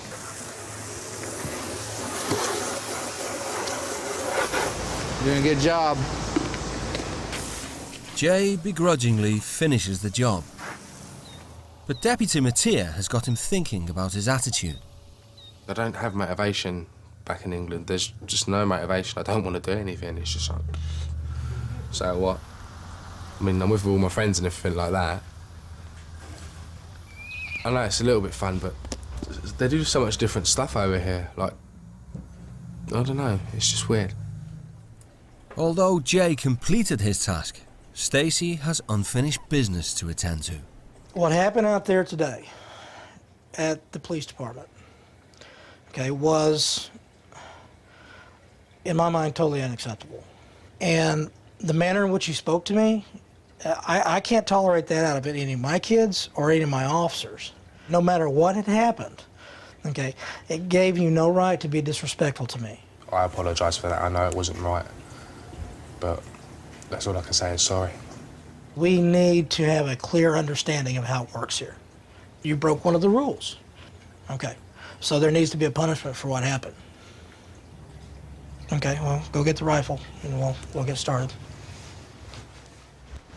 Laziness and disrespect go against every value instilled in him during his service in the Marine Corps.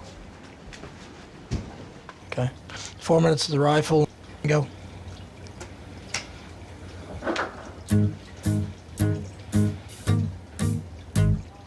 The dummy rifle weighs 12 pounds. But this is not a test of physical strength. 3 minutes. It's a punishment designed to create self-discipline.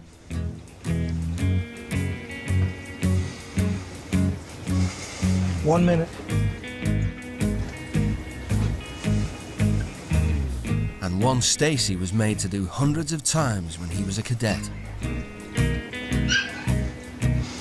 10, 9, 8, 7, 6, 5, 4, 3, 2, 1. Put it down. Okay.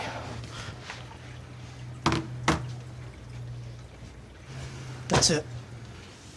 I'm proud of you, I really am. Yeah, it's that's a true man in the making right there. I mean, my gosh. I'm proud of him.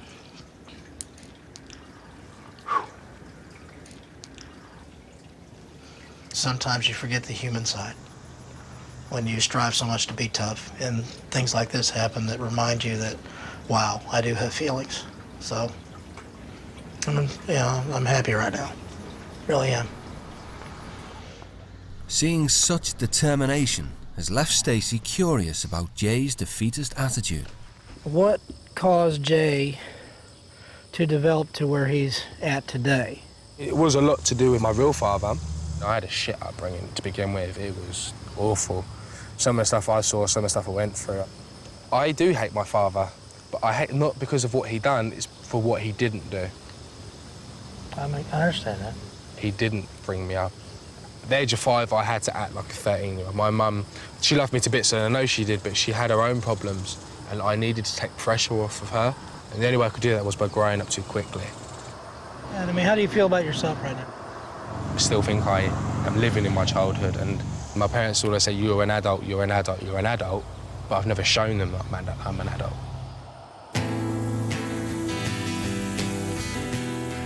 Chatting to Stacey has got Jay thinking about home. I miss my family, and I don't appreciate them.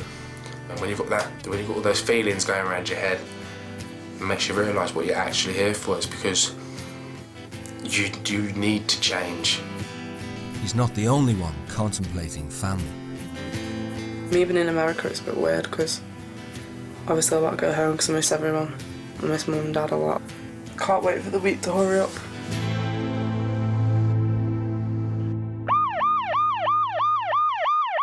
Kaya has been rushed to hospital. She complained of feeling unwell, mentioning insect bites as a possible cause. When she became unresponsive, Stacey called an ambulance.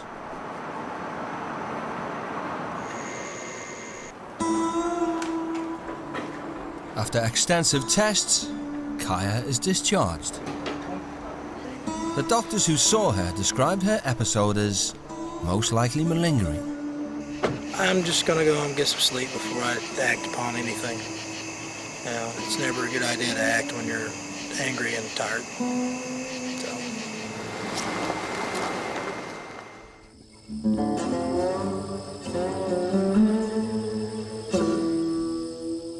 It's only the teen's fourth morning in America. Last night's drama has left the whole family shocked and confused. She's fake. I don't know what to think. I think if she was fake, if she was fake, I don't think she would let it go that far. But hey, I've only known you like 4 days, so you never know. But Kaya has no doubts about what she's doing. I'm packing my suitcase because I'm going home. Because I'm ill, I can't do this. I'm physically drained. Actually, now I am. I'm gonna give two shits what anyone says. With the doctor's diagnosis on his mind, Stacey has concluded that Kaya's episode was an elaborate plan to get home. Okay.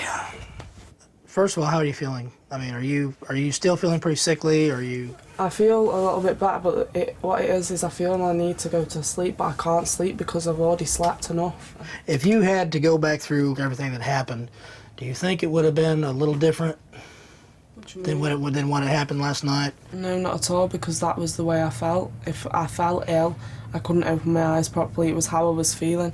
I can't change what happened last night. If I could, I would, but I can't. I'll tell you, I don't feel like it was really that bad. I think that your illness last night, okay, wasn't as extreme as led on to be. I personally, with having medical experience and training, okay, saw that your symptoms that you had weren't indicative of a sting or a bite. It was merely some additional drama that didn't need to be there. And it really hurt a lot of people. That's how you feel at the end of that. If that's your opinion, that's your opinion. Okay.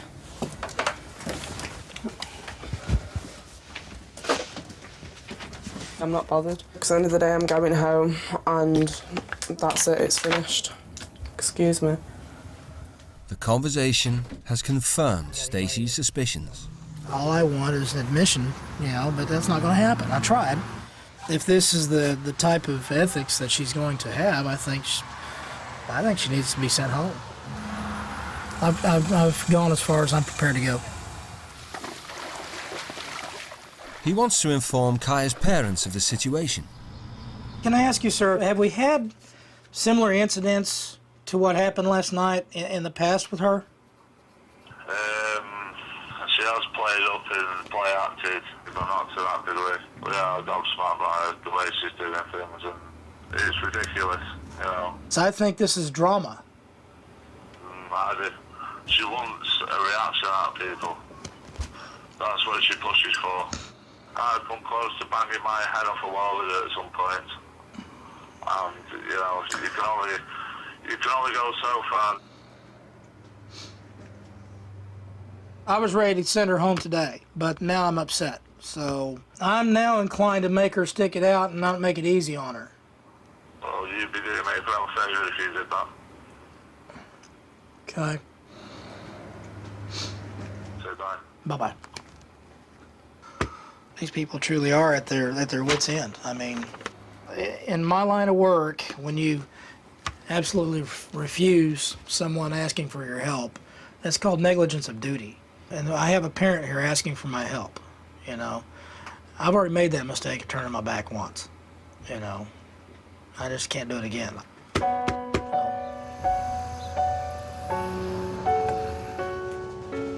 Oh. Hey, Kaya. So, come on in and have a sit, hon.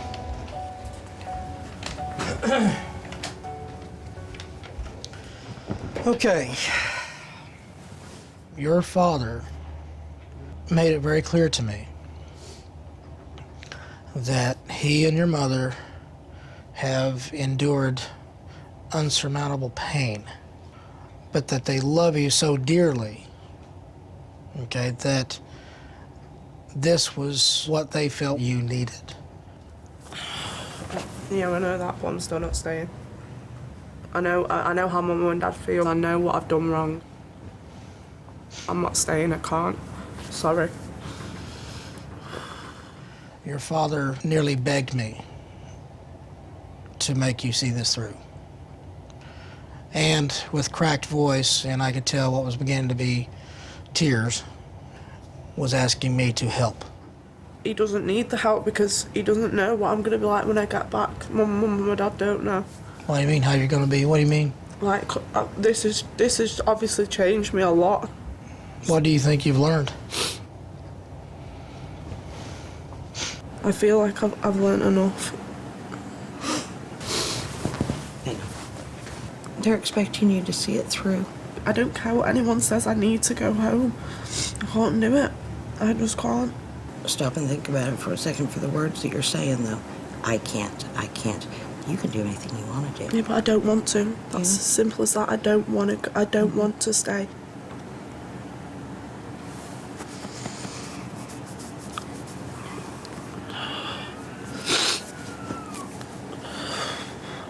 Why don't you go dry your eyes up?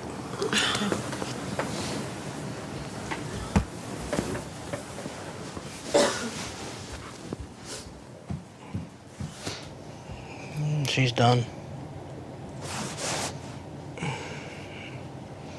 You know, making her stay here is going to create even more misery for our kids. I'm not going to go through that. I can't. It's hurting our family.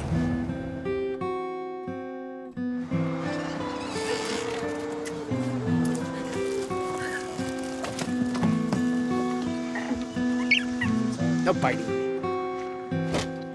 Think about others. Think about other people when you're going through life, all right? Good luck, baby. Good luck too to you. We love you. Love you too. Take care. I will do.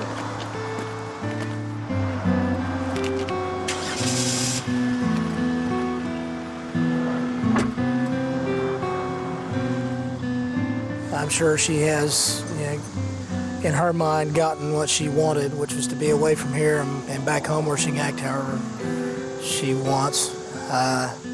But bottom line, she hasn't learned anything here. She'll continue on the destructive path in which she has chosen for herself. She's got a long road ahead of her. I wish her the best. I really do. For me, enough's enough. It's time to go home, back to where I belong.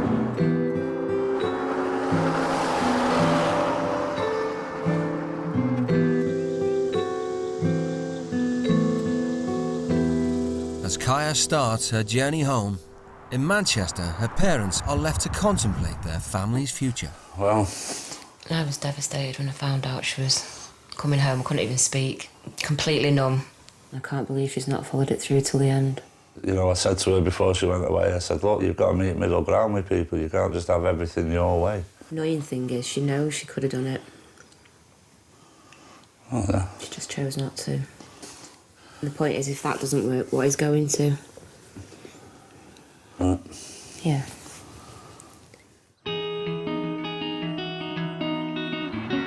With Just a short time before he's due to leave, Stacey and Shannon are determined that Jay learns some valuable lessons. Jace, I'm gonna go in, I'm gonna be nicey, nicey, nicey, and do exactly what you say, and then you're gonna like me. It tells me a lot that he doesn't have the confidence in himself to realize that he doesn't have to put the act on. Once he realizes that he is good and, you know, he's someone that's worth something, I think that'll take him a long ways. I don't want people to think of Jay Birch and be like, well, he could have been, but he weren't. And I'm fed up with that. When I told my father that I joined the Marines, he said, "You won't make it." He said, "They're too tough for you."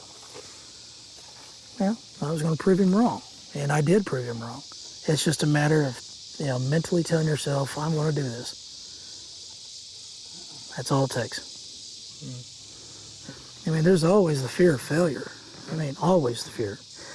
Each time you get knocked down, you know, you've got to pick yourself back up and say, you know, bring it on. You know, hit me again if you want. I believe in you, and I have only known you for a week. And I'm telling you the truth. You know, I believe you can do it. I believe you can excel in whatever the hell you want to do. Jay is starting to accept why he's never tried at anything. I'm afraid of people seeing me fail because I'm one of those people that never likes to fail, and I don't set myself any goals because if I don't set myself any goals, I can't fail, so no one can see it. When Jay's family sent him to Oklahoma, their main hope was that he would find a way to move forward from the family's bereavement. Jay's niece, Molly, was 4 years, coming up for 5. She very suddenly had a droopy face. My daughter took her to the doctors, who sent her up the hospital. Within 3 weeks of going up to London, Molly died. It's devastated us. 1 week I was sitting on the bed watching a favourite film with her, playing around, having a bit of a play fight, mucking around, and the next week I'm sitting up at King's Hospital and I can't explain it. You feel empty because I believed that she was going to get through it. I built myself up, I built myself up, I built myself up, and then it just didn't come through. That's what knocked me down, and that's kind of why I don't get my hopes up no more. I don't think he's dealt with it at all. I don't even think he's dealt with her being in hospital, the funeral. I think losing Molly has made me think, don't look into the future. There's no point in planning a future because it could all go wrong. It's Jay's last evening with Stacey has news from home. We'll let you alone.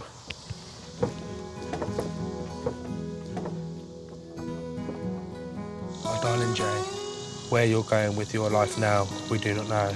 I, as your mum, want so much more for you, but you need to get a grip and sort your life out. I think you've come to a standstill in your life. You seem to have given up since Molly died. Trust me when I say I want to give up as well, but we all need to carry on. I am not your dad, but I am very proud to call you my son. But all I want you to do is achieve the best you can do with the maximum effort coming from you. I've just never bothered in life. And I've not wasted my life, but it's beginning to get that way. I thought I was only pissing her off. I didn't think I was actually hurting her like that. I've let them down too many times. I can't do it again. It's not an option no more.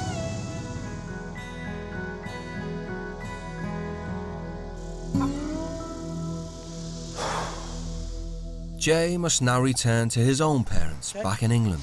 Very much. Shannon and Stacey hope honorary membership of Kiefer's police department will be a constant reminder of his time in Oklahoma. Oh my God. Thank you. You're very welcome. It just means so much. You earned it.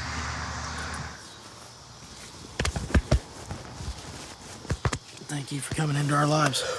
You didn't give up on yourself. They've made me see sense. They've made me see things that I wasn't willing to accept. I can do so much more with my life instead of just fucking about.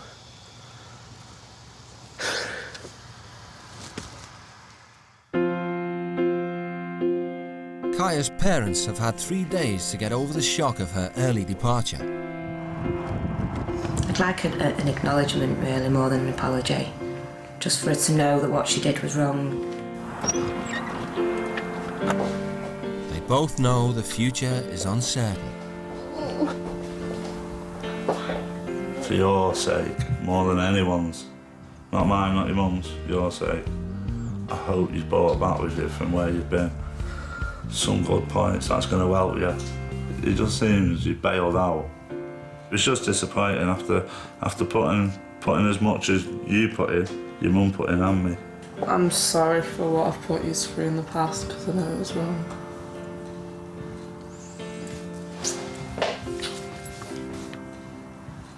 Don't cry.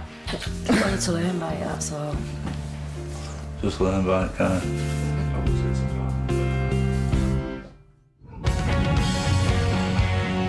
I hope Joe's come back with a better attitude to life. I'm home.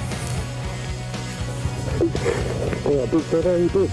All right, man, I'm all right. I feel really clear about myself. I feel, I don't know, revitalised. I've got more confidence within myself now instead of everyone else just having confidence in me. I needed it in myself. You needed it in yourself. And I've got it now. I know what I want to do and I'm going to go and do it. You might have come back a man.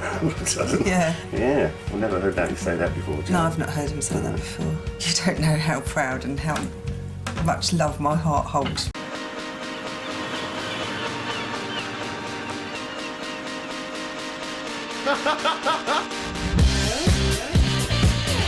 "18-year-old Scott Collison is boozing his life away in one long party." I get up like 2 in the afternoon every day and then drink or smoke, basically. Drugs, sex and alcohol, that's about it. The only thing I tend to want to achieve in the night is to not remember it the next day. Don't like the way he drinking, taking drugs and smoking.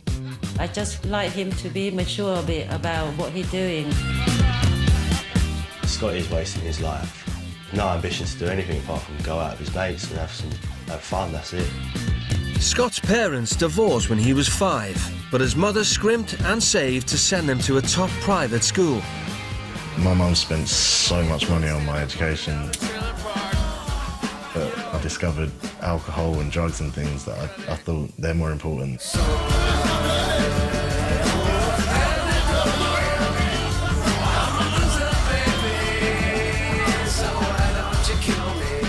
Scott refuses to get a job and hasn't got any money, but it's never a problem. If my mum hasn't got money, I'll go to my dad. If he hasn't got money, I'll go to my nan. If she hasn't got money, I've got my great-nan, my granddad. There's always someone I can borrow money off. I'm a very good punt. Even after years of abuse, Scott's mum is still determined to save Scott from himself. I'm not going to giving up on him. I'm not giving up. I just want 20 quid. I don't want all of that. No, thank you. I wouldn't say I had a relationship as such with my mum. It's more, she's someone I either borrow money off or argue with. Only there to make sure you're all right. Well, I don't need you to make sure I'm all right, do I? I'm your mother. I don't care. I love you. I don't care.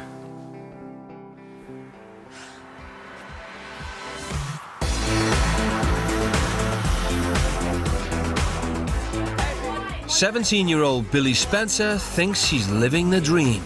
I actually think sometimes that I was brought on this earth to party. I've had enough. Okay, so what does that mean? Swivel on out? Really? I mean it. Enough is enough. You go on my Facebook, literally most of my pictures are of me at my face partying. Turn the music down. Louder, Bill. I've had enough. The main casualty of Billy's party lifestyle is her education. She scraped 13 GCSE passes, but is failing her A-levels and has been suspended from school 3 times. Billy, why did you not do your coursework? Time papers a B and you got a D. I think that report is a load of crap and they don't know what they're talking about. She wastes space talking to you because that's exactly your attitude. It stinks. She doesn't want to do her homework or anything. She just says it's rubbish. She'd rather think about going to a rave or Where's she going to get the next bottle of wine from? And despite holding down 2 jobs, Billy's mum never gets any help around the house. I'm not washing up. I'm not going to get me washing up. I'm not washing up. Billy has never done any chores. She doesn't know how to hoover, she doesn't know how to clean the bathroom, she doesn't know how to tidy up, she doesn't know how to bring the dishes downstairs. I'm not washing up. Today? No, I'm not. My mum's role in this house is to do everything. She is in this house to do the cleaning, to make the dinner. That is her role. That's not going to change. Billy's parents split up when she was 2 years old. Billy was raised by her mum and rarely speaks with her father. There's things with my dad that makes me feel like, why should I bother speaking to him? Dad should make effort, but he doesn't make an effort whatsoever. Yeah, Billy's got a lot of her dad's ways. Selfish. At the moment, I could kill her and she could kill me. And I don't really know what I've done wrong.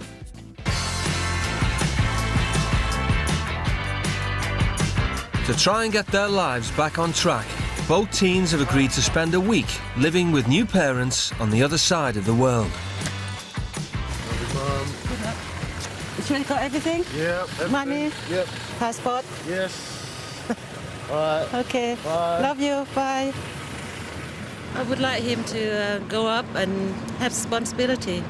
If he changes, then maybe we'll be able to talk like a mother and son. Right, listen to me, be a good girl, try your best to try and do what they say to do. Try not to be defiant and don't be rude. Love ya. Bye, babe. I want her to learn to appreciate what she's got at home and appreciate how easy she's got it, rather than thinking she's so hard done by all the time. Nice to meet you. Nice to meet you. My name's Billy. I'm Scott. Hello, Scott. Where are you from? Croydon. Southend. I really want to sunbathe. The British teenagers are being sent here, 5,000 miles away to Mombasa on the Kenyan coast. They will be staying with the Magazas, a hard-working Christian family with a traditional African approach to parenting. You must respect the elders. The father must be given that respect. The mother must be given that respect. Total, there's no way out. Let us pray. I can be very, very strict if I have to, especially when disobeyed. When there's disobedient, then I have to put my foot down. Dad Dixon manages 1,000 employees at the city's environmental health department. His wife Faith stays at home to look after the children. My dad is really strict. If you break the rules, it can be very scary. When we were young, he used to cane us. I haven't ever answered my parents back. I haven't talked to them rudely, and because I've been taught not to, and I just can't do it. For the Magazas, education is the top priority. They spend 90% of their income on sending their kids to Mombasa's most expensive school. We have made a lot of sacrifice because we would have had maybe our own private house by now, instead of paying rent or staying in such a small place. But we decided to put everything aside for these children to have the right education. After a 9-hour flight, the British teenagers arrive in Kenya. I'll show you what I've been through. The coastal port of Mombasa, with a population of 700,000, is Kenya's second largest city. These guys are actually working hard, aren't they? Yeah. I don't know how they can like push all these heavy things in this heat. Oh, it's a shock. 1 in 4 people survive on less than 60 pence a day, and many live in sprawling urban slums. The place looks dangerous. I haven't seen any white people yet. Scott, I'm shitting myself. I'm so scared. Just about where we're staying.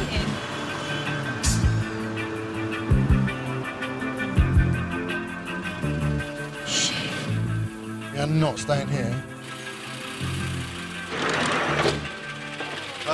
I'm Scott. Nice to meet you. Nice to meet you. Same here. My name is Mugaza. Okay, hello. fine, Mrs. Mugaza. Okay. So feel at home. Thank you. And let's see how things are going to be. But we are happy to have you here. Thank you. Yes, Thank you. Yes. For the next 8 days, Billy and Scott will live by the same rules as the Magaza children. I'm Valerie. Njua. My name's Billy. Nice to meet you. And like any other visitor, they'll be expected to respect their values. Hello, Billy.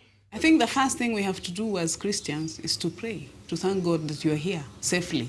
Okay. That's what we do, yeah. So we are going to have a short prayer. Okay. Okay. We thank you, dear Lord, for bringing us our guests today. We hope that we are going to be with them and they are going to be very nice to us. And we are hoping that everything is going to be fine and eventually we shall remain friends forever. Amen. Amen.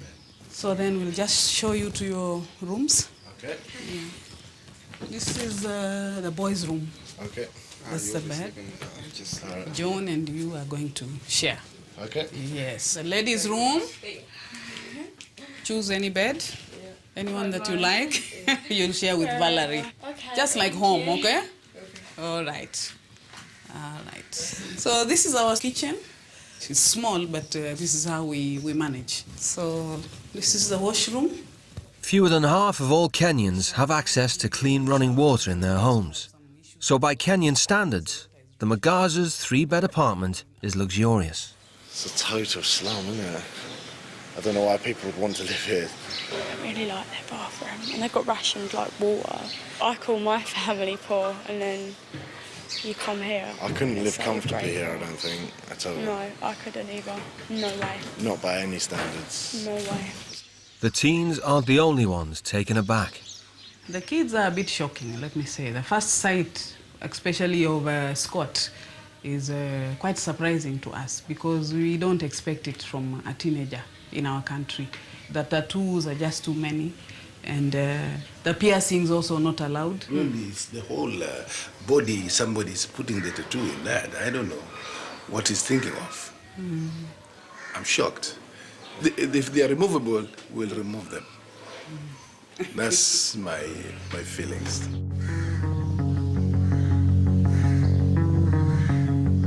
Billy and Scott, please come in. Before they are fully welcomed into the household, Faith and Dixon want to make sure the teens know exactly what's expected of them. Have a seat. Feel comfortable. Okay, then we go to the family rules. These are family rules and they must be obeyed. And without obeying, then definitely there are consequences which may not be very nice. So we wouldn't want to reach to that extent. Okay. While you are living with us, disobedience will not be tolerated. We do not allow smoking anywhere. I'm not sure if I can go that length without smoking, to be honest. We'll see to that. We will not tolerate the drinking of alcohol. Alcohol is bad for your body and makes you behave like an imbecile. I don't really function without It's going to be alcohol. hard not to have a drink the whole time. At some point. Okay, let's continue. I really need to smoke and drink right now, to be honest. Okay. We'll see to this. Okay, the next one. We do not allow piercings or tattoos. This is permanent or temporary? It's permanent. And the hairstyle. What about my hair? It doesn't go well here with African culture. First, they get an impression that you are a rogue. Secondly, they also believe that the people who do piercing here in Mombasa, as it is now, are homosexuals. Would you like that? This is why we are telling you it's very important to listen to us. If you break any of these rules, you will be punished by being sent to grandmas where you will have to do hard labor. Because even when John and Valerie make mistakes, they have to go to grandmas. You will change. If we need like a little time out, can we go outside for a bit? Outside here, down here? Yeah. Okay, but mark you, all the other houses are watching. So let me hope that you're not asking that because you want to be cheeky outside there. You have a cigarette, will have you a have a smoke. I won't be Because this is cheeky, one I won't be community. cheeky. We live like a community here. Yeah. And we respect each other and there are some expectations, from each family. One thing I need to stress, Yeah. These are not coming out. Like, the 100, like, they are not coming out at all. Scott, you young man, listen to what we tell you. It's for your own benefit. It's not for my benefit. I'm a very good man, and I can change to be the worst man ever. Yes.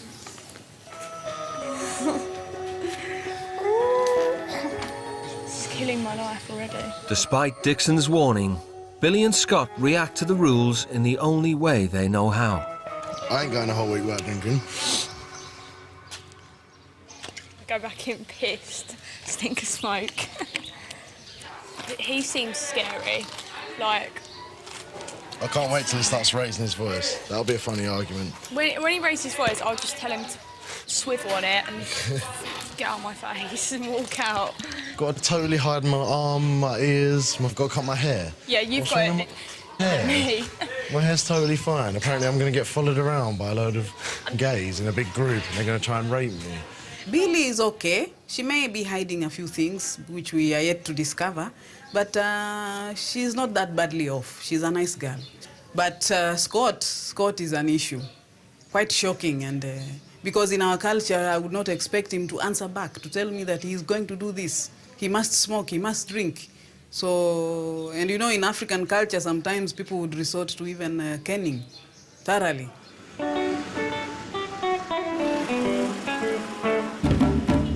In Kenya, homosexuality is still illegal, and gay men are often ridiculed in public. Slot, we agreed. Yeah, 1 second. Protective of his hard man image, Scott has decided to remove his earrings while in public. I'm mad. If I don't take these out, I get followed around by a load of gays. To be honest, this looks worse than having them in. It's ridiculous. It's like prison. But his piercings aren't the only issue. The haircut right now is more of a rowdy person, so it's not allowed really. You know, and we would become a spectacle for everyone. So we don't want that. You probably have to cover the hair with a hat. I'm not wearing a hat, to be honest. I'd rather not go than to wear a hat. It's very necessary. I'm not arguing with that, I'm just not wearing a hat. You know, the more we argue, the more we are wasting time.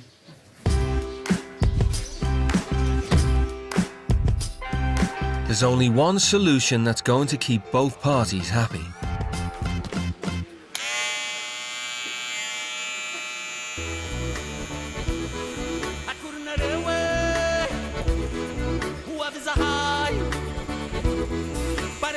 The haircut is not bad for England, but for Africa here, Kenya, it's pretty strange.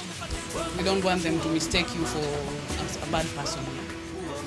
This is very nice. I'm so proud of you, Slot. Yeah, I'm so proud of you, really. Very nice. It's great. Not happy. Thank you.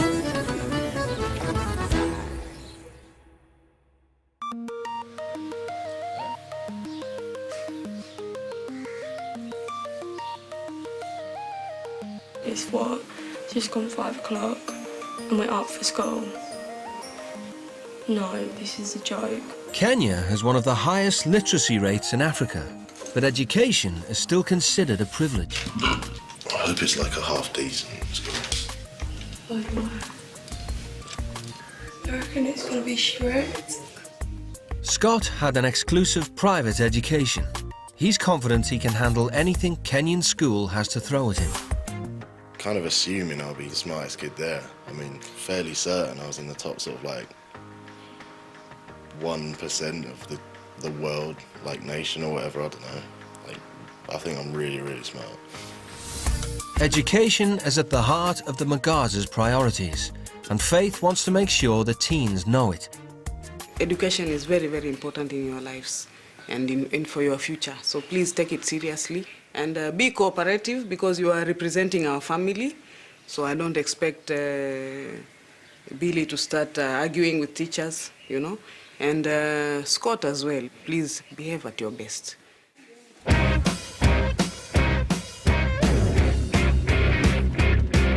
The teens are heading for Coral High, 10 miles north of Mombasa. The school motto is Think Success, and head teacher Rosa Kemwa insists her 120 pupils achieve it. Parents choose to bring their children here because we are very, very particular about discipline. Because we believe without discipline, there's nothing you can do in life. Coral High charges just £240 a year, but that's as much as an average Kenyan's annual income. So many parents struggle to afford the fees. In this district, most of the children are disadvantaged. They come from families that live below the poverty line. Hello, come right in, ma'am. How are you? Fine, how are you? Welcome to Coral Junior High School. Thank you. Yes, it's a pleasure to have you here. We hope you're going to do everything as per the school rules of this institution. Those are our 30 commandments or rules. Are you pleased about it? It's okay with you? Can't wait. Good. So tomorrow when you come in, I would expect it to be up to here. Oh, I'm not shaving my beard off. Seriously, I'm not getting rid of that. That's a school rule, my dear. No, I understand, but I'm not. Okay, we'll talk about it later. With the lessons about to begin, Principal Akemwa wants the new pupils in uniform and in class. But the school doesn't have a pair of trousers large enough for Scott. 36 inches and the leg's 33. 36? Yeah. We've not had that size. It's okay. For today, we will allow him to be like that. Is he not wearing anything like that? It's because he hasn't got his size. He hasn't got his size. Today. Tomorrow he has to wear it. Well, can I wear mine tomorrow then? Because I don't see it fair as Scott being allowed to wear his shorts today and I've got to wear uniform. I can wear it tomorrow, but if Scott's not wearing his today, why should I wear mine? You didn't come here because of Scott, my dear. I'm not having to wear. Wow. See what is happening here? I'm not wearing uniform. Should I if give you Scott half an don't. hour to think? Because No, I'm not, I don't want if I have half to hour take to action, think. it's going to be very bad. I You don't are want embarrassing half me hour. here. I'm not embarrassing you. You are, and you are disrespecting You're not my listening family. to me. You're I not have listening to me. listened You're to not you. seeing where I'm You don't coming want from. to reason, that's why. I am listening, but you're not seeing where I'm coming from. I think it's out of order. I'll wear uniform as soon as Scott wears his uniform. I We've don't both come think here it's for the fair same because, reason. Look here, you are responsible for your own life. I think this is Okay. taking the piss at the moment, to be honest. Fine, then we go back home and we see what will be done at home because No, this is not right. You need to understand where I'm coming No, from. I'm not going to understand. I refuse because this is not your school. This is just school rule. Oh, do you know Uniform what? has Just to give me be the worn. trousers. Just You give me the cannot say. trousers. You'll Just wear give me the trousers Yeah, now? just give me the Fine, trousers. okay. Let's go to the office then. Right, I'll wait here. Can you get them? Because I've got I can't get them for you, my dear. You are younger than me. Go get your trousers. Tell the principal that you are ready to wear your trousers now. In our society here, I wouldn't expect that. Even if my daughter wanted to complain about something, she would not do it in front of the principal. It was not nice. But at least I'm happy that she finally accepted, which means that she actually backed down and she decided to understand. We want to hear stories and experiences from Britain. So we need to hear from the two friends of us. So Scott, you are welcome. Before starting lessons, the teens must introduce themselves to their fellow students.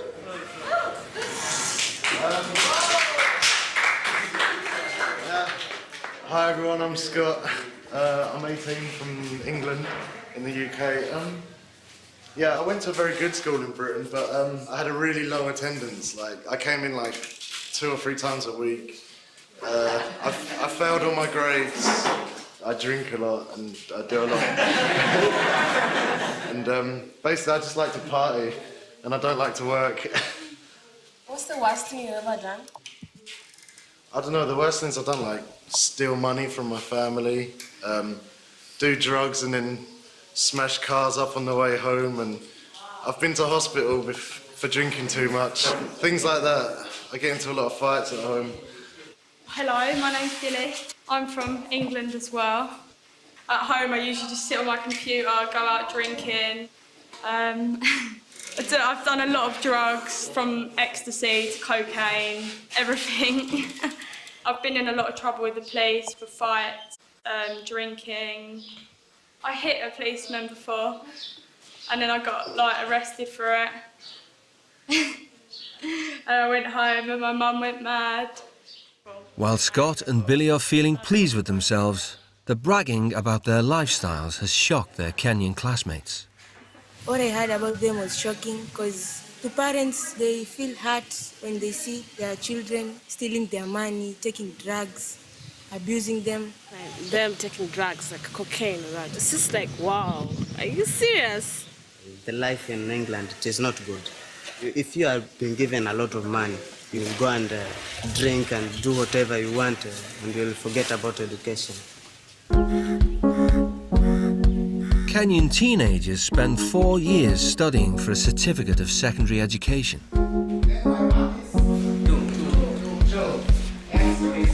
But it's all too easy if, like Scott, you think you're one of the world's cleverest people. Child work. It's easy though, so I can just get on with it and carry on. So I shouldn't really complain. So, mental arithmetic, let me start with Mr. Scott. If 10 men can take 5 days to finish a job, how long will 15 men take? 2.5 days. No. The simple answer Scott's looking for is 3 1/3. 10 men can take 5 days. How long will 15 men take to finish the same job?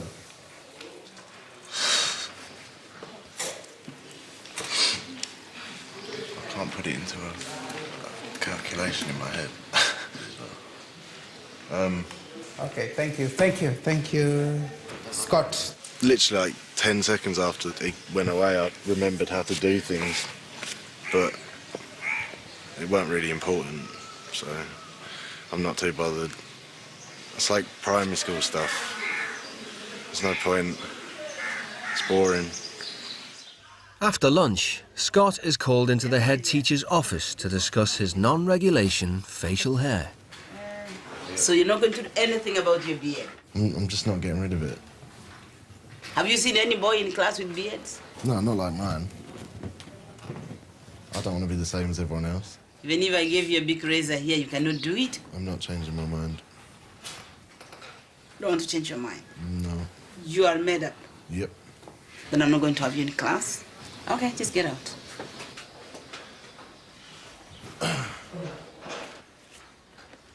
Never in the history of this school have I had a student who says, I cannot shave my beards. That kind of a child is a kind of a spoiled child completely. Because sometimes like this, it becomes a bad influence and show to the other students.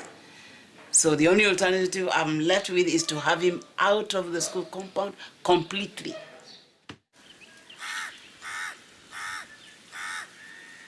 Mrs. McGarza has been called to come and collect Scott. Hello. What's happening? I've been kicked out. Why? Because I won't shave. It's good to sometimes make compromises. I don't think I should do for 2 anymore. days, Scott. Consider that it is also embarrassing me, actually. It's embarrassing our family, really, you know. I have made effort to come here. I have cut my hair and I have taken my piercings out. Yeah. And I've like... This is very embarrassing for me. I don't even know how to face It's embarrassing. It's embarrassing Our for family, me. Mr. Mugaza, is making calls all the way. He's supposed to be in a meeting right now, but he keeps calling me asking, what is happening? Why has he done that? You know, it's a letdown completely. I'm still not going to change my mind. After school, the teens were expecting to go to the beach, but Faith and Dixon want to talk to them about their behaviour in school. Since we're going to the beach, can I go and have a cigarette quick? Because I haven't had one in like ages, and I really need to have one. Like really need to have one, and I'll be like 2 minutes. So I think yesterday you had us say it very clearly that it's not allowed here. Well, I need to have a cigarette, and I'm not. Nobody is going to the beach now. She reckons she's going to cancel the beach trip now because of that. Oh, she can suck my big toe then. I'll sunbathe on this bit of mud. The beach trip will be cancelled. Cancel the beach trip. It don't really bother me. I will come out here with my towel and I will lay down naked. Actually, just in case it does get to the stage where they do want to take these. I'm taking so I've still got more stuff. Smoking is not just a breach of the Magaza's trust. Billy is only 17, so in Kenya, she's breaking the law. Now, Billy, what has happened? I had to have a cigarette and no one's stopping me from having a cigarette. You're taking this whole thing like a joke. Because yesterday we discussed with you. Yesterday you said you had no You said you had no cigarettes. cigarettes? You were cheating us. Yeah, all right, I might have told a little white lie, but like, I don't know. I'm not going to give you my cigarettes. I'm sorry, but if you're a minor in our country, you don't say what is to be done in the house. There are rules that need to be followed. Do you not think cancelling the whole trip's a bit over the top? Yesterday you cheated me that you don't have cigarettes, and you have the cigarettes now. You can't just cancel the trip because Yeah, it's I have smoking. cancelled that trip and I'm giving you punishment, and if you're not taking it, I know what to do later. Next. I think that's ridiculous. Yes. I'm going to have a more worse punishment than that, even put you in cells. I don't care about it. No, I'm not going in any cells, I'm afraid. No, I won't. I think that's ridiculous, to be honest. That's stupid. The law does allow 18-year-old Scott to smoke, but it's normal for Kenyan parents to call the police during family disputes. I ain't having that. Getting friends put in cells, that's ridiculous. We're not going to put you in a cell. Well, he It's seems not to the think police, he's some is sort of it? big man. He won't put me in a cell. Puts me in a cell. Knock him right And out. I'm sure I'll live a little bit in the cell. If he tries to put me in a cell, I'm packing my bags and leaving. I was really shocked because I thought Billy was okay. She looked like she was adapting. But then she came out with the cigarettes and they're out. So now it's a whole different story. They need to be taught that in this world you cannot be selfish because you have to think about what you do will affect other people. So they done something and they're going to pay for it badly. Do you have anything you want to tell us now? Are you sorry for the smoking? I'm not Rather sorry for disobeying? it. I'm not sorry for Disobeying it. our rules? I'm not apologising because I don't think I've done anything wrong, to be honest. Okay, you did not smoke. No, I did, but... So you don't care about our rules? No, I care, That's but... the conclusion we are going to make. Some Because of the if you rules- say that you will still do what we are asking you not to do while you're here. So now, because of that, we definitely have to do something about that. So we can't go to the beach because of a cigarette? Yes. Yeah, even Oh telling my Instead, we are God. going elsewhere. Telling people you're Elsewhere like where? Yeah, we're going to visit grandmom now. Scott is going to remain here while I go with you. Just me? Yeah. I don't I want need go. to speak to you privately. I don't want to go to grandma's on my own. I'm not going on my own. No, I'm not going there on my own. I'm not going. I'm going with you. I'm not going somewhere I don't know. No, I'm not. You see, again, you're using abusive language. You see? This is a very big problem here. A big one. The Magaza children are no strangers to being punished at grandma's. Valerie has some wise words of experience for Billy. I don't even think I've seen them like this. In how many years? I don't know. I haven't seen them like this before. You've done something really wrong. needed to have a fag. Yeah, I And, know, like, but can't you control your urge in a way? I don't know. If you're stressed, take sweets, can't play just- something, run around, you know, like have lollipops, be hyper, I scream. can't But just change. I can't just. well, are you willing to do it? I'm willing to do it. Yeah. And I will go. But if it gets too much, then what will you do? I'll walk off and I won't where? do it. I don't know, to wherever there is to walk off to. There is nowhere to walk off to. Okay, there's a road, okay, but you can't walk off there. It's dangerous. You don't understand. This is Kenya.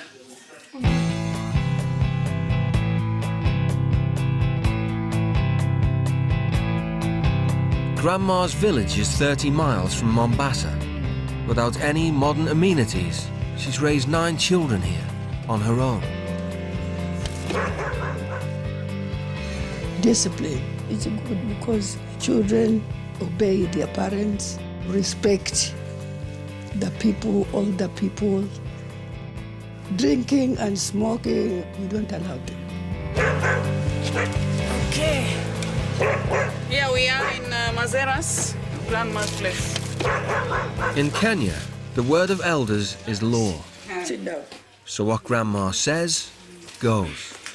She decides that Billy's punishment is to perform physical labour and stay in the village overnight. Tomorrow morning? Yes. I really want to stay. I know you don't want to stay. You have come here not because you want it. I'm not staying. I'm just getting up there now. I've just got here and they're telling me I'm staying here. No, I'm not. I'm not staying here. I'm not staying. There is nothing. I haven't got anything against you. It's not. I've just got here. I haven't got any of my stuff. I don't feel comfortable just staying here. We are not bad people here. No, I know. I'm not saying you're bad. You are not saying that. But I'm telling you, don't be worried. At home, Billy always gets her own way. But despite the tears, Faith is determined not to back down. See, for me, it is wrong for me to go back and start asking her, oh, we are sorry, why are you crying, you know, because in our culture, when you are instilling something, you have to make sure it is instilled. You don't go back again on your word. After talking to Grandma, Billy agrees to stay in Pound Maze, the staple food of the village.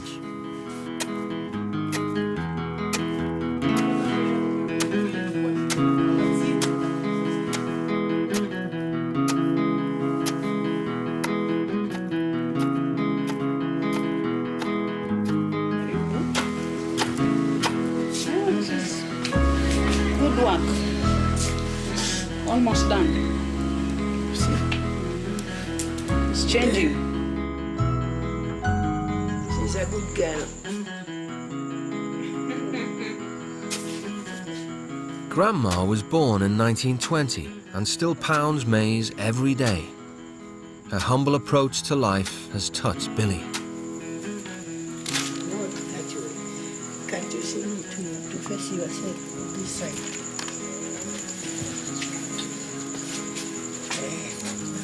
Yeah, there you go. She's so nice. Makes me upset. Like, the fact that she's really nice and she talks about her life and how she's done it all on her own and stuff. It's hard work, like you think. Like they have to do that, like what, every day? Not a lot really makes me cry, but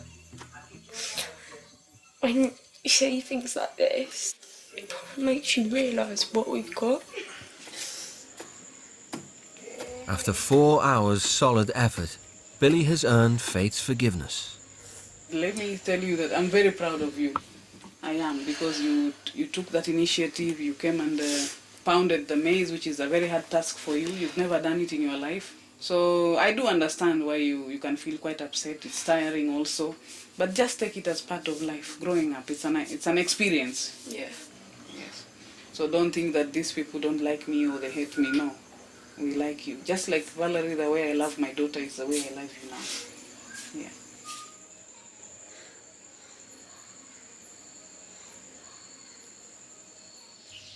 Back in the city, and Scott is about to find out what his punishment will involve. Lazy people. Mr. Scott, wake up. Today you'll follow me to work.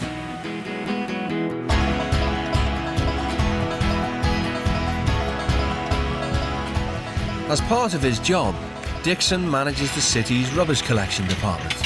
He's arranged for Scott to spend the day on the bins with his operations manager, Mr. Sadiq.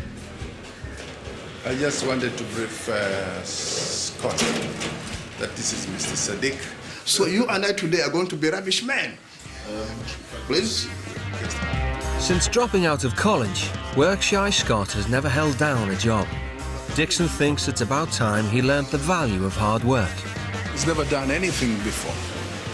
Just sitting idle, drinking, boozing. He's lazy. That's the only thing you put it. He's lazy. Mr. Sadiq wants Scott to join a team of 8 men clearing up a busy market square. I'm not touching that. You'll get used to. I'm not getting used to anything. I'm not going near that, I promise you. It stinks. Can't breathe.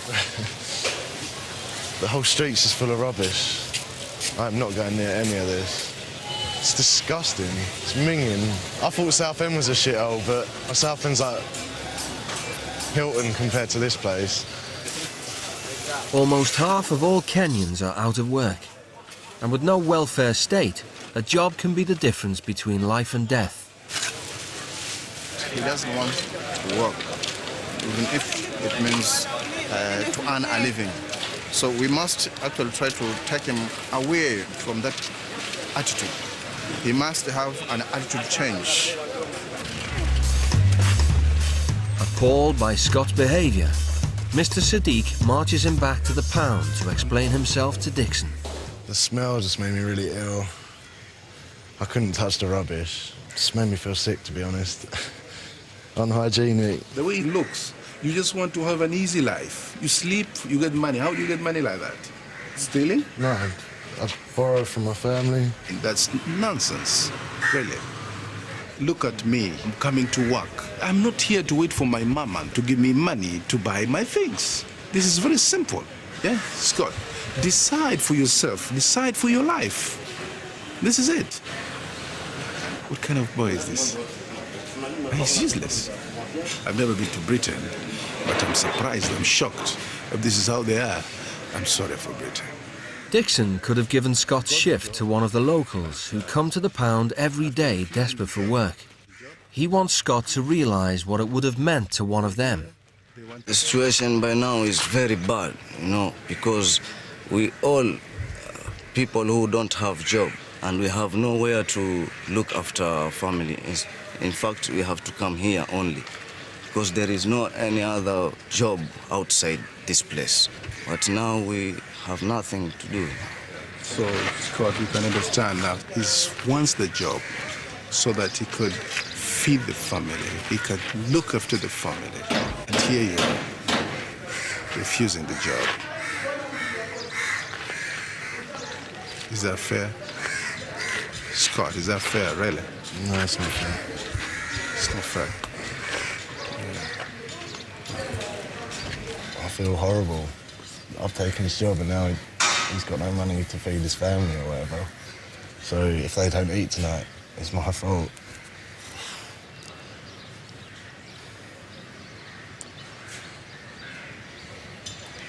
Makes you feel like absolute shit.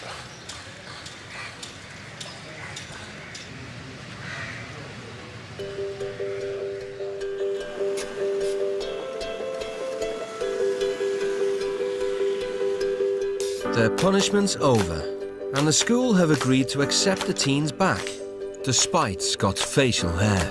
I'd like you to construct a sentence using will and have. I will have my dinner later. I want a sentence that looks this way. For Billy, it's a chance to hear about the lives of her classmates. My dad he's a drunkard, but the way I see him behaving with my mom, I totally don't like it. Yeah. Because he gets drunk, beats up my mom. Then I say, if getting married is like this, better living single. And education helps you a lot. Like here in Kenya, without education, there's nowhere you can go. Nowhere at all. Life there at home with your mother, how is it? Me and my mum argue a lot. About money and getting drunk and things like that. But yeah, we can get on sometimes, but there's not a man in the house. There's no dad, so if there was a man there, maybe it'd be a bit more strict. They really appreciate school and school work and sort of getting on with things out here. A lot of my mates just have like ambitions to become a footballer's wife. It's not the same out here. They really like know what they want to be, sort of thing, and I don't know, they want to do it for good sort of reasons. I want to improve the modern technology of the aeroplanes. I want to be the first person to make the fastest aeroplane ever seen in the world. I would get a scholarship in a good university. In English, pupils are being asked to read out speeches they've written about their ambitions in life. Yes, Scott, tell us what you want to be after 10 years. I don't really want to read it, if that's okay. Go on, Scott. After all his showing off on the first day, Scott's confidence appears to have deserted him. No. I don't want my speech read out. Why? Because it's embarrassing. No, read. We're waiting for you. You'll have to wait all day. He shakes as if he's going to faint, like something like that. Bailey is like the boy and Scott is like the girl. He was shaking, he was sweating, he could only look down. Scott's cocky front is crumbling as he struggles to be honest about his real feelings. I answered the question. I don't want to read the speech out.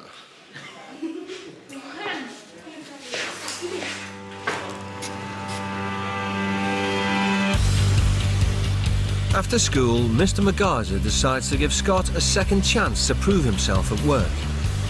His own upbringing was in stark contrast to the average British teenager. You know, we had a really hard life, really hard life. We are in a family of about 9. And my father died when we were very young. At your age, I was not doing everything for myself. Even getting some casual labor, I really worked hard for, because my mother could not afford it. We are proud of that. Be proud of that. And I say that because I know you can do it. I respect him quite a lot, to be honest. He has done really well. Like, he's worked solidly for like his whole life, even when he was young. So, yeah, he deserves full respect, to be honest. I just want to prove that I can actually work without them just looking at me as if I'm some sort of failure.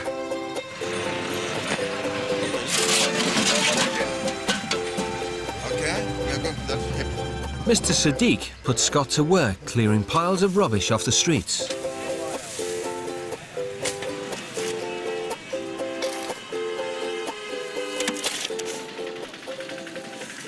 Been working for about 10 minutes.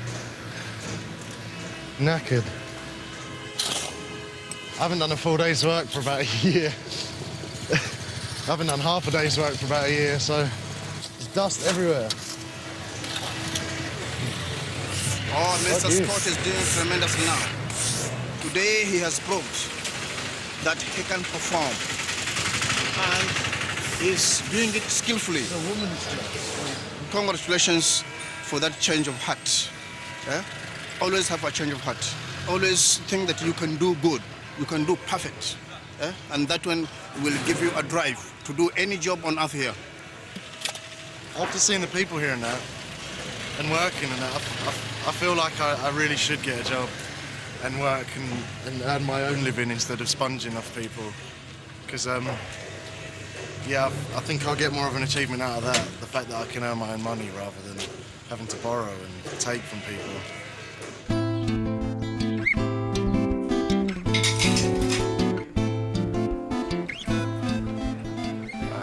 One of you should pray today. Who is praying? I don't know really how to start it. I'll just try. Oh God, thank you for blessing us with this food today. Amen. Amen. Yeah, try. This is a try. Okay. How was your day today?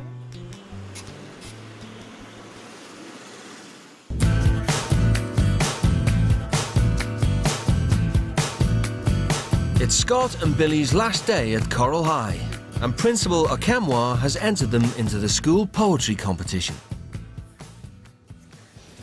My family are very special to me. I love and care for my family. One day I hope to have my own family and be happy. Family should have love, happiness and respect. A family should trust one another and care for one another.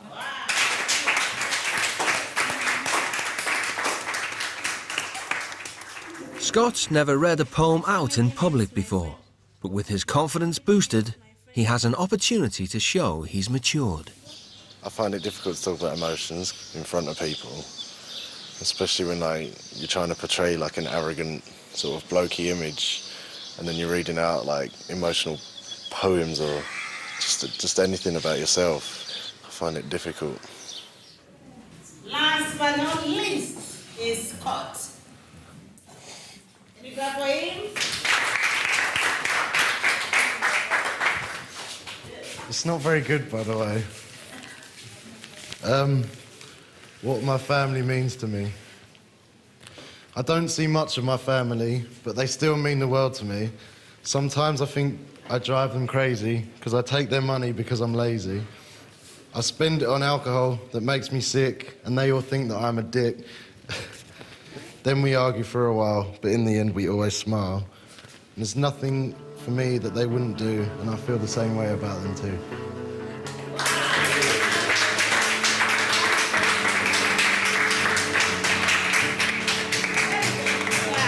That's great, yeah.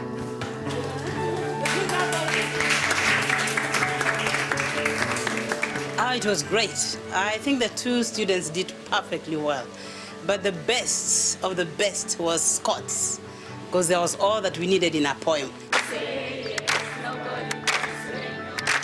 I think people have the wrong idea about me. I don't think I got a lot of sympathy as a kid or attention, so I crave it in a different way. Like, I make myself all arrogant and cocky and confident and draw the attention to me. I get stupid haircuts and piercings, and I like to be the person that the attention is drawn on. But I like to think I'm something special, then maybe I'm not. I think if I want to be something special, I've got to try a lot harder.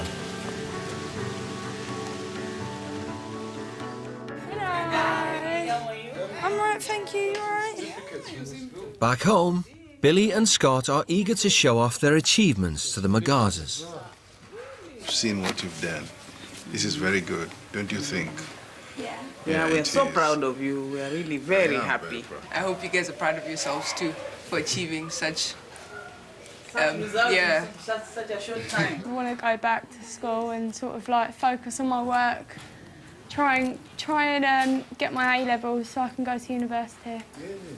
That's good. Thank you. They gave us like a plant to plant in the ground for like memory. Really nice. We have a tree in Africa dedicated to us. Yeah. When you need to plant a Mugaza tree in England. If only you could carry one. Thank you. Congratulations. We'll send you pictures of it as it grows. It was very hectic in the beginning, but now I feel very, very proud because they've achieved so much in just a week, and you can see how good they are. So now I know I have 4 kids, not only 2. Yes.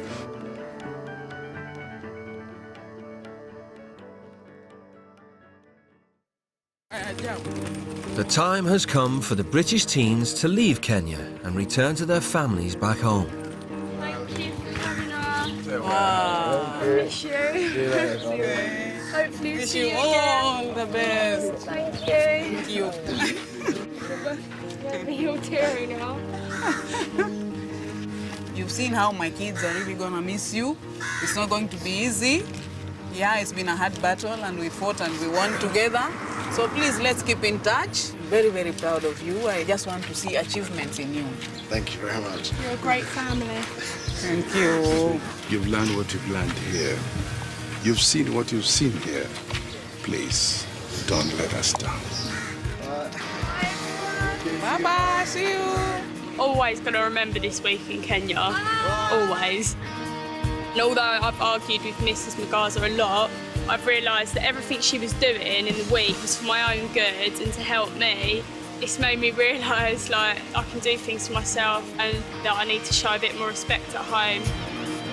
This experience is completely different to what I thought it would be. I expected a holiday and to just give some random Kenyan parents a bit of attitude and then go and enjoy myself.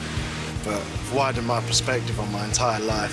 I've seen things in myself I don't like and I want to change them. So that's something for the future.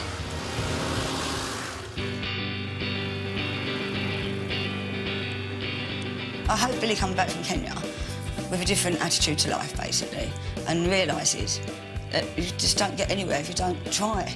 You know, you've got to help yourself. You've got to get on with it. Hopefully, going on this trip, she would have learned something, you know? We'll see, though, won't we?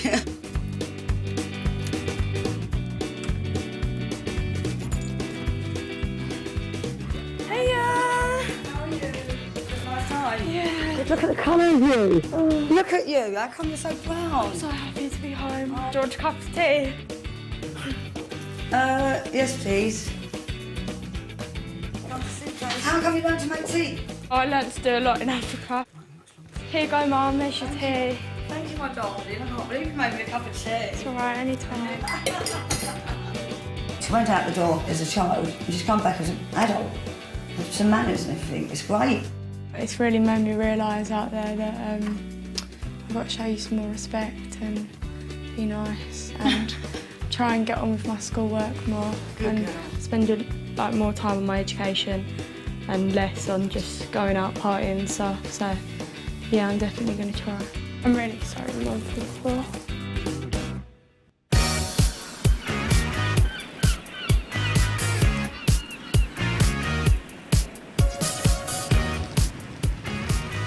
Before Scott went away, I was worried about his behaviour.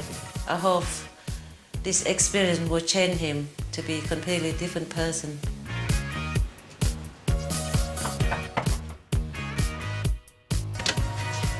Hello, sir. All right, Mom. Oh, miss you. Got some certificates from school, Mum. Oh, Well done.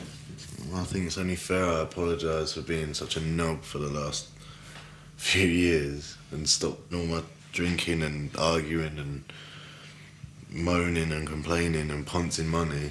I am going to stop that now and really just try hard at looking for a job and doing well with my life. I'm so pleased your attitude changed. Things are going to look better now for both of us.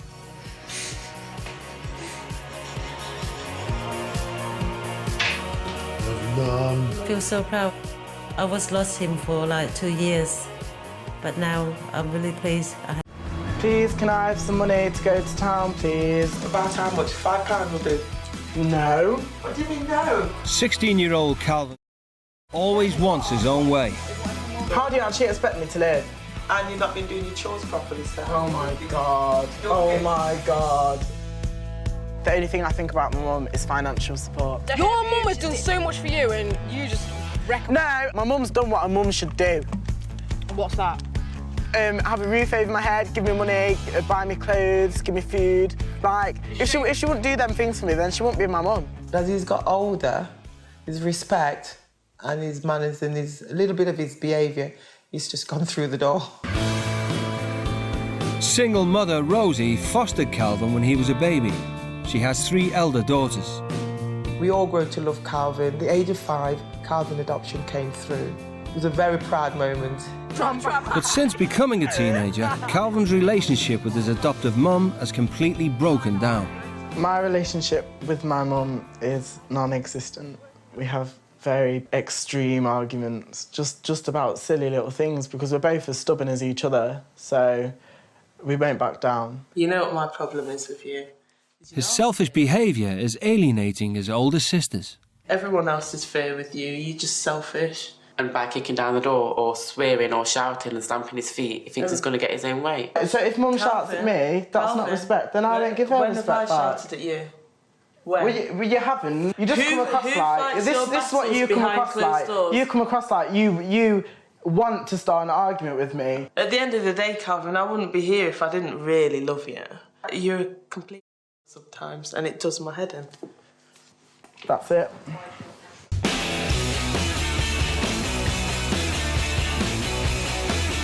Down in Brighton, Rosie do anything to avoid her parents. I just prefer spending more time away from my house than anything else. I don't like spending time with my family. She has got no respect for me whatsoever. She's always shouting at me, swearing at me. There's so much lack of communication going on. I don't like speaking to you. Why? Why don't you like speaking? I don't know, I just don't like speaking to you. You won't even go into town with me anymore. It's your personality, I don't like it. I don't believe you just said that.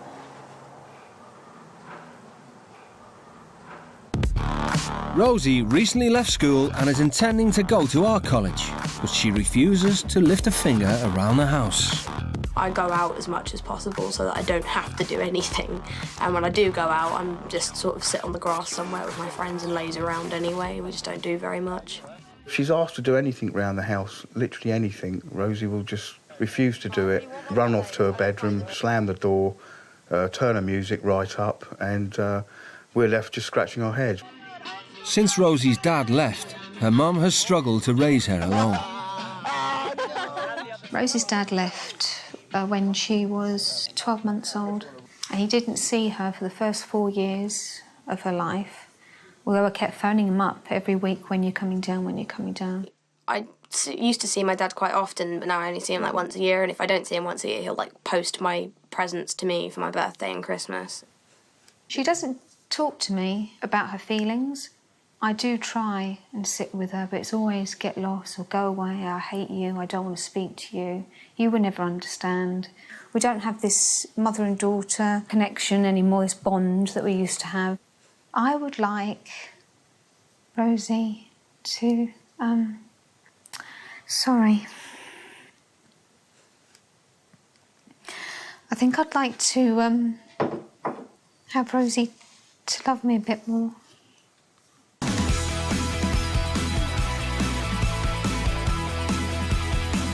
To try and get their lives back on track, both families have agreed to send their wayward child to live with new parents on the other side of the world. Say goodbye. Yeah. And let's hope you come back as a different person. Yeah, right. Yeah, without the attitude. She needs a wake-up call, really. She needs some discipline. I just hope she realises what sort of teenager she really is. Have a good time, but remember what you're going for. All right, then. Right. Bye. Yeah. I'll miss you. Yeah. Take care. Right. Had time to think. Calvin takes things for granted. And I just want him to see a different side of different culture and how they live. Hello. Wow, you're beautiful. I love your lipstick. Wow. That's rock and roll. The British teens are heading here, Belize, a former British colony in Central America.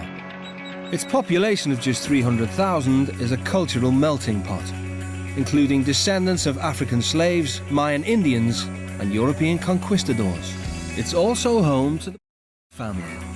There's Dad, Earl, Mum, Rosie, 18-year-old Lucy Jane, Bobby, 16, and 7-year-old Ethan. We are God-fearing. We demand respect, especially from our kids. Rosie is a school administrator and believes that children should have total respect for authority. Sanky! You don't talk when I'm talking. Have some manners. If I say jump, all you need to ask me how high, and that's me. Just ask me how high. If you give me 2-3 other words that I didn't ask for, then I think you're overstepping. Dad, Earl, manages a lumberyard. He ensures his family follow a strict moral code. I will discipline you in whatever manner I see fit to ensure that you have a bright future. We are raised on, old-fashioned traditions, and that includes time to time whipping if we're bad. With 7 children under their belt, Mr. and Mrs. are convinced that every child must work hard to contribute to family life. When I come home in the evening times, my chores are to clean the house, sweep it, do the laundry, and do my homework, make sure Ethan takes a bath. And I also have to do the cooking in the evening times. If I don't wash up, then that has to be a big problem, and fold the clothes. Now that their 4 older children have left home, the have recently adopted a little boy, Ethan. Eat your meat, okay? A few months ago, I adopted little Ethan from the children's home. He came in from school with his little torn-up school bag. The bag was very torn up. And I felt sorry for him, and I said to him, do you want to go live with me? And he said, yes, and he was smiling. And that's how it all started.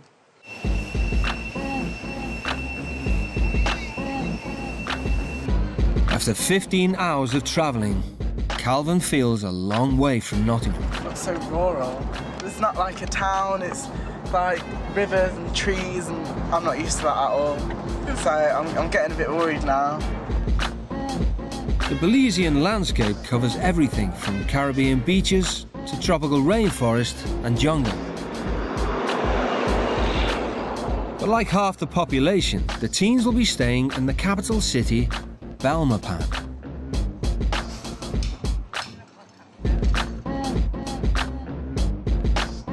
I'm a little bit nervous about what the family are going to be like. For the time being, they just need to relax and calm down, because we're in Belize.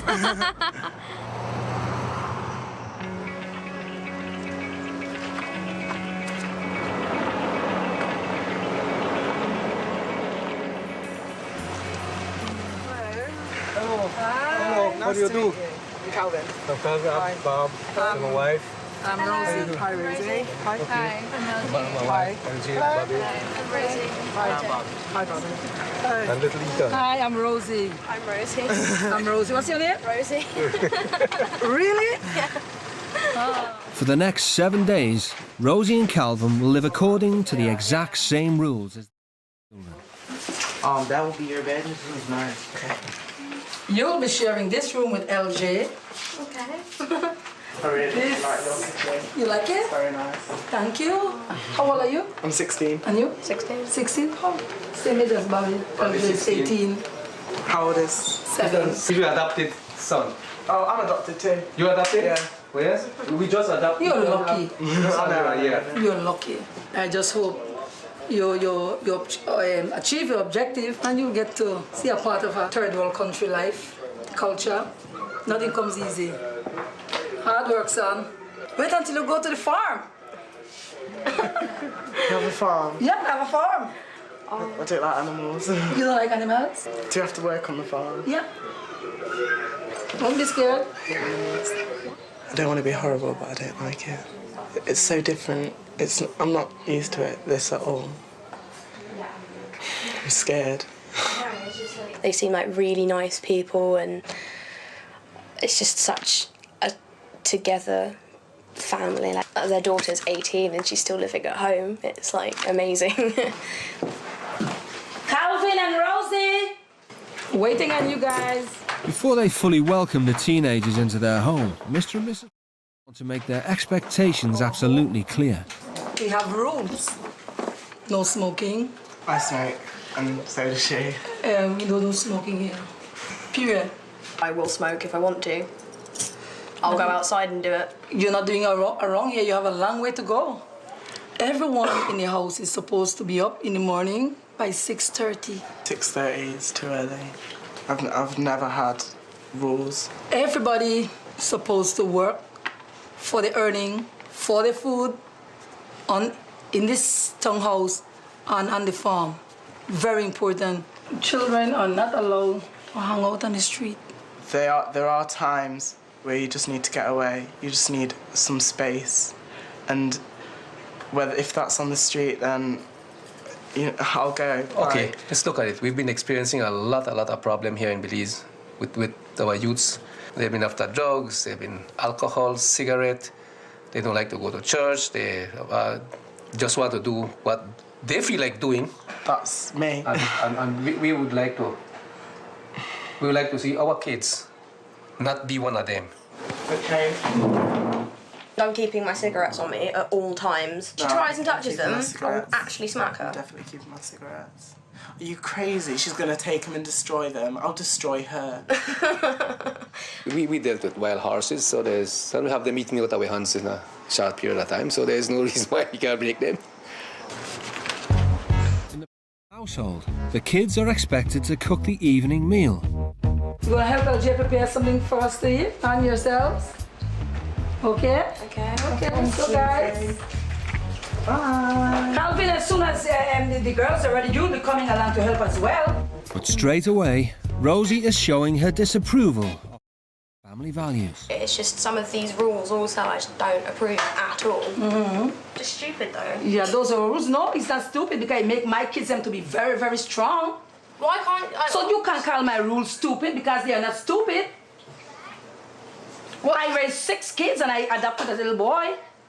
And I intend for him for those rules to carry and make him strong as well. That's your family though. But you're my family now, Rosie. I'm not. You're here with me for 7 days. You're my family. Their defiance, it was pretty shocking. It was the first time I saw my mom, being disrespected like that. If I would do that to any adult in Belize, I would get slapped. My mom will have something in store for them that probably they won't like. Getting there, Calvin. The teens have been in Belize for just 4 hours and are already feeling the strain. I feel like I've done so much work already. My mum would have asked me to do this at home, I would have point blank said no. Calvin and Rosie. Come on, guys. Mama hungry now. I'm getting hungry. You're moving too slow. I'm hungry.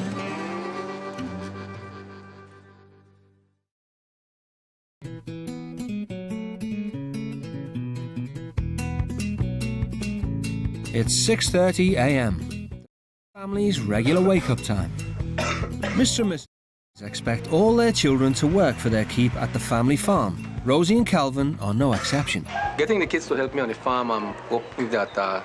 This will teach them a sense of responsibility. I have my workshop, that I do furniture. I need to put in some windows to have the place secured, and they're going to help me with that today. They will get some benefit from it, a sense of achievement, pride in it. I want them to be proud of whatsoever they do.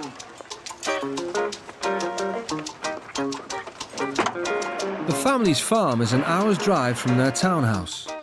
Its 51 acres are home to horses, pigs, and 30 head of cattle.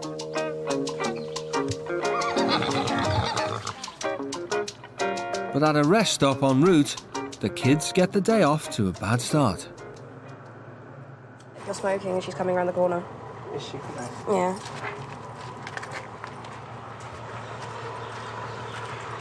Rosie and Calvin, what's up?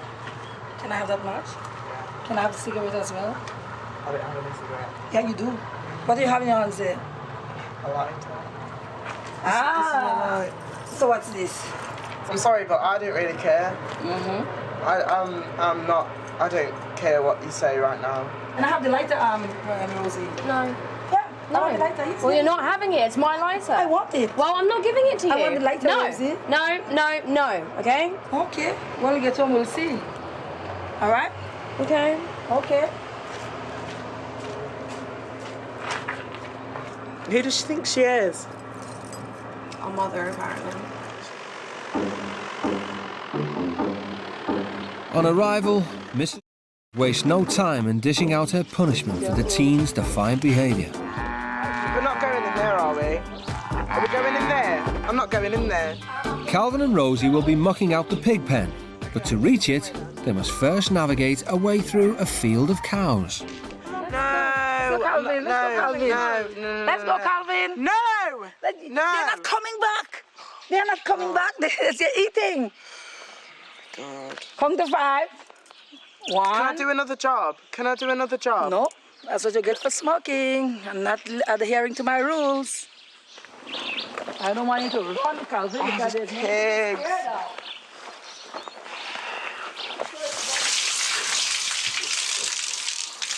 Lots of work, dedication, and that's how you become successful businessmen and women. The teens have to hose out the pig poo from the pens. It's proving too much for Calvin. I want to. It's fun. It's fun.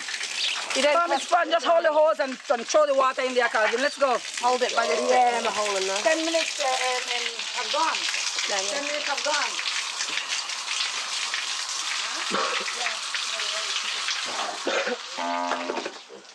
Okay, Rosie and Calvin, we need to put on some windows. 1, 2, 3, 4, 5, 6 windows. See, we do one over there already. 6, similar to the one way in the far corner. How you feel about it? I'll just do anything, just so I can get to bed sooner. I don't want to do it, but I can't be bothered to argue. I'm too tired. I'm terrified about having to complete all these windows. I don't know how I'm going to do it. But I guess I'll just like hide and slack off and smoke and stuff. With help from some neighbours, Rosie will prepare the wood and Calvin will construct the windows. Sit down. Well, come on, we need some help over here. I'm tired. I really need to lie down and sit down or something. You're tired. You just got out here. Tired already, that 5 minutes? Oh, you'll have the energy. Right now, it's your mind. You can do anything if you want to do it. It's your mind that's killing you right now. You got to stay there and stay pushing and pushing and pushing and pushing and pushing. You know. The first day at the farm has not gone well for Calvin. I hate the farm. I don't know how you do it. Do you enjoy it? No, not all the time, of course. Yeah. Why do you do it then? Why don't you just say that you don't want to do it? Because in the end, I want to see it done. I want to see what we have created. A lot of the things we have here, we had to do it in order to have what we have. So it's like, if you want something, you have to do it yourself. Or get someone else to do it. Well, you see, getting someone else to do it, you have to pay them. Yeah.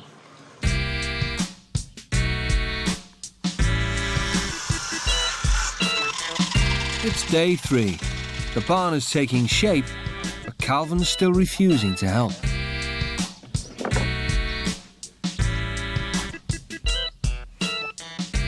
I think you should get up and help the kids. Can't you take a hammer and a nail? I've already tried it and I can't do it. You can't do it? No. Calvin, you got to keep telling yourself you can't. Not saying I can't. That will break you. That will bring you down. Say I can for a change. Tell me that you can. I can't. No, Calvin. Rosie's been moved on to general farm chores and is surprised to find work can be rewarding. In my household, I don't really do anything at all. I'm not proud of anything that I've done because I don't. Every time I'm asked to do something, I sort of wiggle my way out of it. I just can't be bothered to do things. I do whatever they want. Because whenever I need or want something, they'll be the first person to tell me that they will. Not be at the same exact minute, but eventually they will. But for Calvin, the concept of working for his keep is not to his liking. You know what, Calvin?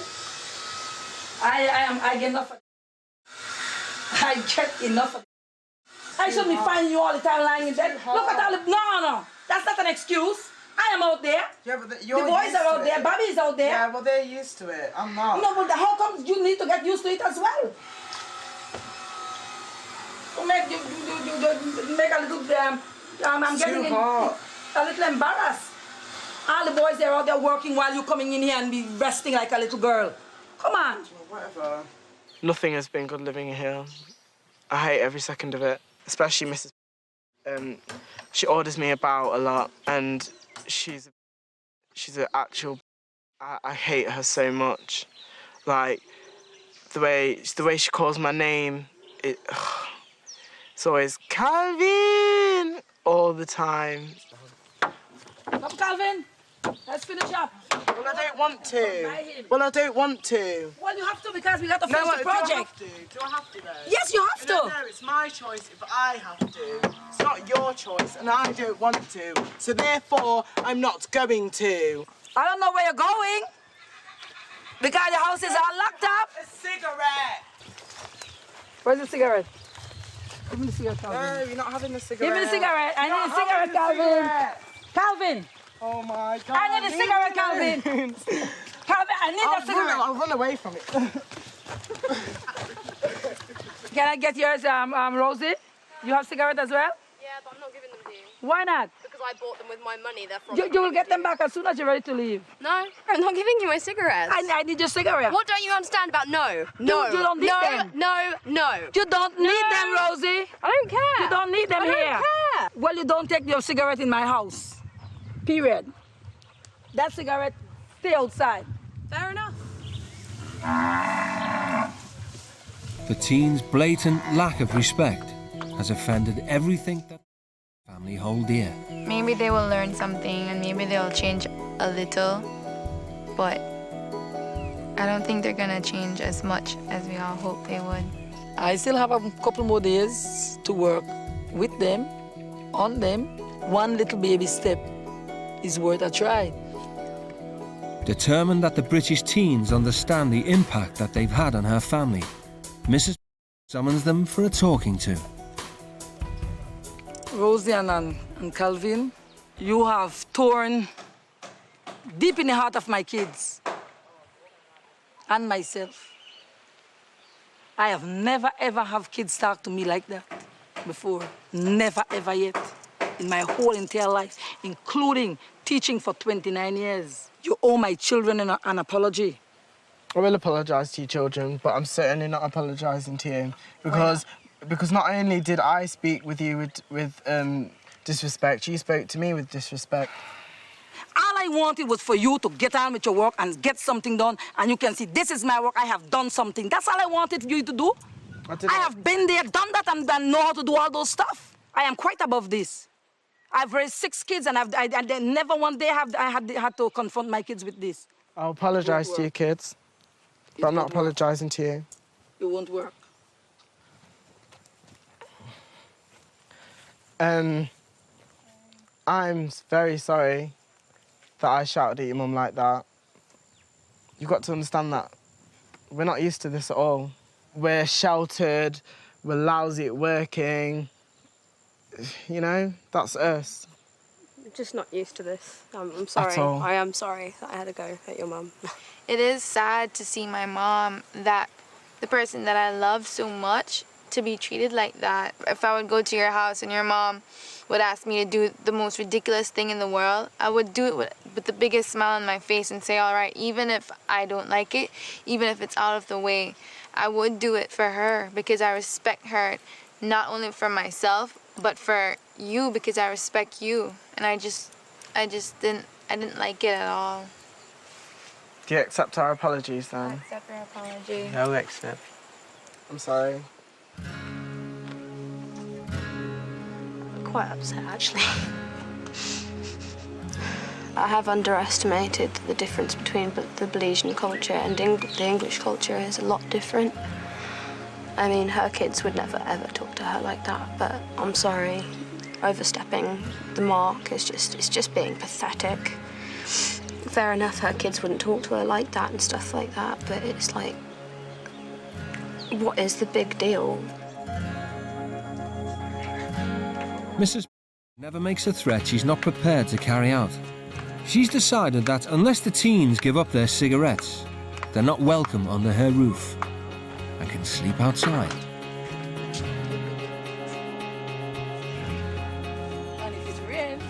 Children are supposed to know their boundaries. If we, the adult, don't teach them, lead them, then they would never, ever learn their boundaries.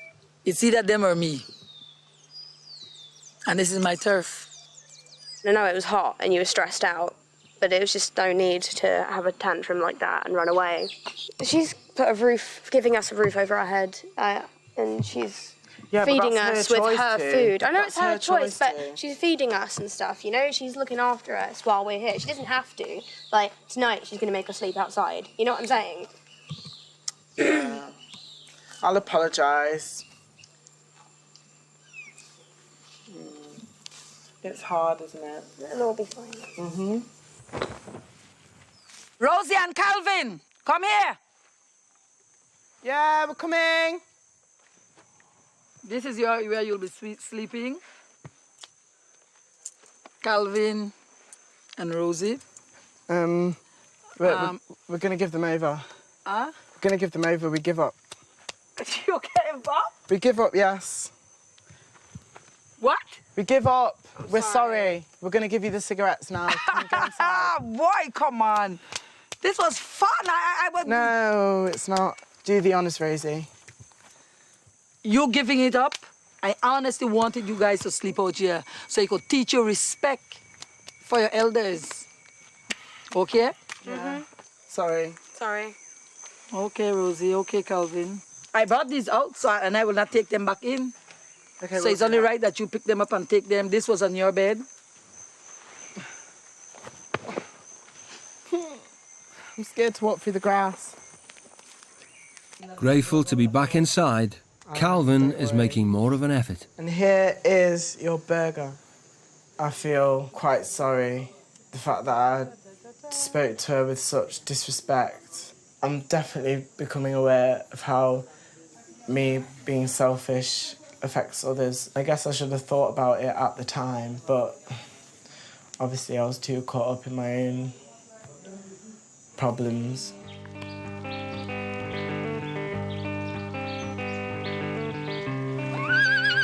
Mrs. believes Rosie and Calvin have no concept of how comfortable their lives are back in England. She wants them to appreciate what it's like to grow up in the developing world. Today, we're going to my village, where I grew up, Calvin. It's very important that I take you there to see where I am. It all started. It molds me into the person that I am today. Strong, determined, appreciative, respectful of what I now have.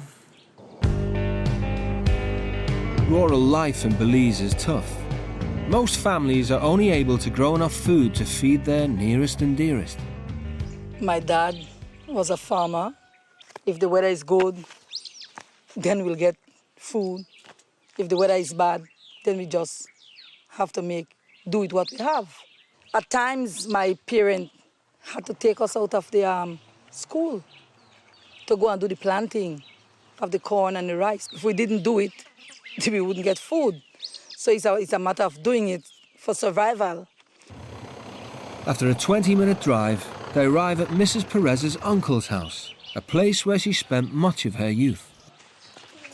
Morning! Extended family have always pulled together in times of hardship. In the village here, there is no running water. We have to get water either by buying a pump now, or we're getting it from the river.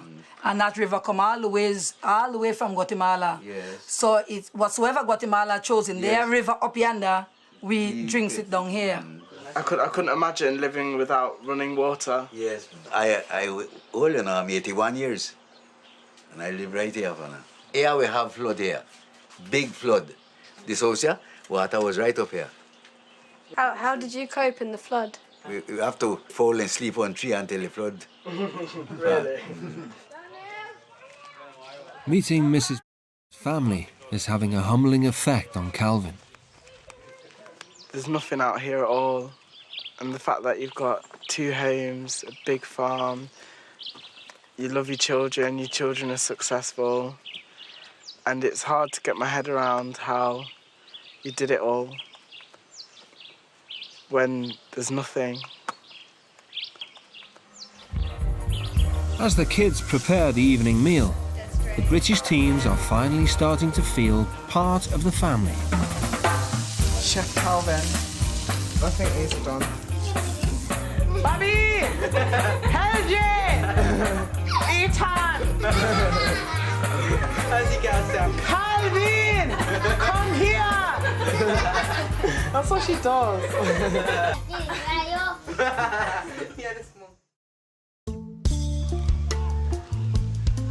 Before Belizeans can graduate high school, it's mandatory for them to carry out volunteer work. Mrs. is sending Rosie and Calvin to a children's home to offer their services. It's a great opportunity for them to reflect on their lives. They have a lot of love. The parents give them a lot of love, and they're not responding to their parents.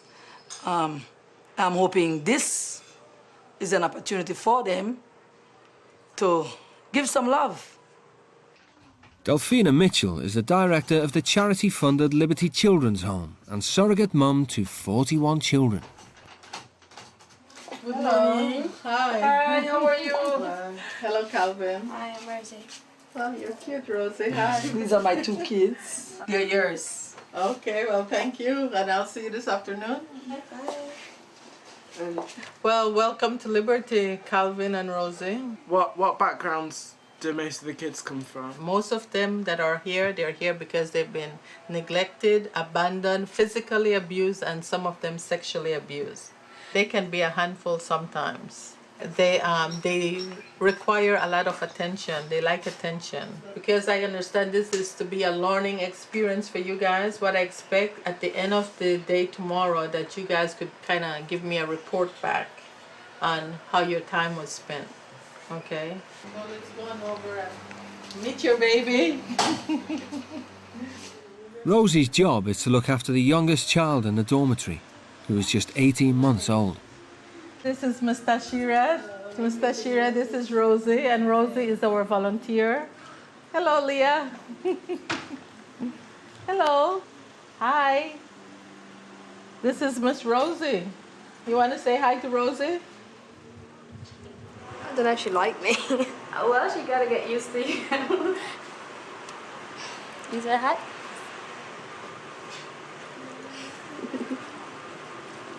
Yes, no problem. Oh, she's heavy. Well, does it feel that you have her arms on you? It's strange, you know. I'm not used to comforting. Sensitiveness in your heart could try make you learn to want to be with them more, or even want to figure out what about them, you know. So, I mean, right here, this is the first start. What's your name? Shannon. And you are? After spending just a few hours with the kids, Calvin reflects on how different his life could have been had his mum not permanently adopted him so young. The kids are so amazing. I just wish that they had parents to just give the love to. Have you always known you've been adopted? Always. I've always known that I'm adopted. My mum's never hidden it from me. How do you get along with your mom? I just don't feel a bond with her. You don't? I don't want to think that it's because she's not my birth mother, but at times I do think it's because of that. Do you have fantasies about your birth parents? What they would look like, how they would be, if they're looking for you too? Yeah, I definitely do. I definitely do. Like, I think about like what they look like and like how they talk and how tall they are and if they look like me. Do you have any resentment? Do you maybe feel that maybe you were not wanted and so you feel maybe something was wrong with you that you were not wanted? Yeah, at times I think it's my fault, but... What do you think you could have done to make it your fault why they gave you up for adoption?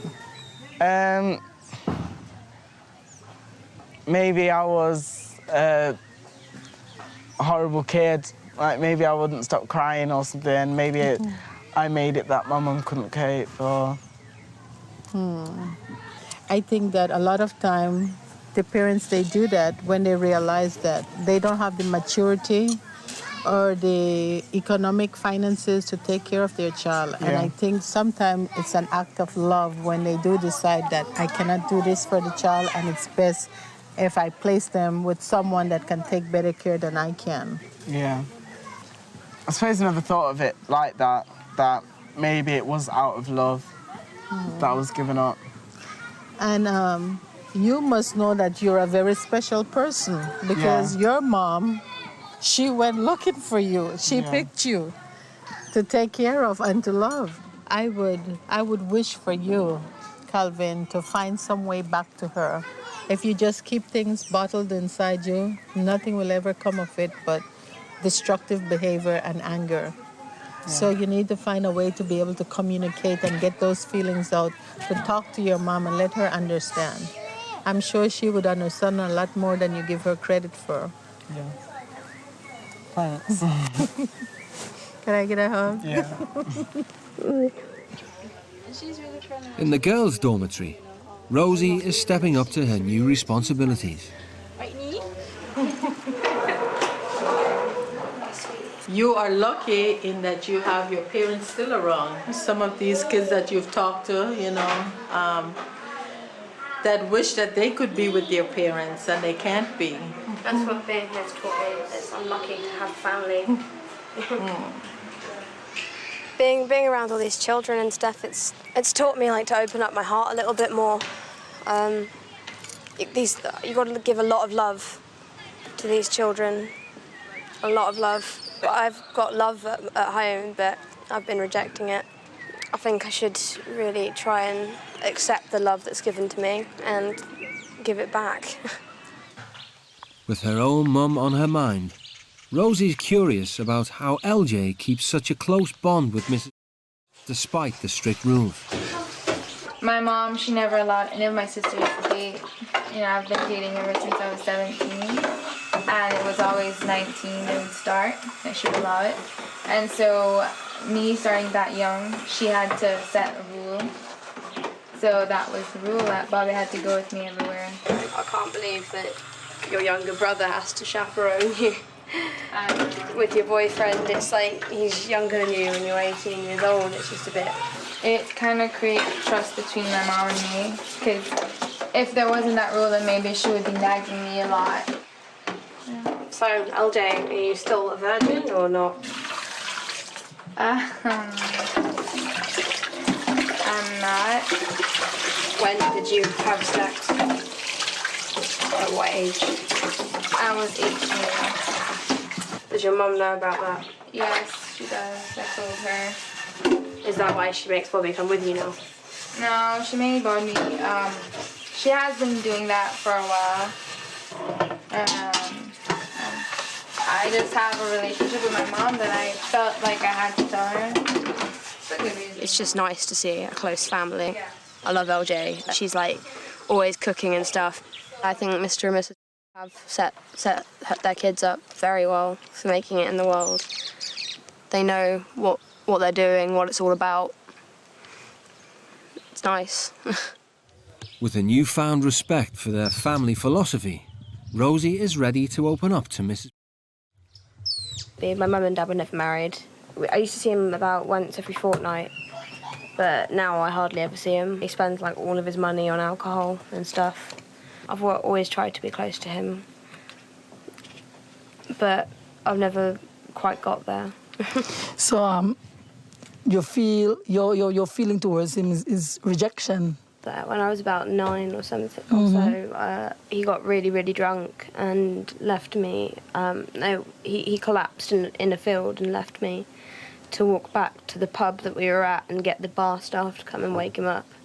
And my mum was on holiday at the time, so she couldn't come and get me, so my nan had to come and get me. But yeah, I was quite scared. There's been loads of incidents like that. I'm very hurt by what my dad does. And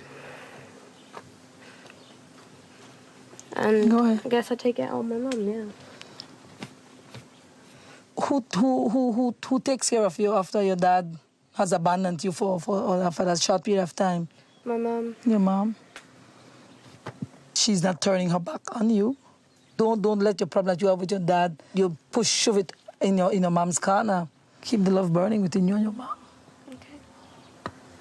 It's gonna be hard for me to let go of the past because I've held on to it for so long. But if we take little steps at a time, I think eventually we'll get there. Calvin's experience at the children's home has set him thinking about the adopted child, Ethan.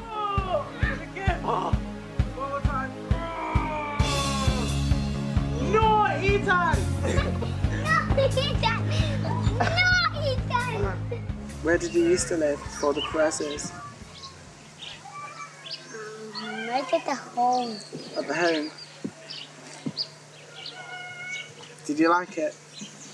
No. Why didn't you like it?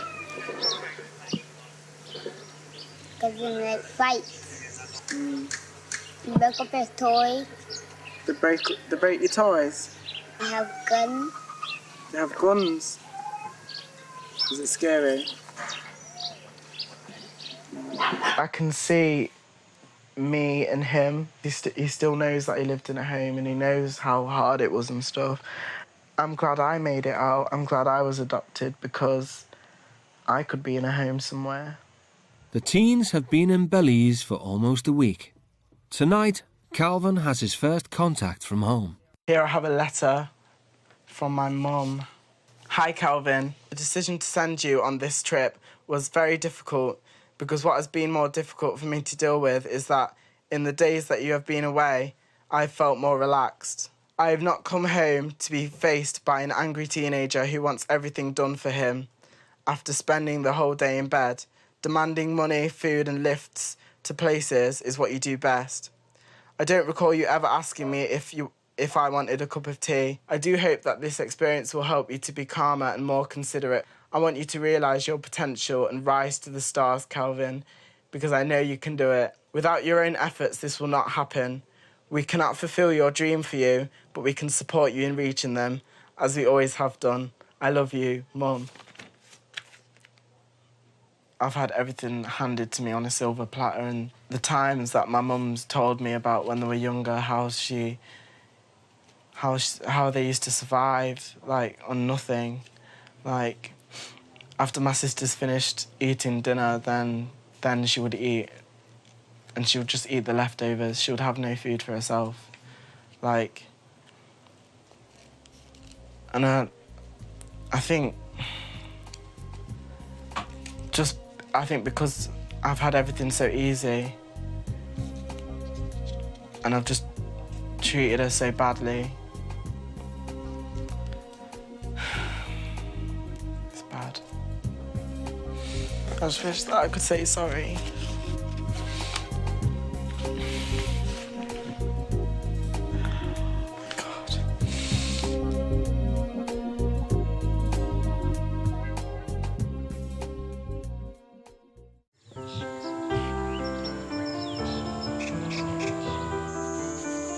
It's the final day of the teens' voluntary assignment at the kids' home. You do it too. Give me your hand. Delphina's pleased that Rosie has started to open up about her troubled childhood, but wants to keep her focused on her behaviour at home.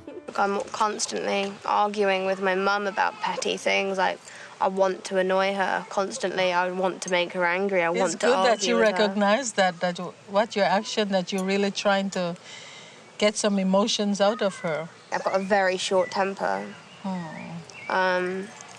So I get very frustrated quite quickly. What do you want for Rosie? Say 5 years from now. To fix my family, to have a job that's stable. And you say you want to fix your family, but how can you fix your family with all that anger in you? I guess I can let it out somehow. That would be a start.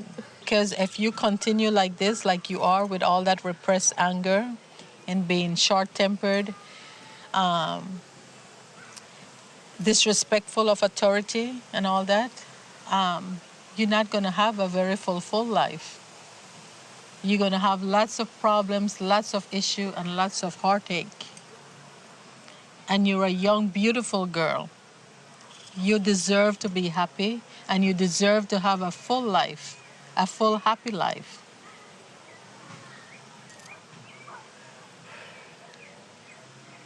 You deserve that, Rosie.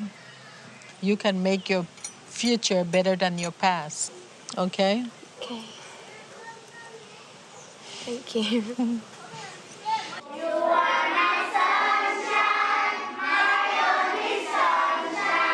It's the end of their time at the children's home, and both teens are expected to give a short talk about their experiences. Delphina has invited the family to come and watch. And Rosie, can you tell us what you've gotten out of being at Liberty these 2 days? Liberty has helped me open up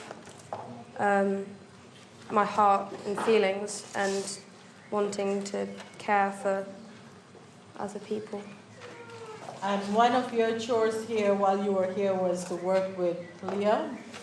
Yeah. How was that for you? First, I didn't like the responsibility of looking after somebody else, but then I learned that she's a very special child, and she made me think about a lot of things. I feel responsible now. What was the most important thing that you learned here? Everybody needs a mother.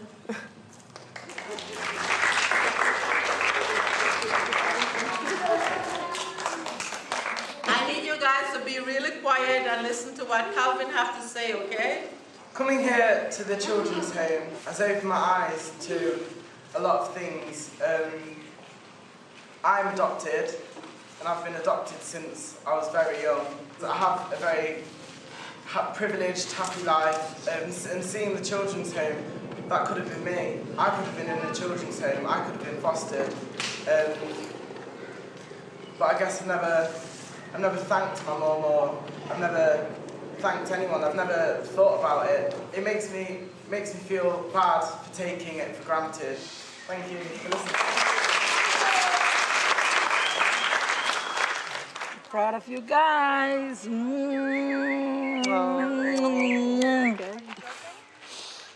Thank you so much. Have fun, man. It's sad. Thank you. I wish you the best. I wish you the best as well. I hope you get everything done here. Okay. Be happy. I will.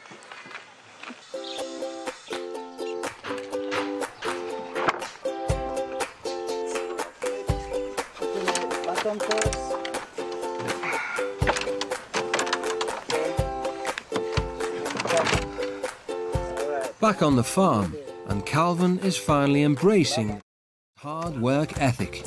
He's finishing the windows for Mr. Workshop. Ow!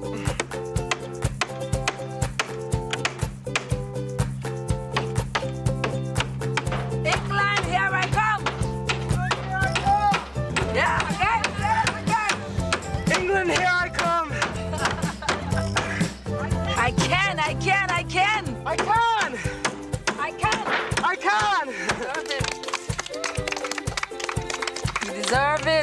try not to hammer your fingers anymore, but you did good. Good job, Calvin. Look at that hand. He's waiting on me. I tell you, you can be strong when you want to. There's a lot of good in you. Keep trying. Well, not that one. That one's horrible. That was disgusting. No. Just on your hand, take 1 foot. Over. Yeah. That's man, you're riding a horse, man. No, don't make it go.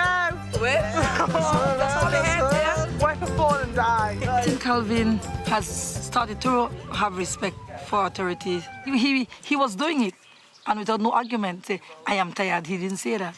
He just did it. It makes me feel a lot better about myself.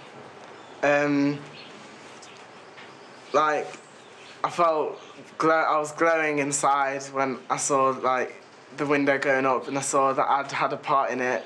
That window is going to be a part of this farm for a very long time, and I just want her to remember me by it. Bye, Rosie. We're gonna miss you, baby. Take care. Show mommy a lot of love when you get there. You can do it. Bye, Calvin. The time has come for the teens to leave Belize and return to their own families back home. But you have a mama already at home. Love her. Thank you. Bye. Bye. I'm gonna miss them. They're an amazing family, amazing. I admire them a lot. I think Mr. and Mrs. are very good parents because they're firm but fair. They know when to have a joke, but they also know when they have to be tough. I've seen both of them change. Calvin, he has done a lot for himself. I'm getting ready to miss them.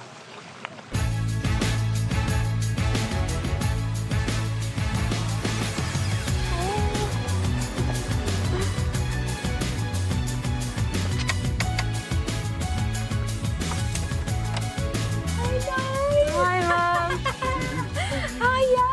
Oh, wow, look at that. Missed you. Did you? Yeah. Really? Oh, I love you. Oh, I missed you too, darling. I'm sorry, Mum, for being so horrible. Such a horrible little brat. You're gonna make life easier on both of us? I'll help out a lot more. Yes. Oh, that'd be really nice. Dad has just really annoyed me, not giving me attention, and he's always cared about his drink more than me. Yeah, I'm sorry that that's happened. I guess I've been taking it out on you as well as other things, but... Well, I'm really surprised, actually. I'm surprised, yeah. Oh, it'd be lovely if we could just, be mother and daughter again, really. She definitely looks like she's grown up in a week's time. There's a phenomenal change. If she just keeps this together, we're all going to be happy. Hello, Mom. I love your hair.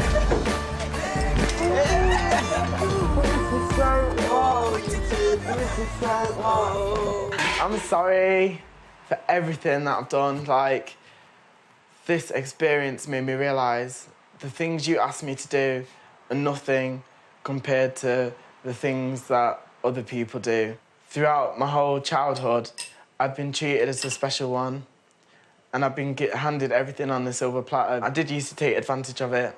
I just want to apologise. I feel grateful for all the things that I've got. I love you. I love you too, Calvin, and I hope you appreciate that.